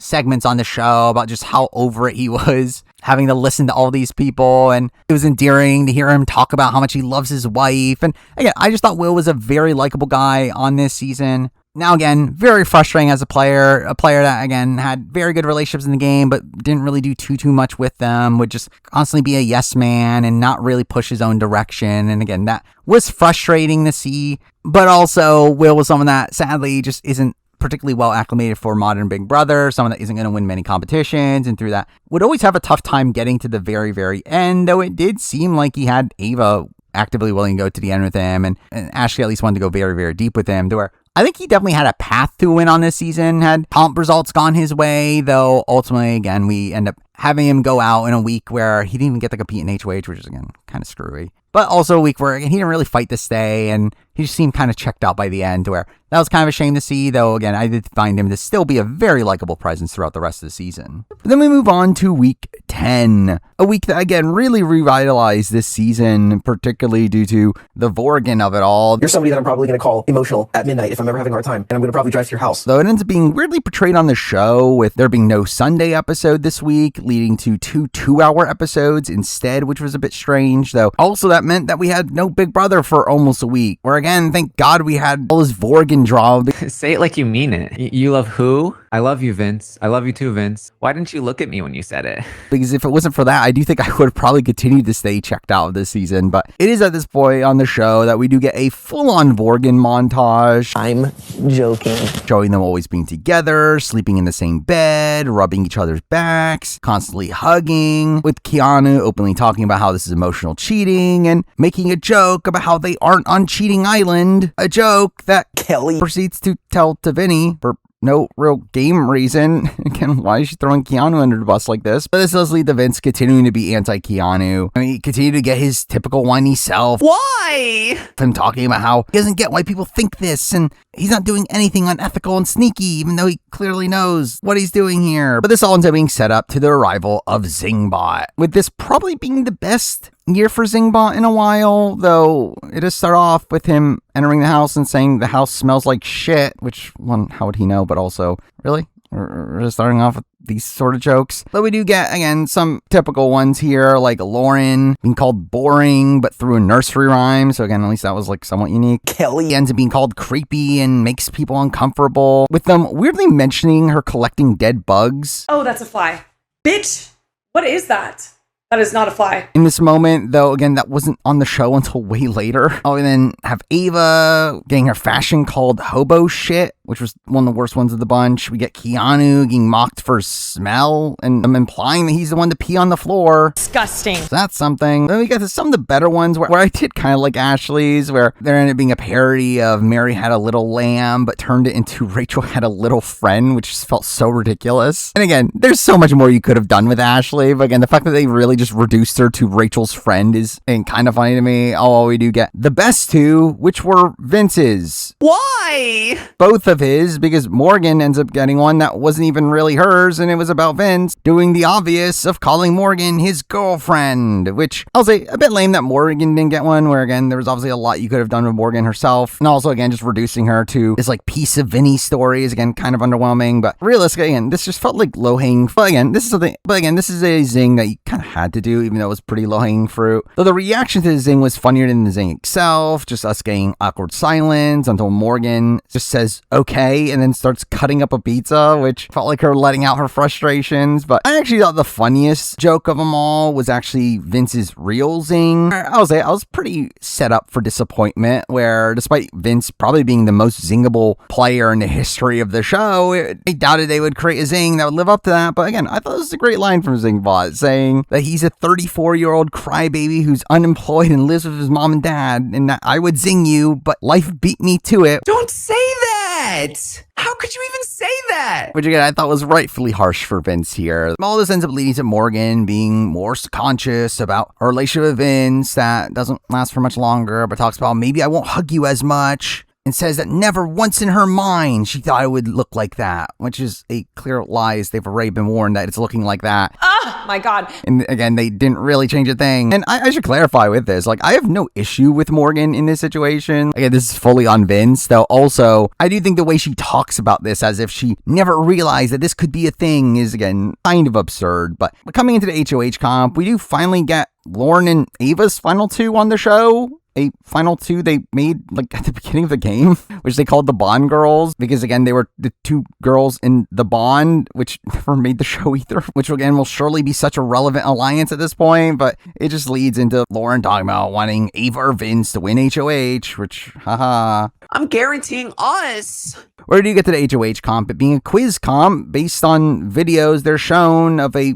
Zingbot documentary showing him being killed by the mastermind, with the mastermind being upset that he entered Hotel Mystere for some reason, and Zingbot proceeding to make yo mama jokes to the mastermind, which, like, what are we doing? But the competition comes down to a tie between Vince and Kelly, with both going over, but Vince pulling out the win, his third HOH win of the season. A fairly tough HOH for him to win here, with Blockbuster still in play, as again at this point you're nominating like half the remaining players, and with the veto also likely to be used, has you really only being able to keep like 2 people safe, even worlds where only 1 in the case that someone off the block uses the veto, to where again Vince is in a tough spot, but it's Vince, so a lot of his struggles are pretty earned here. Don't say that! Though it is a position here where Vince did actually want to throw this HOH, though was just kind of unable to because it ended up being him versus Kelly, who was someone that was very clearly going to target him. This does lead to both Keanu and Lauren being very confident that Vince wouldn't put them up, which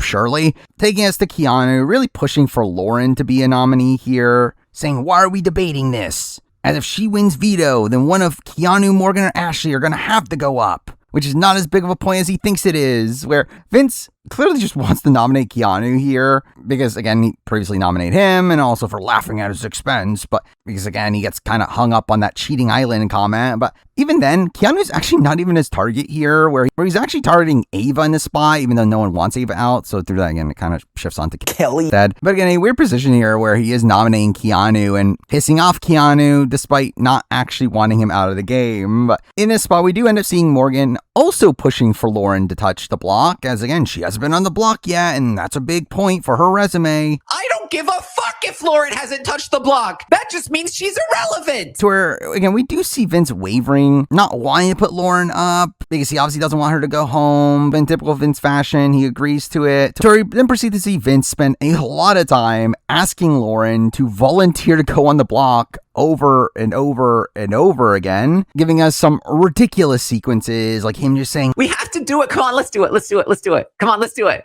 And please, please, please, please, please, please, please, please, please. I'll say please 100 more times, please. keeps on saying It's gonna pay off. This is the move. which I don't know how he thinks it's going to pay off, and only for her to actually be competent finally and just say, Oh, shut up. shutting him down every time, even proceeding to cry to him about how she sacrificed everything in her game for him. And when has anyone ever put their final 2 on the block? Which, I mean, it has happened before, you fake super fan. Again, this does lead to Vince feeling bad and backing out of this nomination last second without telling Keanu or Morgan, with them being blindsided by eventual nominations. What is that? But the show really not focusing on how last second this decision was, where he does ultimately end up putting up Ava, Kelly, and Keanu, where we end up getting a very awkward speech from Ava, like trying to make a moment out of this, like pulling out a pawn, saying that if you want an easy pawn, here you go, which really just felt like her trying to get screen time for AFP, which felt like her main motivation at this point, because she's clearly going to win AFP.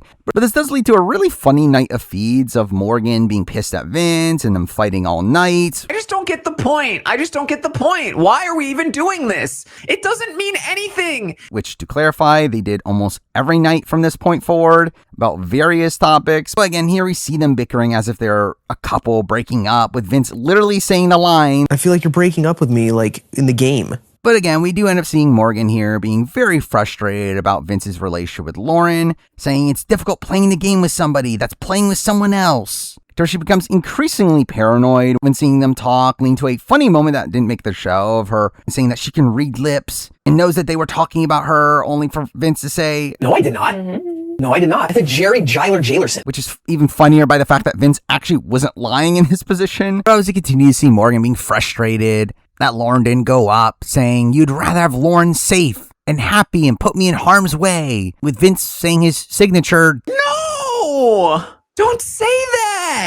which he'll say a billion times in these conversations. And also getting a great line here from Morgan saying, I don't understand why you have to hold her hand and walk her to the block, give her a blankie and a bottle and pat her back while drinking the milk, which is a kind of insane line. But we have been saying, what do you want me to do? Use the veto and renom her? With Morgan saying that, well, you have to renom somebody, and that if you renom a judge member, you'll lose their jury votes, which is an insane thing to mention here that does work. And this ends up being a narrative really spun by Ashley, that for some reason Morgan and Vince really bought into the fact that they need to stay loyal to the judges, because if they don't, they'll lose the jury votes of like Rachel and Will, which I don't think was ever happening. But again, I thought this was a good play to keep them loyal to the judges, but really neither of them probably should have, Vince especially. But again, this is a spot where Ashley should be the very obvious renom for Vince. But this ends up being a major argument of why he's unwilling to put up Ashley, because he thinks if he does so, he just fundamentally loses the game. Where you have Vince now just hoping that nominations stay the same so he doesn't have to make a decision, because that'll surely work out for him.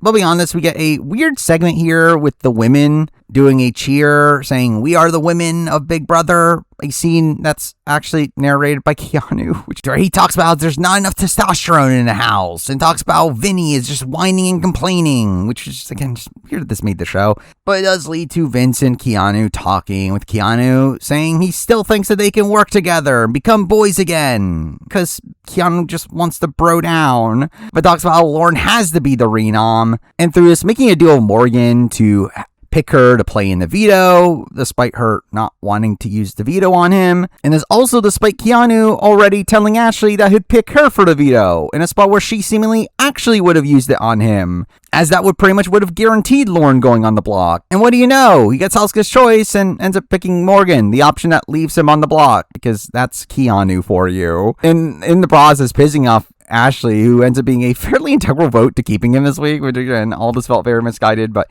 anyway, we get to the veto competition, it being the one where they have to bounce the balls on the shovel, which I find it very funny how Vince talks about how iconic of a competition this is, despite not knowing the name of it.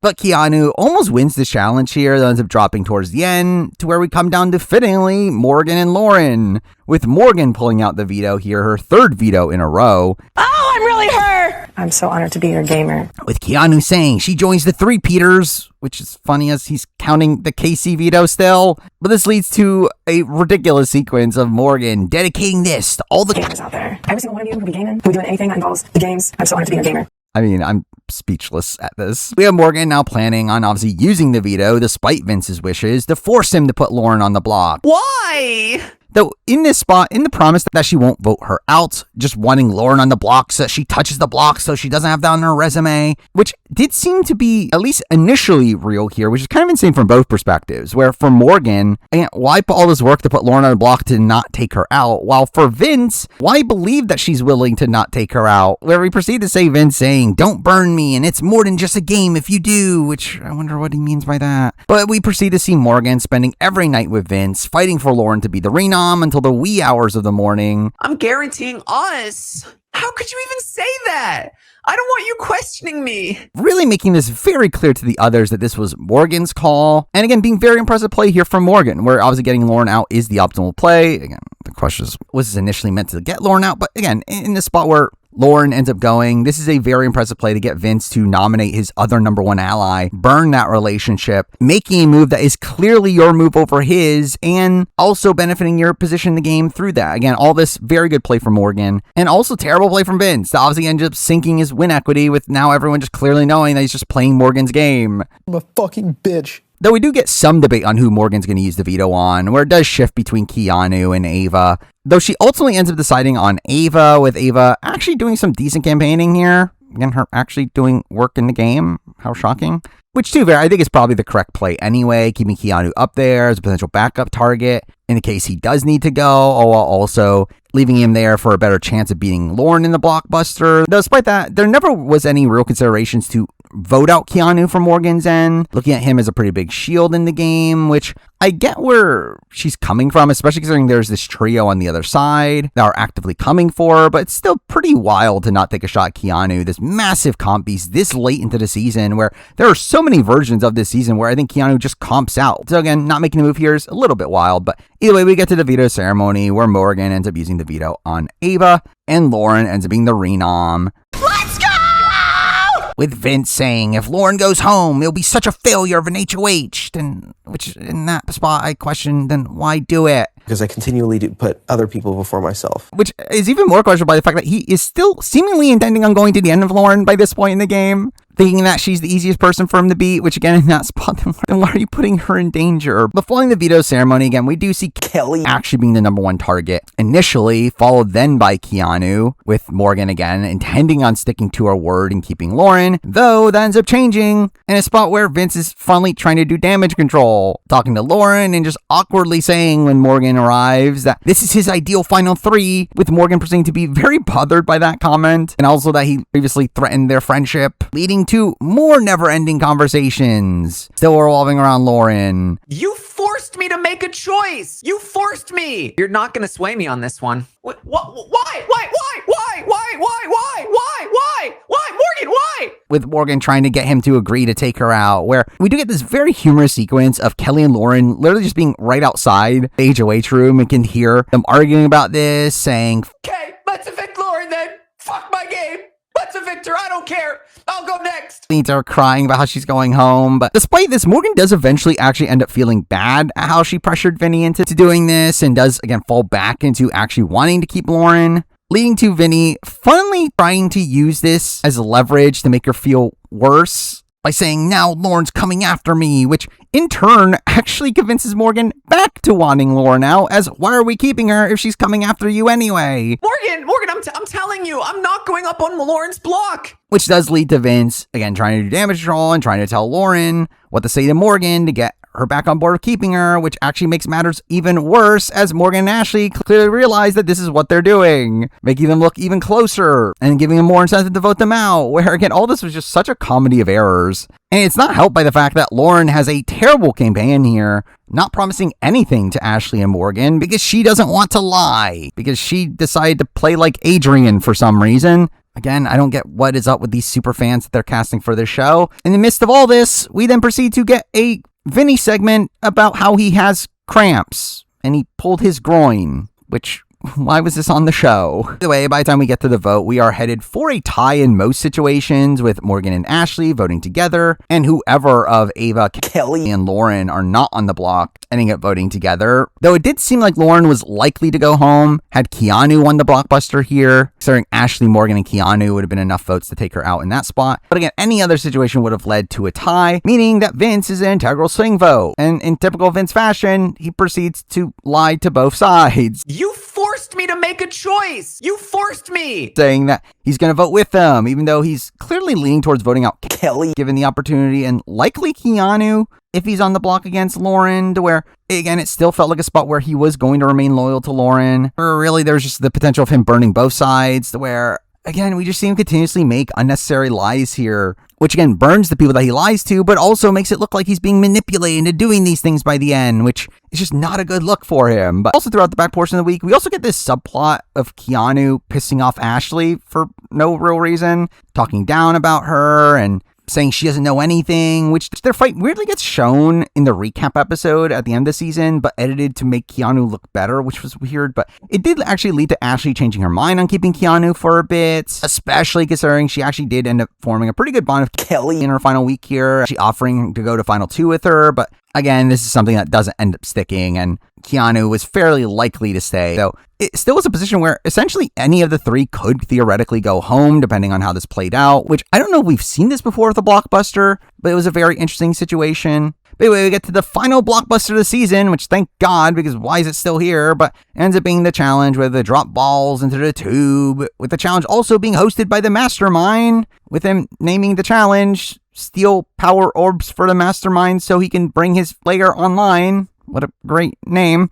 And the challenge was pretty boring, with Lauren just having a massive lead and ultimately winning. And through that, it takes out really the most dramatic outcome of the bunch, where it would have been really funny to see Vince have to make this decision involving Lauren on the spot. Why? But instead, we end up getting a vote between Kelly and Keanu that still culminates in a tie where Vince, what do you know, betrays Lauren once again and voting out Kelly. I never would have guessed that. Where do you see Kelly leaving, trying to blow up Vince's game, revealing her final 2 with him, and their final 3 of Adrian, their final 4 of Riley, which no one really cares about at this point. And also talks about how he's just going to do what Morgan wants for the rest of the game, which again is this thing that is so misguided, where this is really just helping Vince get to the end, where now you're making it very aware that Vince can't win grand jury vote at the end, and through that makes people actually want to take Vince to the end. So with that, despite the fact that I didn't like Kelly, I feel like she actually did have a fun exit here, coming off very self-aware in her exit interview and actually getting the audience to laugh along with her, which again, at least I could see why she was cast. But with that, again, we lose Kelly, and Kelly is someone that again I did not like across most of the season. I feel like while she initially started as a very like messy underdog figure that again was an underdog because of her own actions,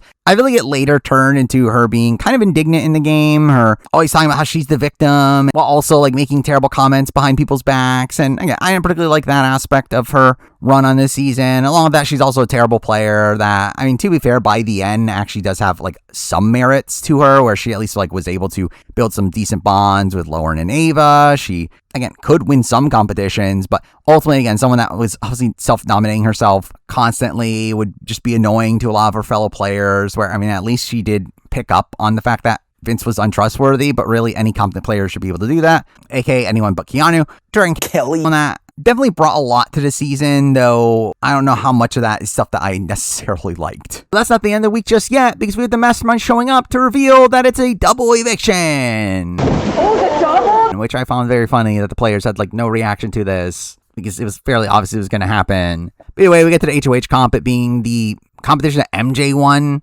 last season, where they had to roll the ball up the ramp and be the first to land 5 balls, where Morgan easily wins here. Oh, I'm really hurt! I'm so honored to be your gamer. And what do you know? Lauren's her target. I never would have guessed that. So where she ends up putting her up against Keanu, which optimal in the sense that you need one of the two to go. Though not particularly optimal nominations if you want to send Lauren out, as if Lauren and Keanu stay on the block by the end, very likely Keanu ends up going home here with Vince and Ava's votes. So again, this should be a position where you are meaning to shake up the nominations after the fact. And to be honest, we don't have to really worry about that as we get to the veto competition, which ends up being a quiz comp of finding the mastermind and answering which section of the photo he's in, which was very easy, with most only getting one wrong and Vinny just clearly throwing by the end, leading to a Morgan-Keanu tie, where Morgan really should have just been throwing this veto to Keanu. I mean, I guess like it would have been great from a stat perspective if she won, but man, she should be wanting Keanu to win this veto to get Lauren out.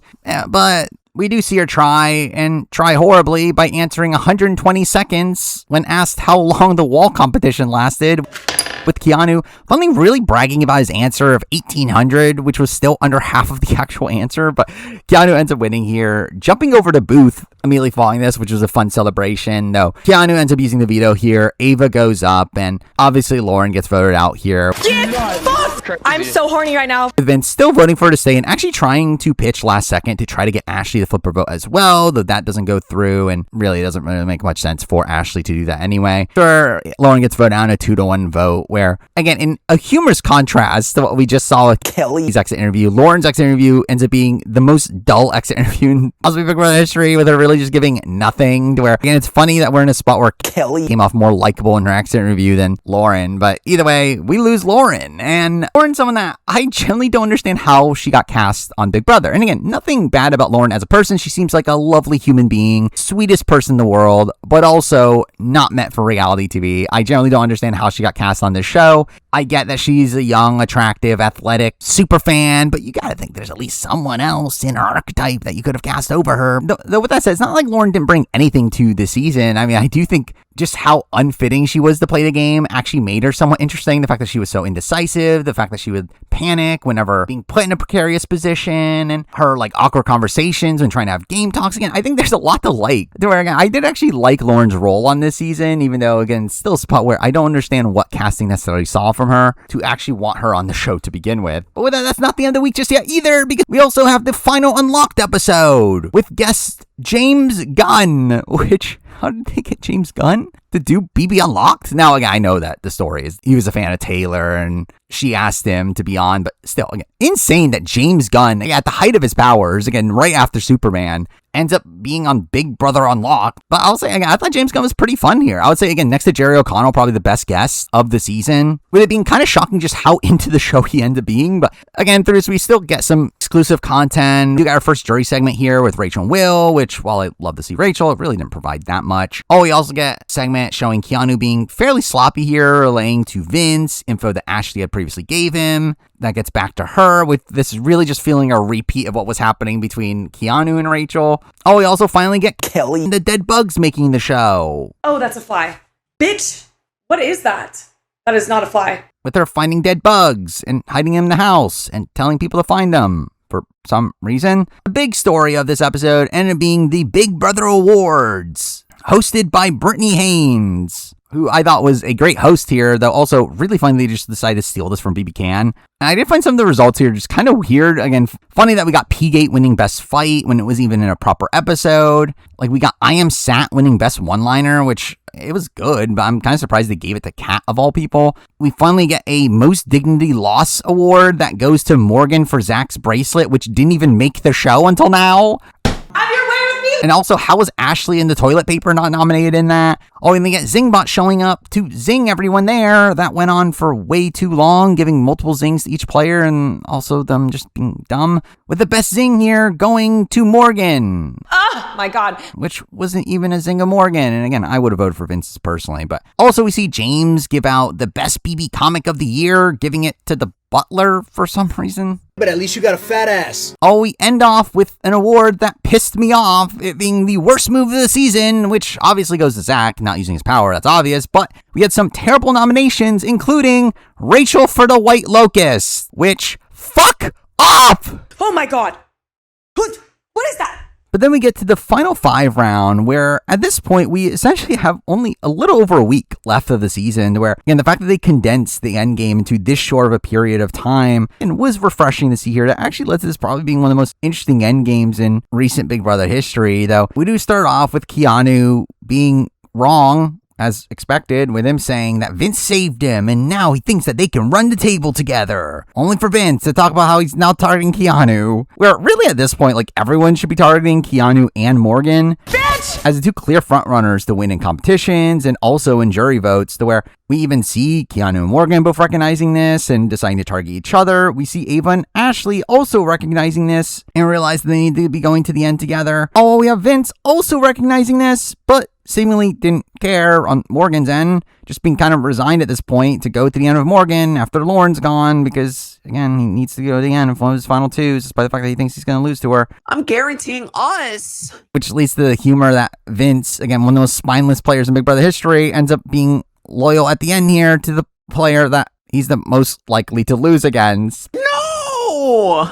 Don't say that! It is in the spot where we do see Keanu making a deal with Ashley and Ava to take out Morgan. Bitch! And be the final 3 with Ashley and Ava, then proceeding to also have a similar deal with Vince as well, with Vince continuing to act as if he's willing to take Morgan out in this position, despite never seemingly being willing to. Once again, terrible for his winning chances. Oh, we again see Ava and Ashley really operating as a duo from this point forward, calling themselves Will's daughters, and them seemingly prioritizing targeting Morgan at this point, with Ashley very much seemingly being willing to take the shot if given the opportunity, though obviously the opportunity just never comes until way later in the game. But Ashley ends up being pretty perfectly positioned at this point in the game to make it towards the end, with her having the Judges Alliance that they were planning on remaining loyal to because they thought that they would lose jury votes if they didn't. Oh, also having Ava want to go to final 2 with her, and Keanu also wanting to take her towards the end, with again them all thinking that they could beat her at the end, despite the fact that she has much better odds than what the others think she has. But this is where we get the reveal that the mastermind is going to be taking over the game, but this time for just a normal round of gameplay, just without Julie Chen and some weirder ceremonies. But we get the reveal of the HOH competition taking place in the mastermind's lair, which ends up being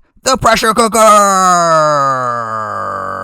or at least what they think is the pressure cooker. Or it is the endurance challenge that Leah won in BB26 that did obviously last a while, though again they constantly call us the pressure cooker when this is not the pressure cooker. And what makes even more of a joke is that they literally made it even less like the pressure cooker by changing it from how it worked last time, where this time you have to use a sword to hold up a heavy plate of the mastermind's mask. That made this comp a lot more physical, requiring a lot more upper body strength, and really should have been this guaranteed win for Keanu, where if he wasn't an idiot and wasn't in this position where he thought he didn't need to win, once it came down to him and Vince, he would lose his focus towards the end because he didn't think he needed to win, because again, Vince winning is obviously great for Keanu. Keanu could have easily won this game, where again, had he won this competition, which he was very likely to do, I do think the end game competitions here were set up in a way that Keanu could have just won out. And based on what we've heard from the jury, it seems like he was fairly likely to win at the end, where it really feels like his competition loss in this specific spot really cost Keanu the entire game, which to be fair is just kind of fitting that him trusting Vince too much cost him the game. But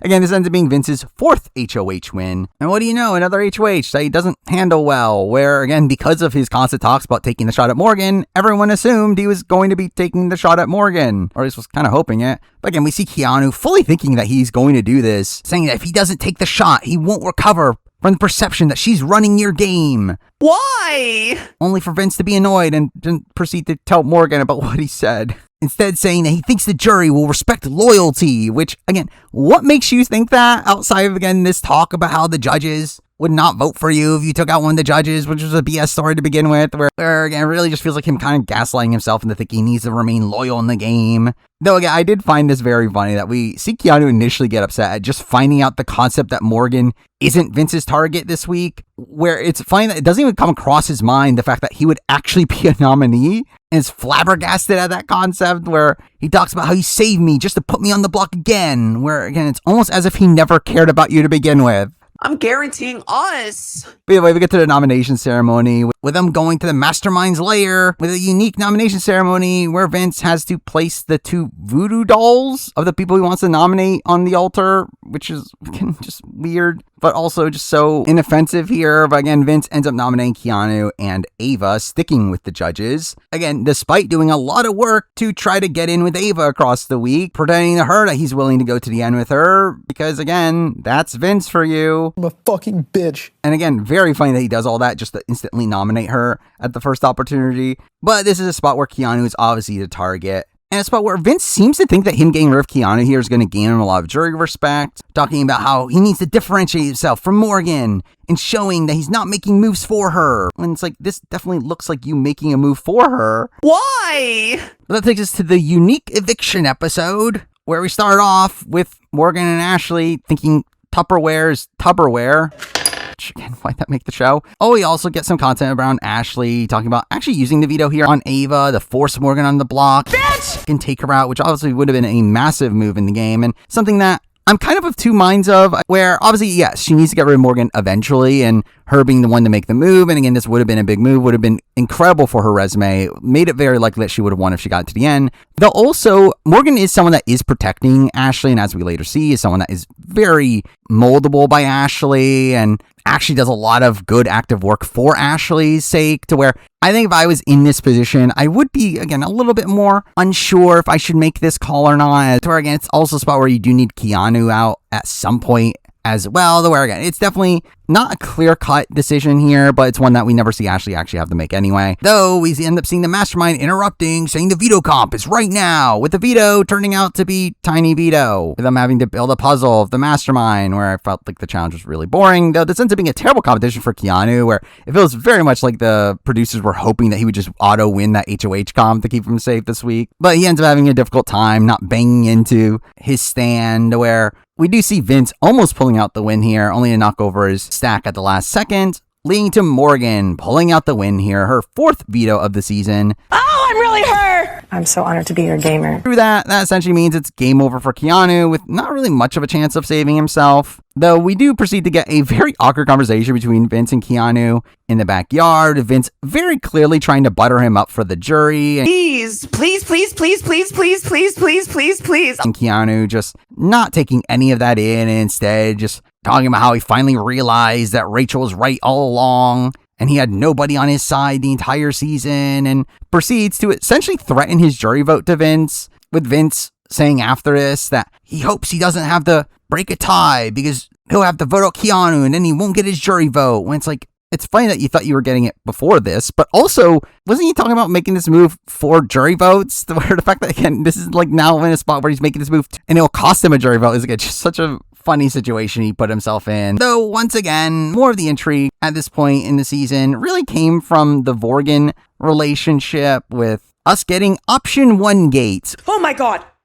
What is that? Which has Morgan and Vince talking in code about the future of their relationship, very clearly calling like the chances of them ending up in a romantic relationship option 1, to which Vince asks for the percentage of that, and then Morgan to say it's not non-existent, which is very funny. They thought they could get away with this, where this was very see-through, but also very messy that this actually made the episode, where, again, just feeling very old school Big Brother like, though this is a funny lead-in into the videos from home, during which Kelsey is nowhere to be seen in Vince's video, while Ava has her boyfriend there of her family, making Vince finally start to realize that his relationship on the outside is probably not going great. Says, am I single right now? Which, You're not getting any pussy and you're not getting any head. Now go to bed. does lead them saying that if I lose, I'll be single and have no money, which I do think actually did seem to play a factor into Vince's decision making here, where I do think that seemed to be some of his motivation over not wanting to target Morgan at this point, is the fact that he thought that, well, if I'm getting something out of this, I might as well get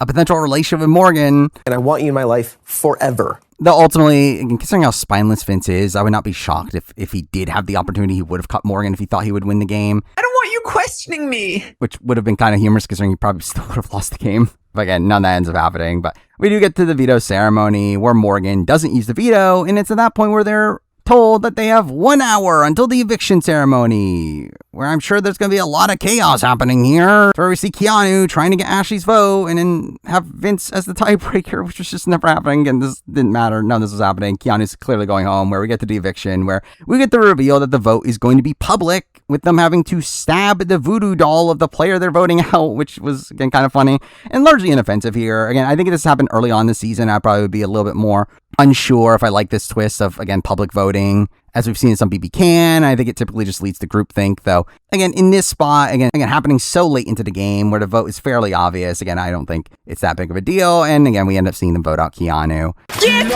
Where Keanu obviously ends up being a massive character on this season. Definitely one of the biggest stars from this season. Definitely the most likely returnee from this season. Where Keanu, again, ends up having this massive underdog run on the season in a spot where he really should not have made it this far, where, again, had this been most given seasons, he's probably out fairly early. As it's somehow a position where he makes the end game in a spot where he seemed to have a lot of win equity, despite how terrible a player he seemed to be. But again, he did have a great story, and he was also a fairly likable presence, where, while obviously, again, I do think he had some biases in the house, I do think Keanu seemingly is a kind-hearted guy and seems to be willing to learn from his mistakes. We've already seen him like already reacting to people's criticisms of his game, and seemingly to take that in to where I think Keanu ends up being a mostly likable presence across this season. Was in a lot of drama, had a good underdog run, a terrible player, played terribly, but I do expect to see him again, and I actually would not be opposed to seeing him again at some point down the road. But then we get to episode 37, the final 4 round, which again entirely encompasses just one episode, which I feel like we haven't seen in a bit, but again, it was refreshing to see it, even though the episode does weirdly start with a Keanu exit interview with Julie, which was again strange. But anyway, we get an HOH comp that again felt so prime for someone like Keanu to win this, that being the dice competition that we haven't seen in a very long time, though conveniently being a competition that Keanu constantly talked about while in the house as one he studied and would clearly dominate, where again it feels very convenient that it shows up here, which again would have opened up this very clear path for Keanu to win the game. But without Keanu there, the next most physical person wins, which is Morgan. Oh, I'm really hurt. I'm so honored to be your gamer. Where Ava and Ashley both struggle to even move the die. Where it really felt like it was game over at this point. Now Morgan in the final 3, and obviously she's going to win final HOH. So where again, it felt like the game was kind of over. Morgan clearly was going to win. Let's go! And to be honest with this round in particular, there's not much truly going on here, where it is a fairly predictable affair, where we get pretty easy noms here of Ashley and Ava. Again, no suspense there. Morgan still wanting to go to an all judges final 3. Oh, we have Vince obviously continuing to string along Ava, because that's just what he does. I'm guaranteeing us. Telling her that he's going to pick her to stay by the end of the week. But again, that would be something that Morgan doesn't want him to do, and Vince doesn't do that anymore. I don't want you questioning me. But he does continue to lie to her. Even after the veto competition, which felt completely unnecessary, as again, things were mostly set. But we do get to the veto comp, where it ends up being a slide puzzle, where you have to put pieces which have events on them in the order that they took place, which was a fairly equitable competition here, especially for a Final Four veto, which typically has a physical portion to it, though considering how physical the HOH was a nice contrast. But what do you know, Morgan wins anyway. In her 5th veto of the season. Oh, I'm really hurt. I'm so honored to be your gamer. Would have been her 6th had she won the double eviction veto, which is again a pretty insane stat there.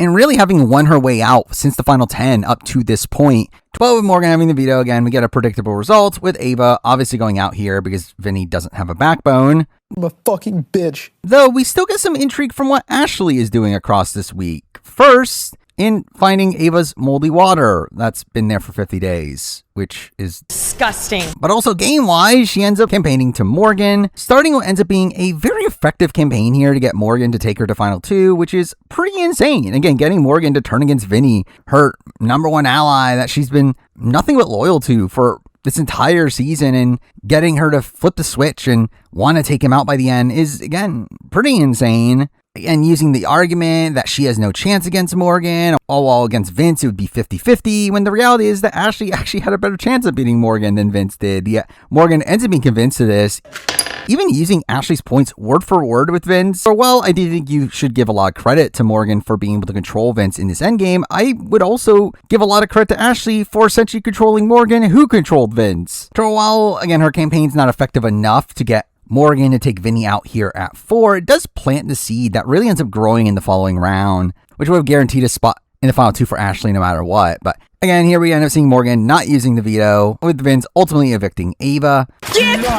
With us getting a funny little moment immediately afterwards of Morgan immediately talking about thinking Ava was the accomplice due to her being accidentally sent a message in the preseason about there being an alternate named Ava, which again is finally said while they're still live on their show. And we do end up getting a very awkward interview with Ava, with her clearly expecting to be loved by the audience, just get nothing from them. Again, Kelly getting more of a reaction in Ava here, but again, we lose Ava. And Ava is someone that I did find likable for the first half of the season. I feel like early on, she came off as this very quirky character. She had some endearing relationships. She was working with a lot of other people I liked in the house, where, again, I think Ava is someone that was very likable to Offset, and then, again, things just kind of tanked, and I do feel like she kind of spiraled towards the end game, especially after the Rachel eviction, where she started to make some mean-spirited comments. She also was just frustrating from a gameplay perspective, as again, she just was never particularly active in the game, and while she had a few moments here and there of doing some good work, she was just never really consistent, to where, again, I really feel like she's just someone that doesn't really have much of a strategic bone in her body. And while, again, I think she can be a fun character at points, by the end I did feel like she was more so a frustrating figure on this season. Now following that, like any other season, we do get a typical recap episode for the finale, where we do get a lot of exclusive content through this.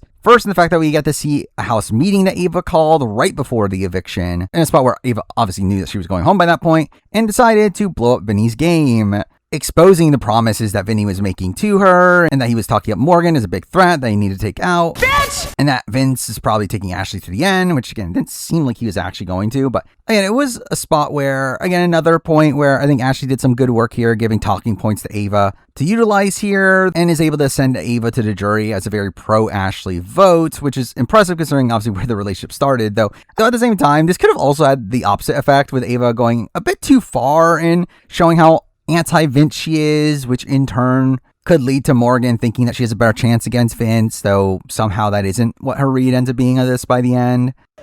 And beyond that, again, we get some very strange segments that were so irrelevant, like Jimmy campaigning against Rachel in week 1 for some reason, Rachel telling a story about her mouse that went missing. Also, we have like Robin Williams catching strays from the grave, with the show mocking Ava's crush on him. Also, while getting a segment about Ashley thinking Katy Perry went to the moon, which is weirdly portrayed here as, again, despite the fact that Ashley talks up her Elle Woods strategy, it's not particularly clear if this was part of it or not. And the show was definitely portraying as Ashley's just dumb. But also here we do end up getting a jury segment, which was pretty bizarre in how pro-Vince it was, in that despite everything else telling us that Vince was a fairly unlikely person to win at the end, we do see Rachel really hyping up Vince's game. That did make me a little worried that Vince would win at the end. Give it to me. Where I think Vince winning against Morgan or Ashley would have been a pretty big tragedy, but thankfully we didn't get to that. But with that, we then get to the finale, where we had by far the most entertaining final 3 round in a very long time, possibly ever, with there really just being nonstop action, even to the day of the finale. Before we get to that, we did obviously get the jury roundtable here, being hosted by Cody Calafiore. He is who I wish I was. For some reason, which was a very weird pick. where I guess we're just in a spot now where we're just going to be getting different hosts every year, where I was surprised to not see Will make a return or even bring back Taylor. But again, from the pick, Cody felt like a very random third choice here. And again, as expected, he was just kind of there. But the roundtable itself was, again, fairly lame. They felt a little bit more grounded in talking up Vinny's flaws, though, again, we do have Rachel continuing to hype up Vinny. How could you hate Vinny but love Dan or Will? Which is like, again, it's not that difficult. Why? Also, really funny that we see Will just exposing that Ashley's a lawyer here, really taking away that surprise for Ashley by the end, though again, it's not like that would have really mattered. Anyway, we get to the final HOH with part 1 obviously being the typical endurance, similar to what they did last time of hanging onto this drone thing that keeps moving, and Morgan easily wins that. Oh, I'm really hurt. I'm so honored to be your gamer. Oh, we get to part 2 of the HOH, which ends up being another reindeer games competition being used by the mastermind here, randomly hosted by Frankie Grande, which felt very random.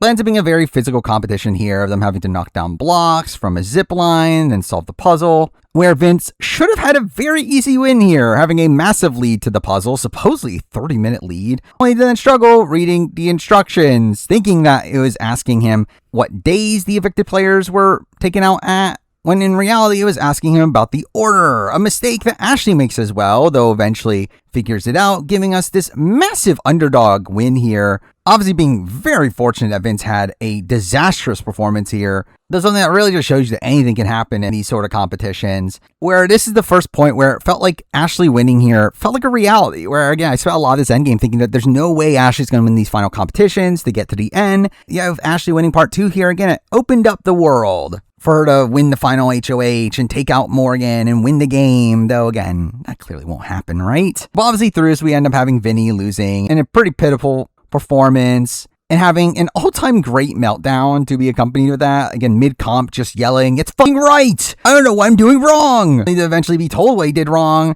and then instantly storm off saying, "Just give me your awful loser!" As Morgan tries to console him, which is all just a very funny sequence here. Really an all-time great character moment at the end of the season here. And it's funny how we cut from that to the reveal of who the mastermind is. And it's Dr. Will. Can you believe we got to see Dr. Will's fine ass? Dr. Will? He did it. Which was so lame and predictable, with Will being carried away by the BB police saying he was set up, and Julie implying the same. But again, who cares? I'm sure this will resolve in a dumb way anyway. Oh, we get some drama in the aftermath of all this, with Morgan continuing to console Vince after the competition, all while Ashley celebrating on her own, openly talking about how she's going to cut Morgan if she wins part 3. Oh, while Morgan ends up being fully convinced that she has to take Ashley to the end by this point.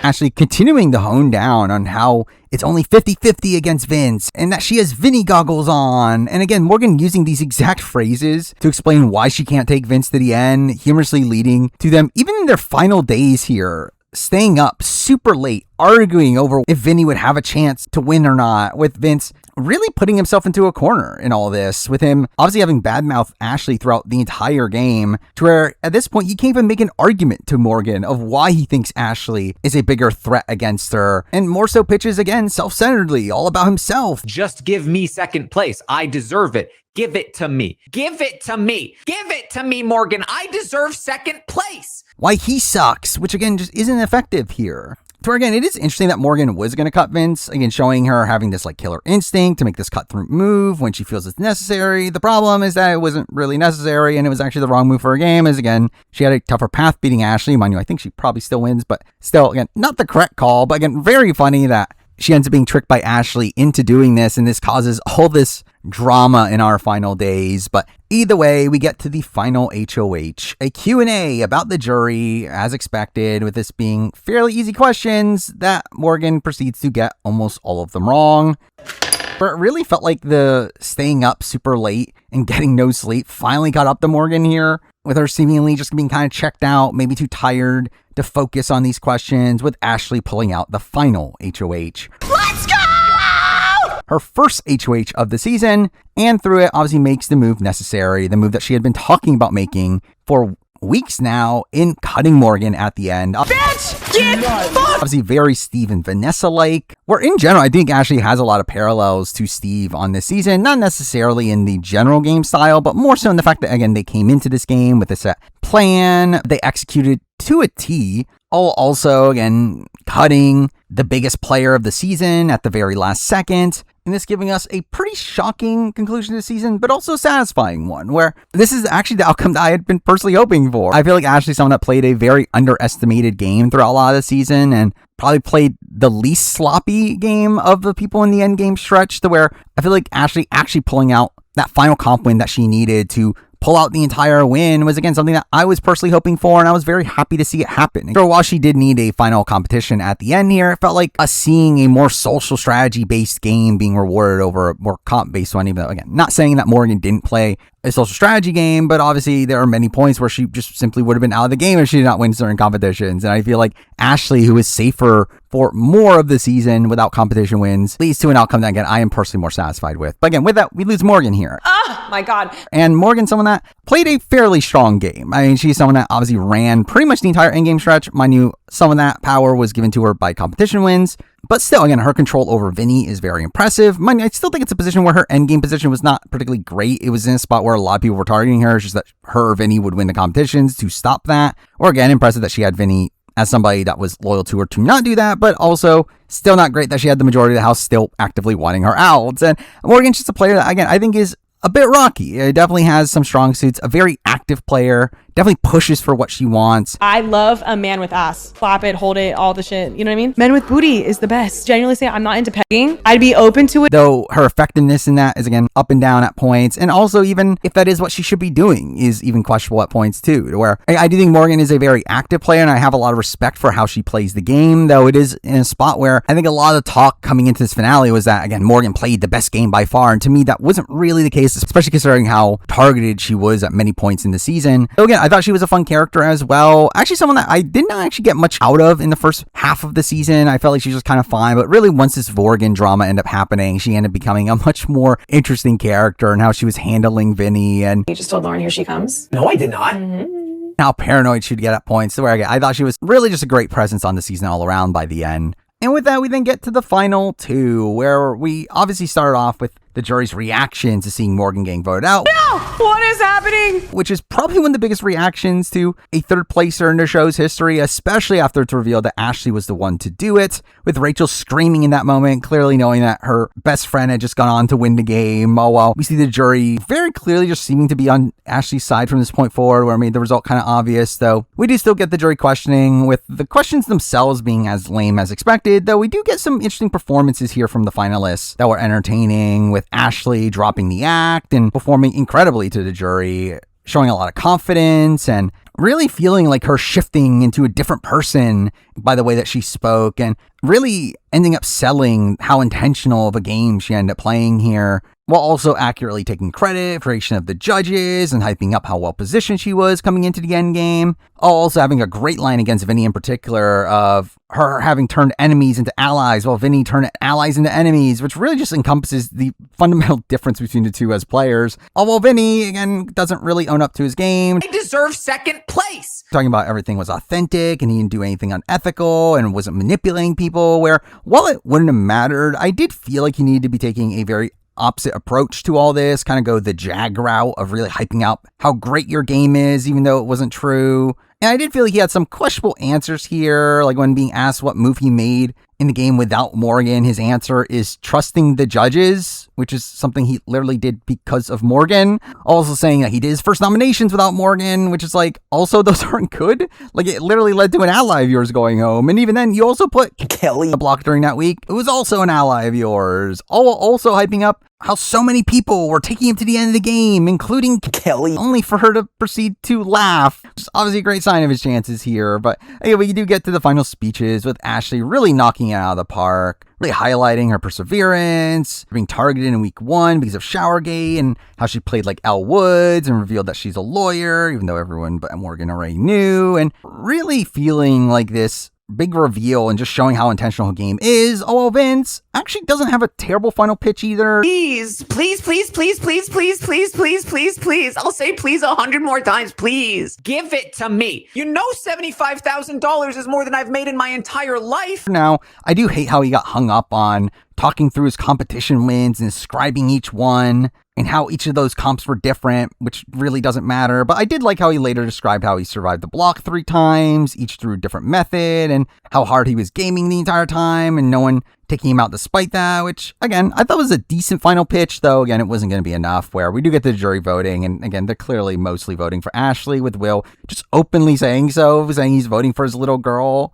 with Julie having to tell them to shut that down. But beyond that, we end up getting a fairly bad reunion here, really focusing on a lot of the things I don't care about, where, again, like, who cares how many final twos Vinny had? I'm guaranteeing us. And also, I'd rather not find out that Riley and Kat are still together, which Disgusting. also revealing that Amy is the accomplice, which no one cares outside of Morgan. But Oh my God. following that, we get the mastermind reveal, with the reveal that it wasn't Dr. Will, and it's instead Jesse Goddard, who wants revenge from the coup d'etat, which, cool callback, but also, why are you taking out Dr. Will? I feel like that felt very weird. And just in general, again, very random that Jesse just shows up as the mastermind. That is, until another mastermind shows up, and it's Frankie Grande, who wants revenge after the rewind week, which, okay, even more random. I mean, even one more indirect in screwing him over, as again, he still need the one out from that point forward anyway. But then one final mastermind comes out, and at this point I'm like, what are we doing? Again, why are we doing that? Which, again, cool to see all these random alumni showing up again, but like, we're really dragging this out. We really took away, again, precious time that we could have used on some fun segments during the reunion for this. And that is until it's Eric fucking Stein, which blew my mind. I will say, again, never in a million years would I ever think that Eric Stein would be back on Big Brother in any fashion. Again, I thought they were completely done with him. He seemingly was done with Big Brother as well. And just to see Eric Stein back on my TV screen in a spot where they're admitting that they screwed him over is insane. Again, so cool. Now, again, does it matter much? Not really. It's really just like a cool little Easter egg thing. But I did, again, at least respect the fact that they did take the care to bring all these alumni together for something that they didn't need to do. Where, again, they really could have just done the Dr. Will reveal and probably could have gotten away with that. But for them to bring out Eric Stein, and who cares about Frankie and Jesse? But I did feel like this felt like them respecting Big Brother history, even though they disrespected it by screwing over Rachel earlier. And again, this does lead into the reveal that there were clues the entire time, that there were 3 different mastermind masks, and Frankie was wearing a white Locust pin, I guess, and the mastermind in part 2 of the HOH had the shirtless Sherlock hat for some reason. Or, again, I think it's very clear, by the way, that a lot of these clues were happening in the final week, that, yeah, this is probably something that they put together the last second. But again, good that they put it together at all. Either way, we get to the winner reveal, where Ashley does ultimately end up winning here in a 6-1 vote. Let's go! With Morgan being the only dissenting vote. But even that felt like more of a sympathy vote there. But I deserve second place. I did love Ashley, like, immediately going out and hugging Will and Rachel, with them feeling like proud parents in this situation. And again, in general, just the perfect outcome for me. This is exactly how I want this finale to go. I did want literally Ashley win final HOH, cut Morgan, get to the end with Vince. Vince kind of looked like a fool. Ashley demolish him in the speeches, demolish the jury. Again, this is exactly what I wanted, to where I do think this ends up being one of the most satisfying finales for me personally in a very long time, and something that does really elevate the season. Again, I think this is a spot where I am coming out of this season being extremely high on it. I think it is one of the best seasons of all time, largely due to the fact that it was a fairly consistent season, but also the fact that it had such a satisfying outcome as well. And I where, while again, there was some pitfalls along the way, I do think this ends up being a very strong way to end the season. That is, until we get the AFP where Keanu wins. No! Which, to be fair, I'm fine with Keanu winning. I like Keanu. But also, was a bit disappointed that Rachel didn't win. As again, it would have been nice for her to win based on how everything played out, and to kind of just respect her role in Big Brother history. Though, again, not shocking that it went this way. It was very clear that Keanu was the clear casual fan favorite, while also having fanfare within the online community as well, to where, again, it was a pretty predictable result. But we do see Julie proceeding to sign off until next summer, which I'll say I was a little surprised by that. I was expecting a winter season, which, who knows, maybe they'll announce one later, but it doesn't seem like we're getting one at this point, which is surprising considering the Winter Olympics coming up. But again, we end the season with the group saying, love one another, because thank God Julie made that her catchphrase. But again, before wrapping up here, let's talk about the finalists. Starting it off with Vince. No, he is not a psychopath. He is a dude, though, that struggles with saying no, struggles with maintaining firm boundaries, and gravitates towards his muscle mommy. He is also a very sensitive person. I'm a fucking bitch. Who I think by the end, while not a likable presence on this season, ends up being a player that really embodies a lot of this season. Why? A player that is terrible strategically, a player that made so many boneheaded decisions, and a player that was just so messy across this season that does lead to him actually being an incredible character because of that. Where I don't necessarily like Vince, but I can't help but respect what he brought to the show, where this season certainly would not have been what it was without Vince. Again, his constant lying to people and then going back on his word. I'm guaranteeing us. His wishy-washiness. You forced me to make a choice. You forced me. And his whining. No. Why? Again, really made the season what it was. And especially in this back portion of the season, where if it was not for this Vorgan drama, I don't know if the season would have been nearly as strong as it is. Where I think that's a lot of what kept this endgame stretch so compelling, was just how much they were constantly fighting 24/7, and us seeing Vince just be as spineless as he is. Give it to me. And even earlier on this season, again, he was obviously a major character with how he was like handling his relationship with Lauren and Kelly and Rachel. And again, in general, Vince, incredible character on this season. Pretty bad player. Now, again, obviously definitely a player that has a lot of skills for a game, but one that just completely mismanaged this end game stretch in particular, where again, I literally did a mid-season power ranking where he was number 1 on my power ranking because it seemed like he was in position to run the game. And in typical Vince fashion, he kind of throws that away and ends up doing almost everything wrong with it. How could you even say that? I don't want you questioning me. He again has this like ability to get into these positions where he could potentially run the game and then just do the complete wrong things with it. Sure, I don't know, maybe if he were to play again, maybe he would learn from that. But I do think based on what we know about Vince, I think a lot of this is kind of just entwined with his overall personality to where I would not be shocked if he plays again and it kind of just plays out the same for him. But then we're moving on to the winner in Ashley. And again, I was very satisfied by the Ashley win at the end here. I mean, she was someone that I think played a very strong game, not the most dominant game in the history of the show, not even close, but a game that had her in a pretty solid alliance for most of the season, being fairly safe for a majority of the season, while also doing some things behind the scenes to get her way at points, and again, having this big surge at the end here with some really impressive plays to where again, I think Ashley ends up being a very solid, like middle tier winner of Big Brother in my eyes. I think in line with someone like Steve Moses, where I do kind of waver on which one's better, as I do think they have a similar caliber of game, though have very different pros and cons. I think you can also make a comparison to her and like Paris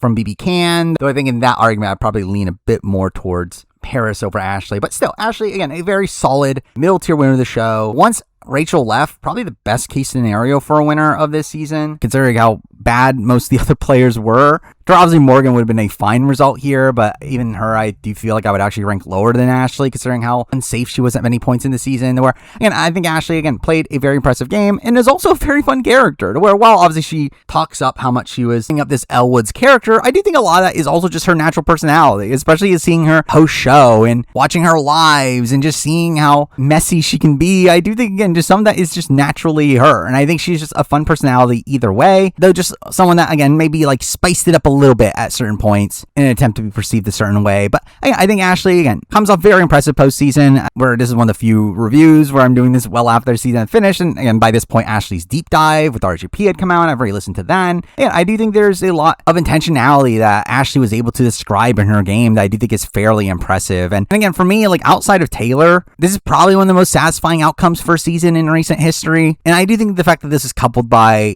Ashley also turning out to be a solid player as well really makes this, again, just kind of the perfect ending for the season in my eyes. But with that, again, that is the entirety of BB27. Again, a season that I, by the end, do very much like. I do think it's a season that is truly up there amongst the best of the best at this point. And obviously, this could be recency bias. I said the same thing about BB26 last year, and to be fair, my opinion of it is maybe a little bit lower than what it was. Again, probably around the same, though. But again, I think this is a very strong season, very consistent season. There's not really a dead week of this entire season. Really, the slowest week of this entire season really was that White Locust twist week. But again, that was more so just due to the frustrations of Rachel leaving and how doom and gloom the season felt like it was going to be. But even that recovered by the end of that week. And really, again, like it's just a fairly consistent ride. Very much helped by, again, some better pacing in the end game stretch and a lot of unpredictable gameplay throughout the entirety of it, with players playing so terribly. But again, I think this is amongst the best of the best. For me, I think this is better than BB26. I think it had more drama. I think it had more hectic gameplay, and I think it had a more satisfying outcome to me than BB26. which already puts this, again, in the top tier seasons. Or, again, it could be a recency bias, but I think this is amongst the best of the best. While I don't think it's quite up there with like BB10, BB6, BB14 for me, I think it is like in the same conversation as BB7 in my eyes, where, again, I think they're kind of on similar levels. I actually feel like this season probably has higher highs, though I don't think that season really has the lows that this season has. But again, I think they're on a similar level to where, again, ultimately, I love BB27. I think it ended up being a very fun ride, possibly best reality TV season of the year for me. And again, showing an upward trend for Big Brother in recent years, where, again, I think we've had 2 really good seasons in a row. Hopefully we continue with that next year, though. I don't have faith in Big Brother, but to be fair, I didn't have faith in Big Brother this season. I was wrong. So again, I guess we'll have to see. Either way, those are my thoughts on Big Brother 27. Now, obviously, again, apologize for this video being so late, or again, so many factors played into that. First is me just naturally falling behind on the schedule with videos. Again, videos just getting too long, and it's just to the point where I just can't stably keep 2 videos a week going, along with also A vs. the World happening recently, and also some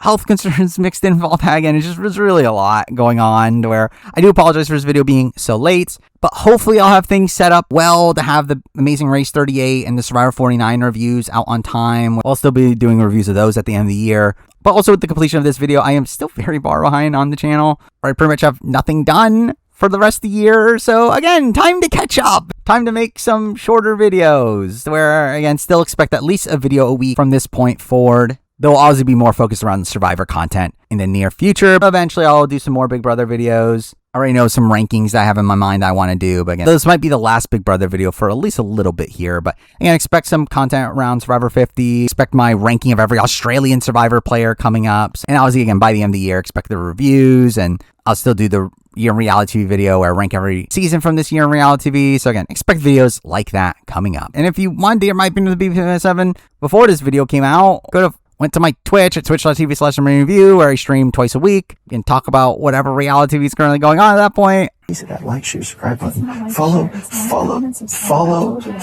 That way you don't have to wait an extra 2 weeks for this video to come out. Even though obviously this was a much more extensive look at the season than what I talk about there. But either way, that's pretty much all I got to say about Big Brother 27. Love you. That is the video. Thank you for watching.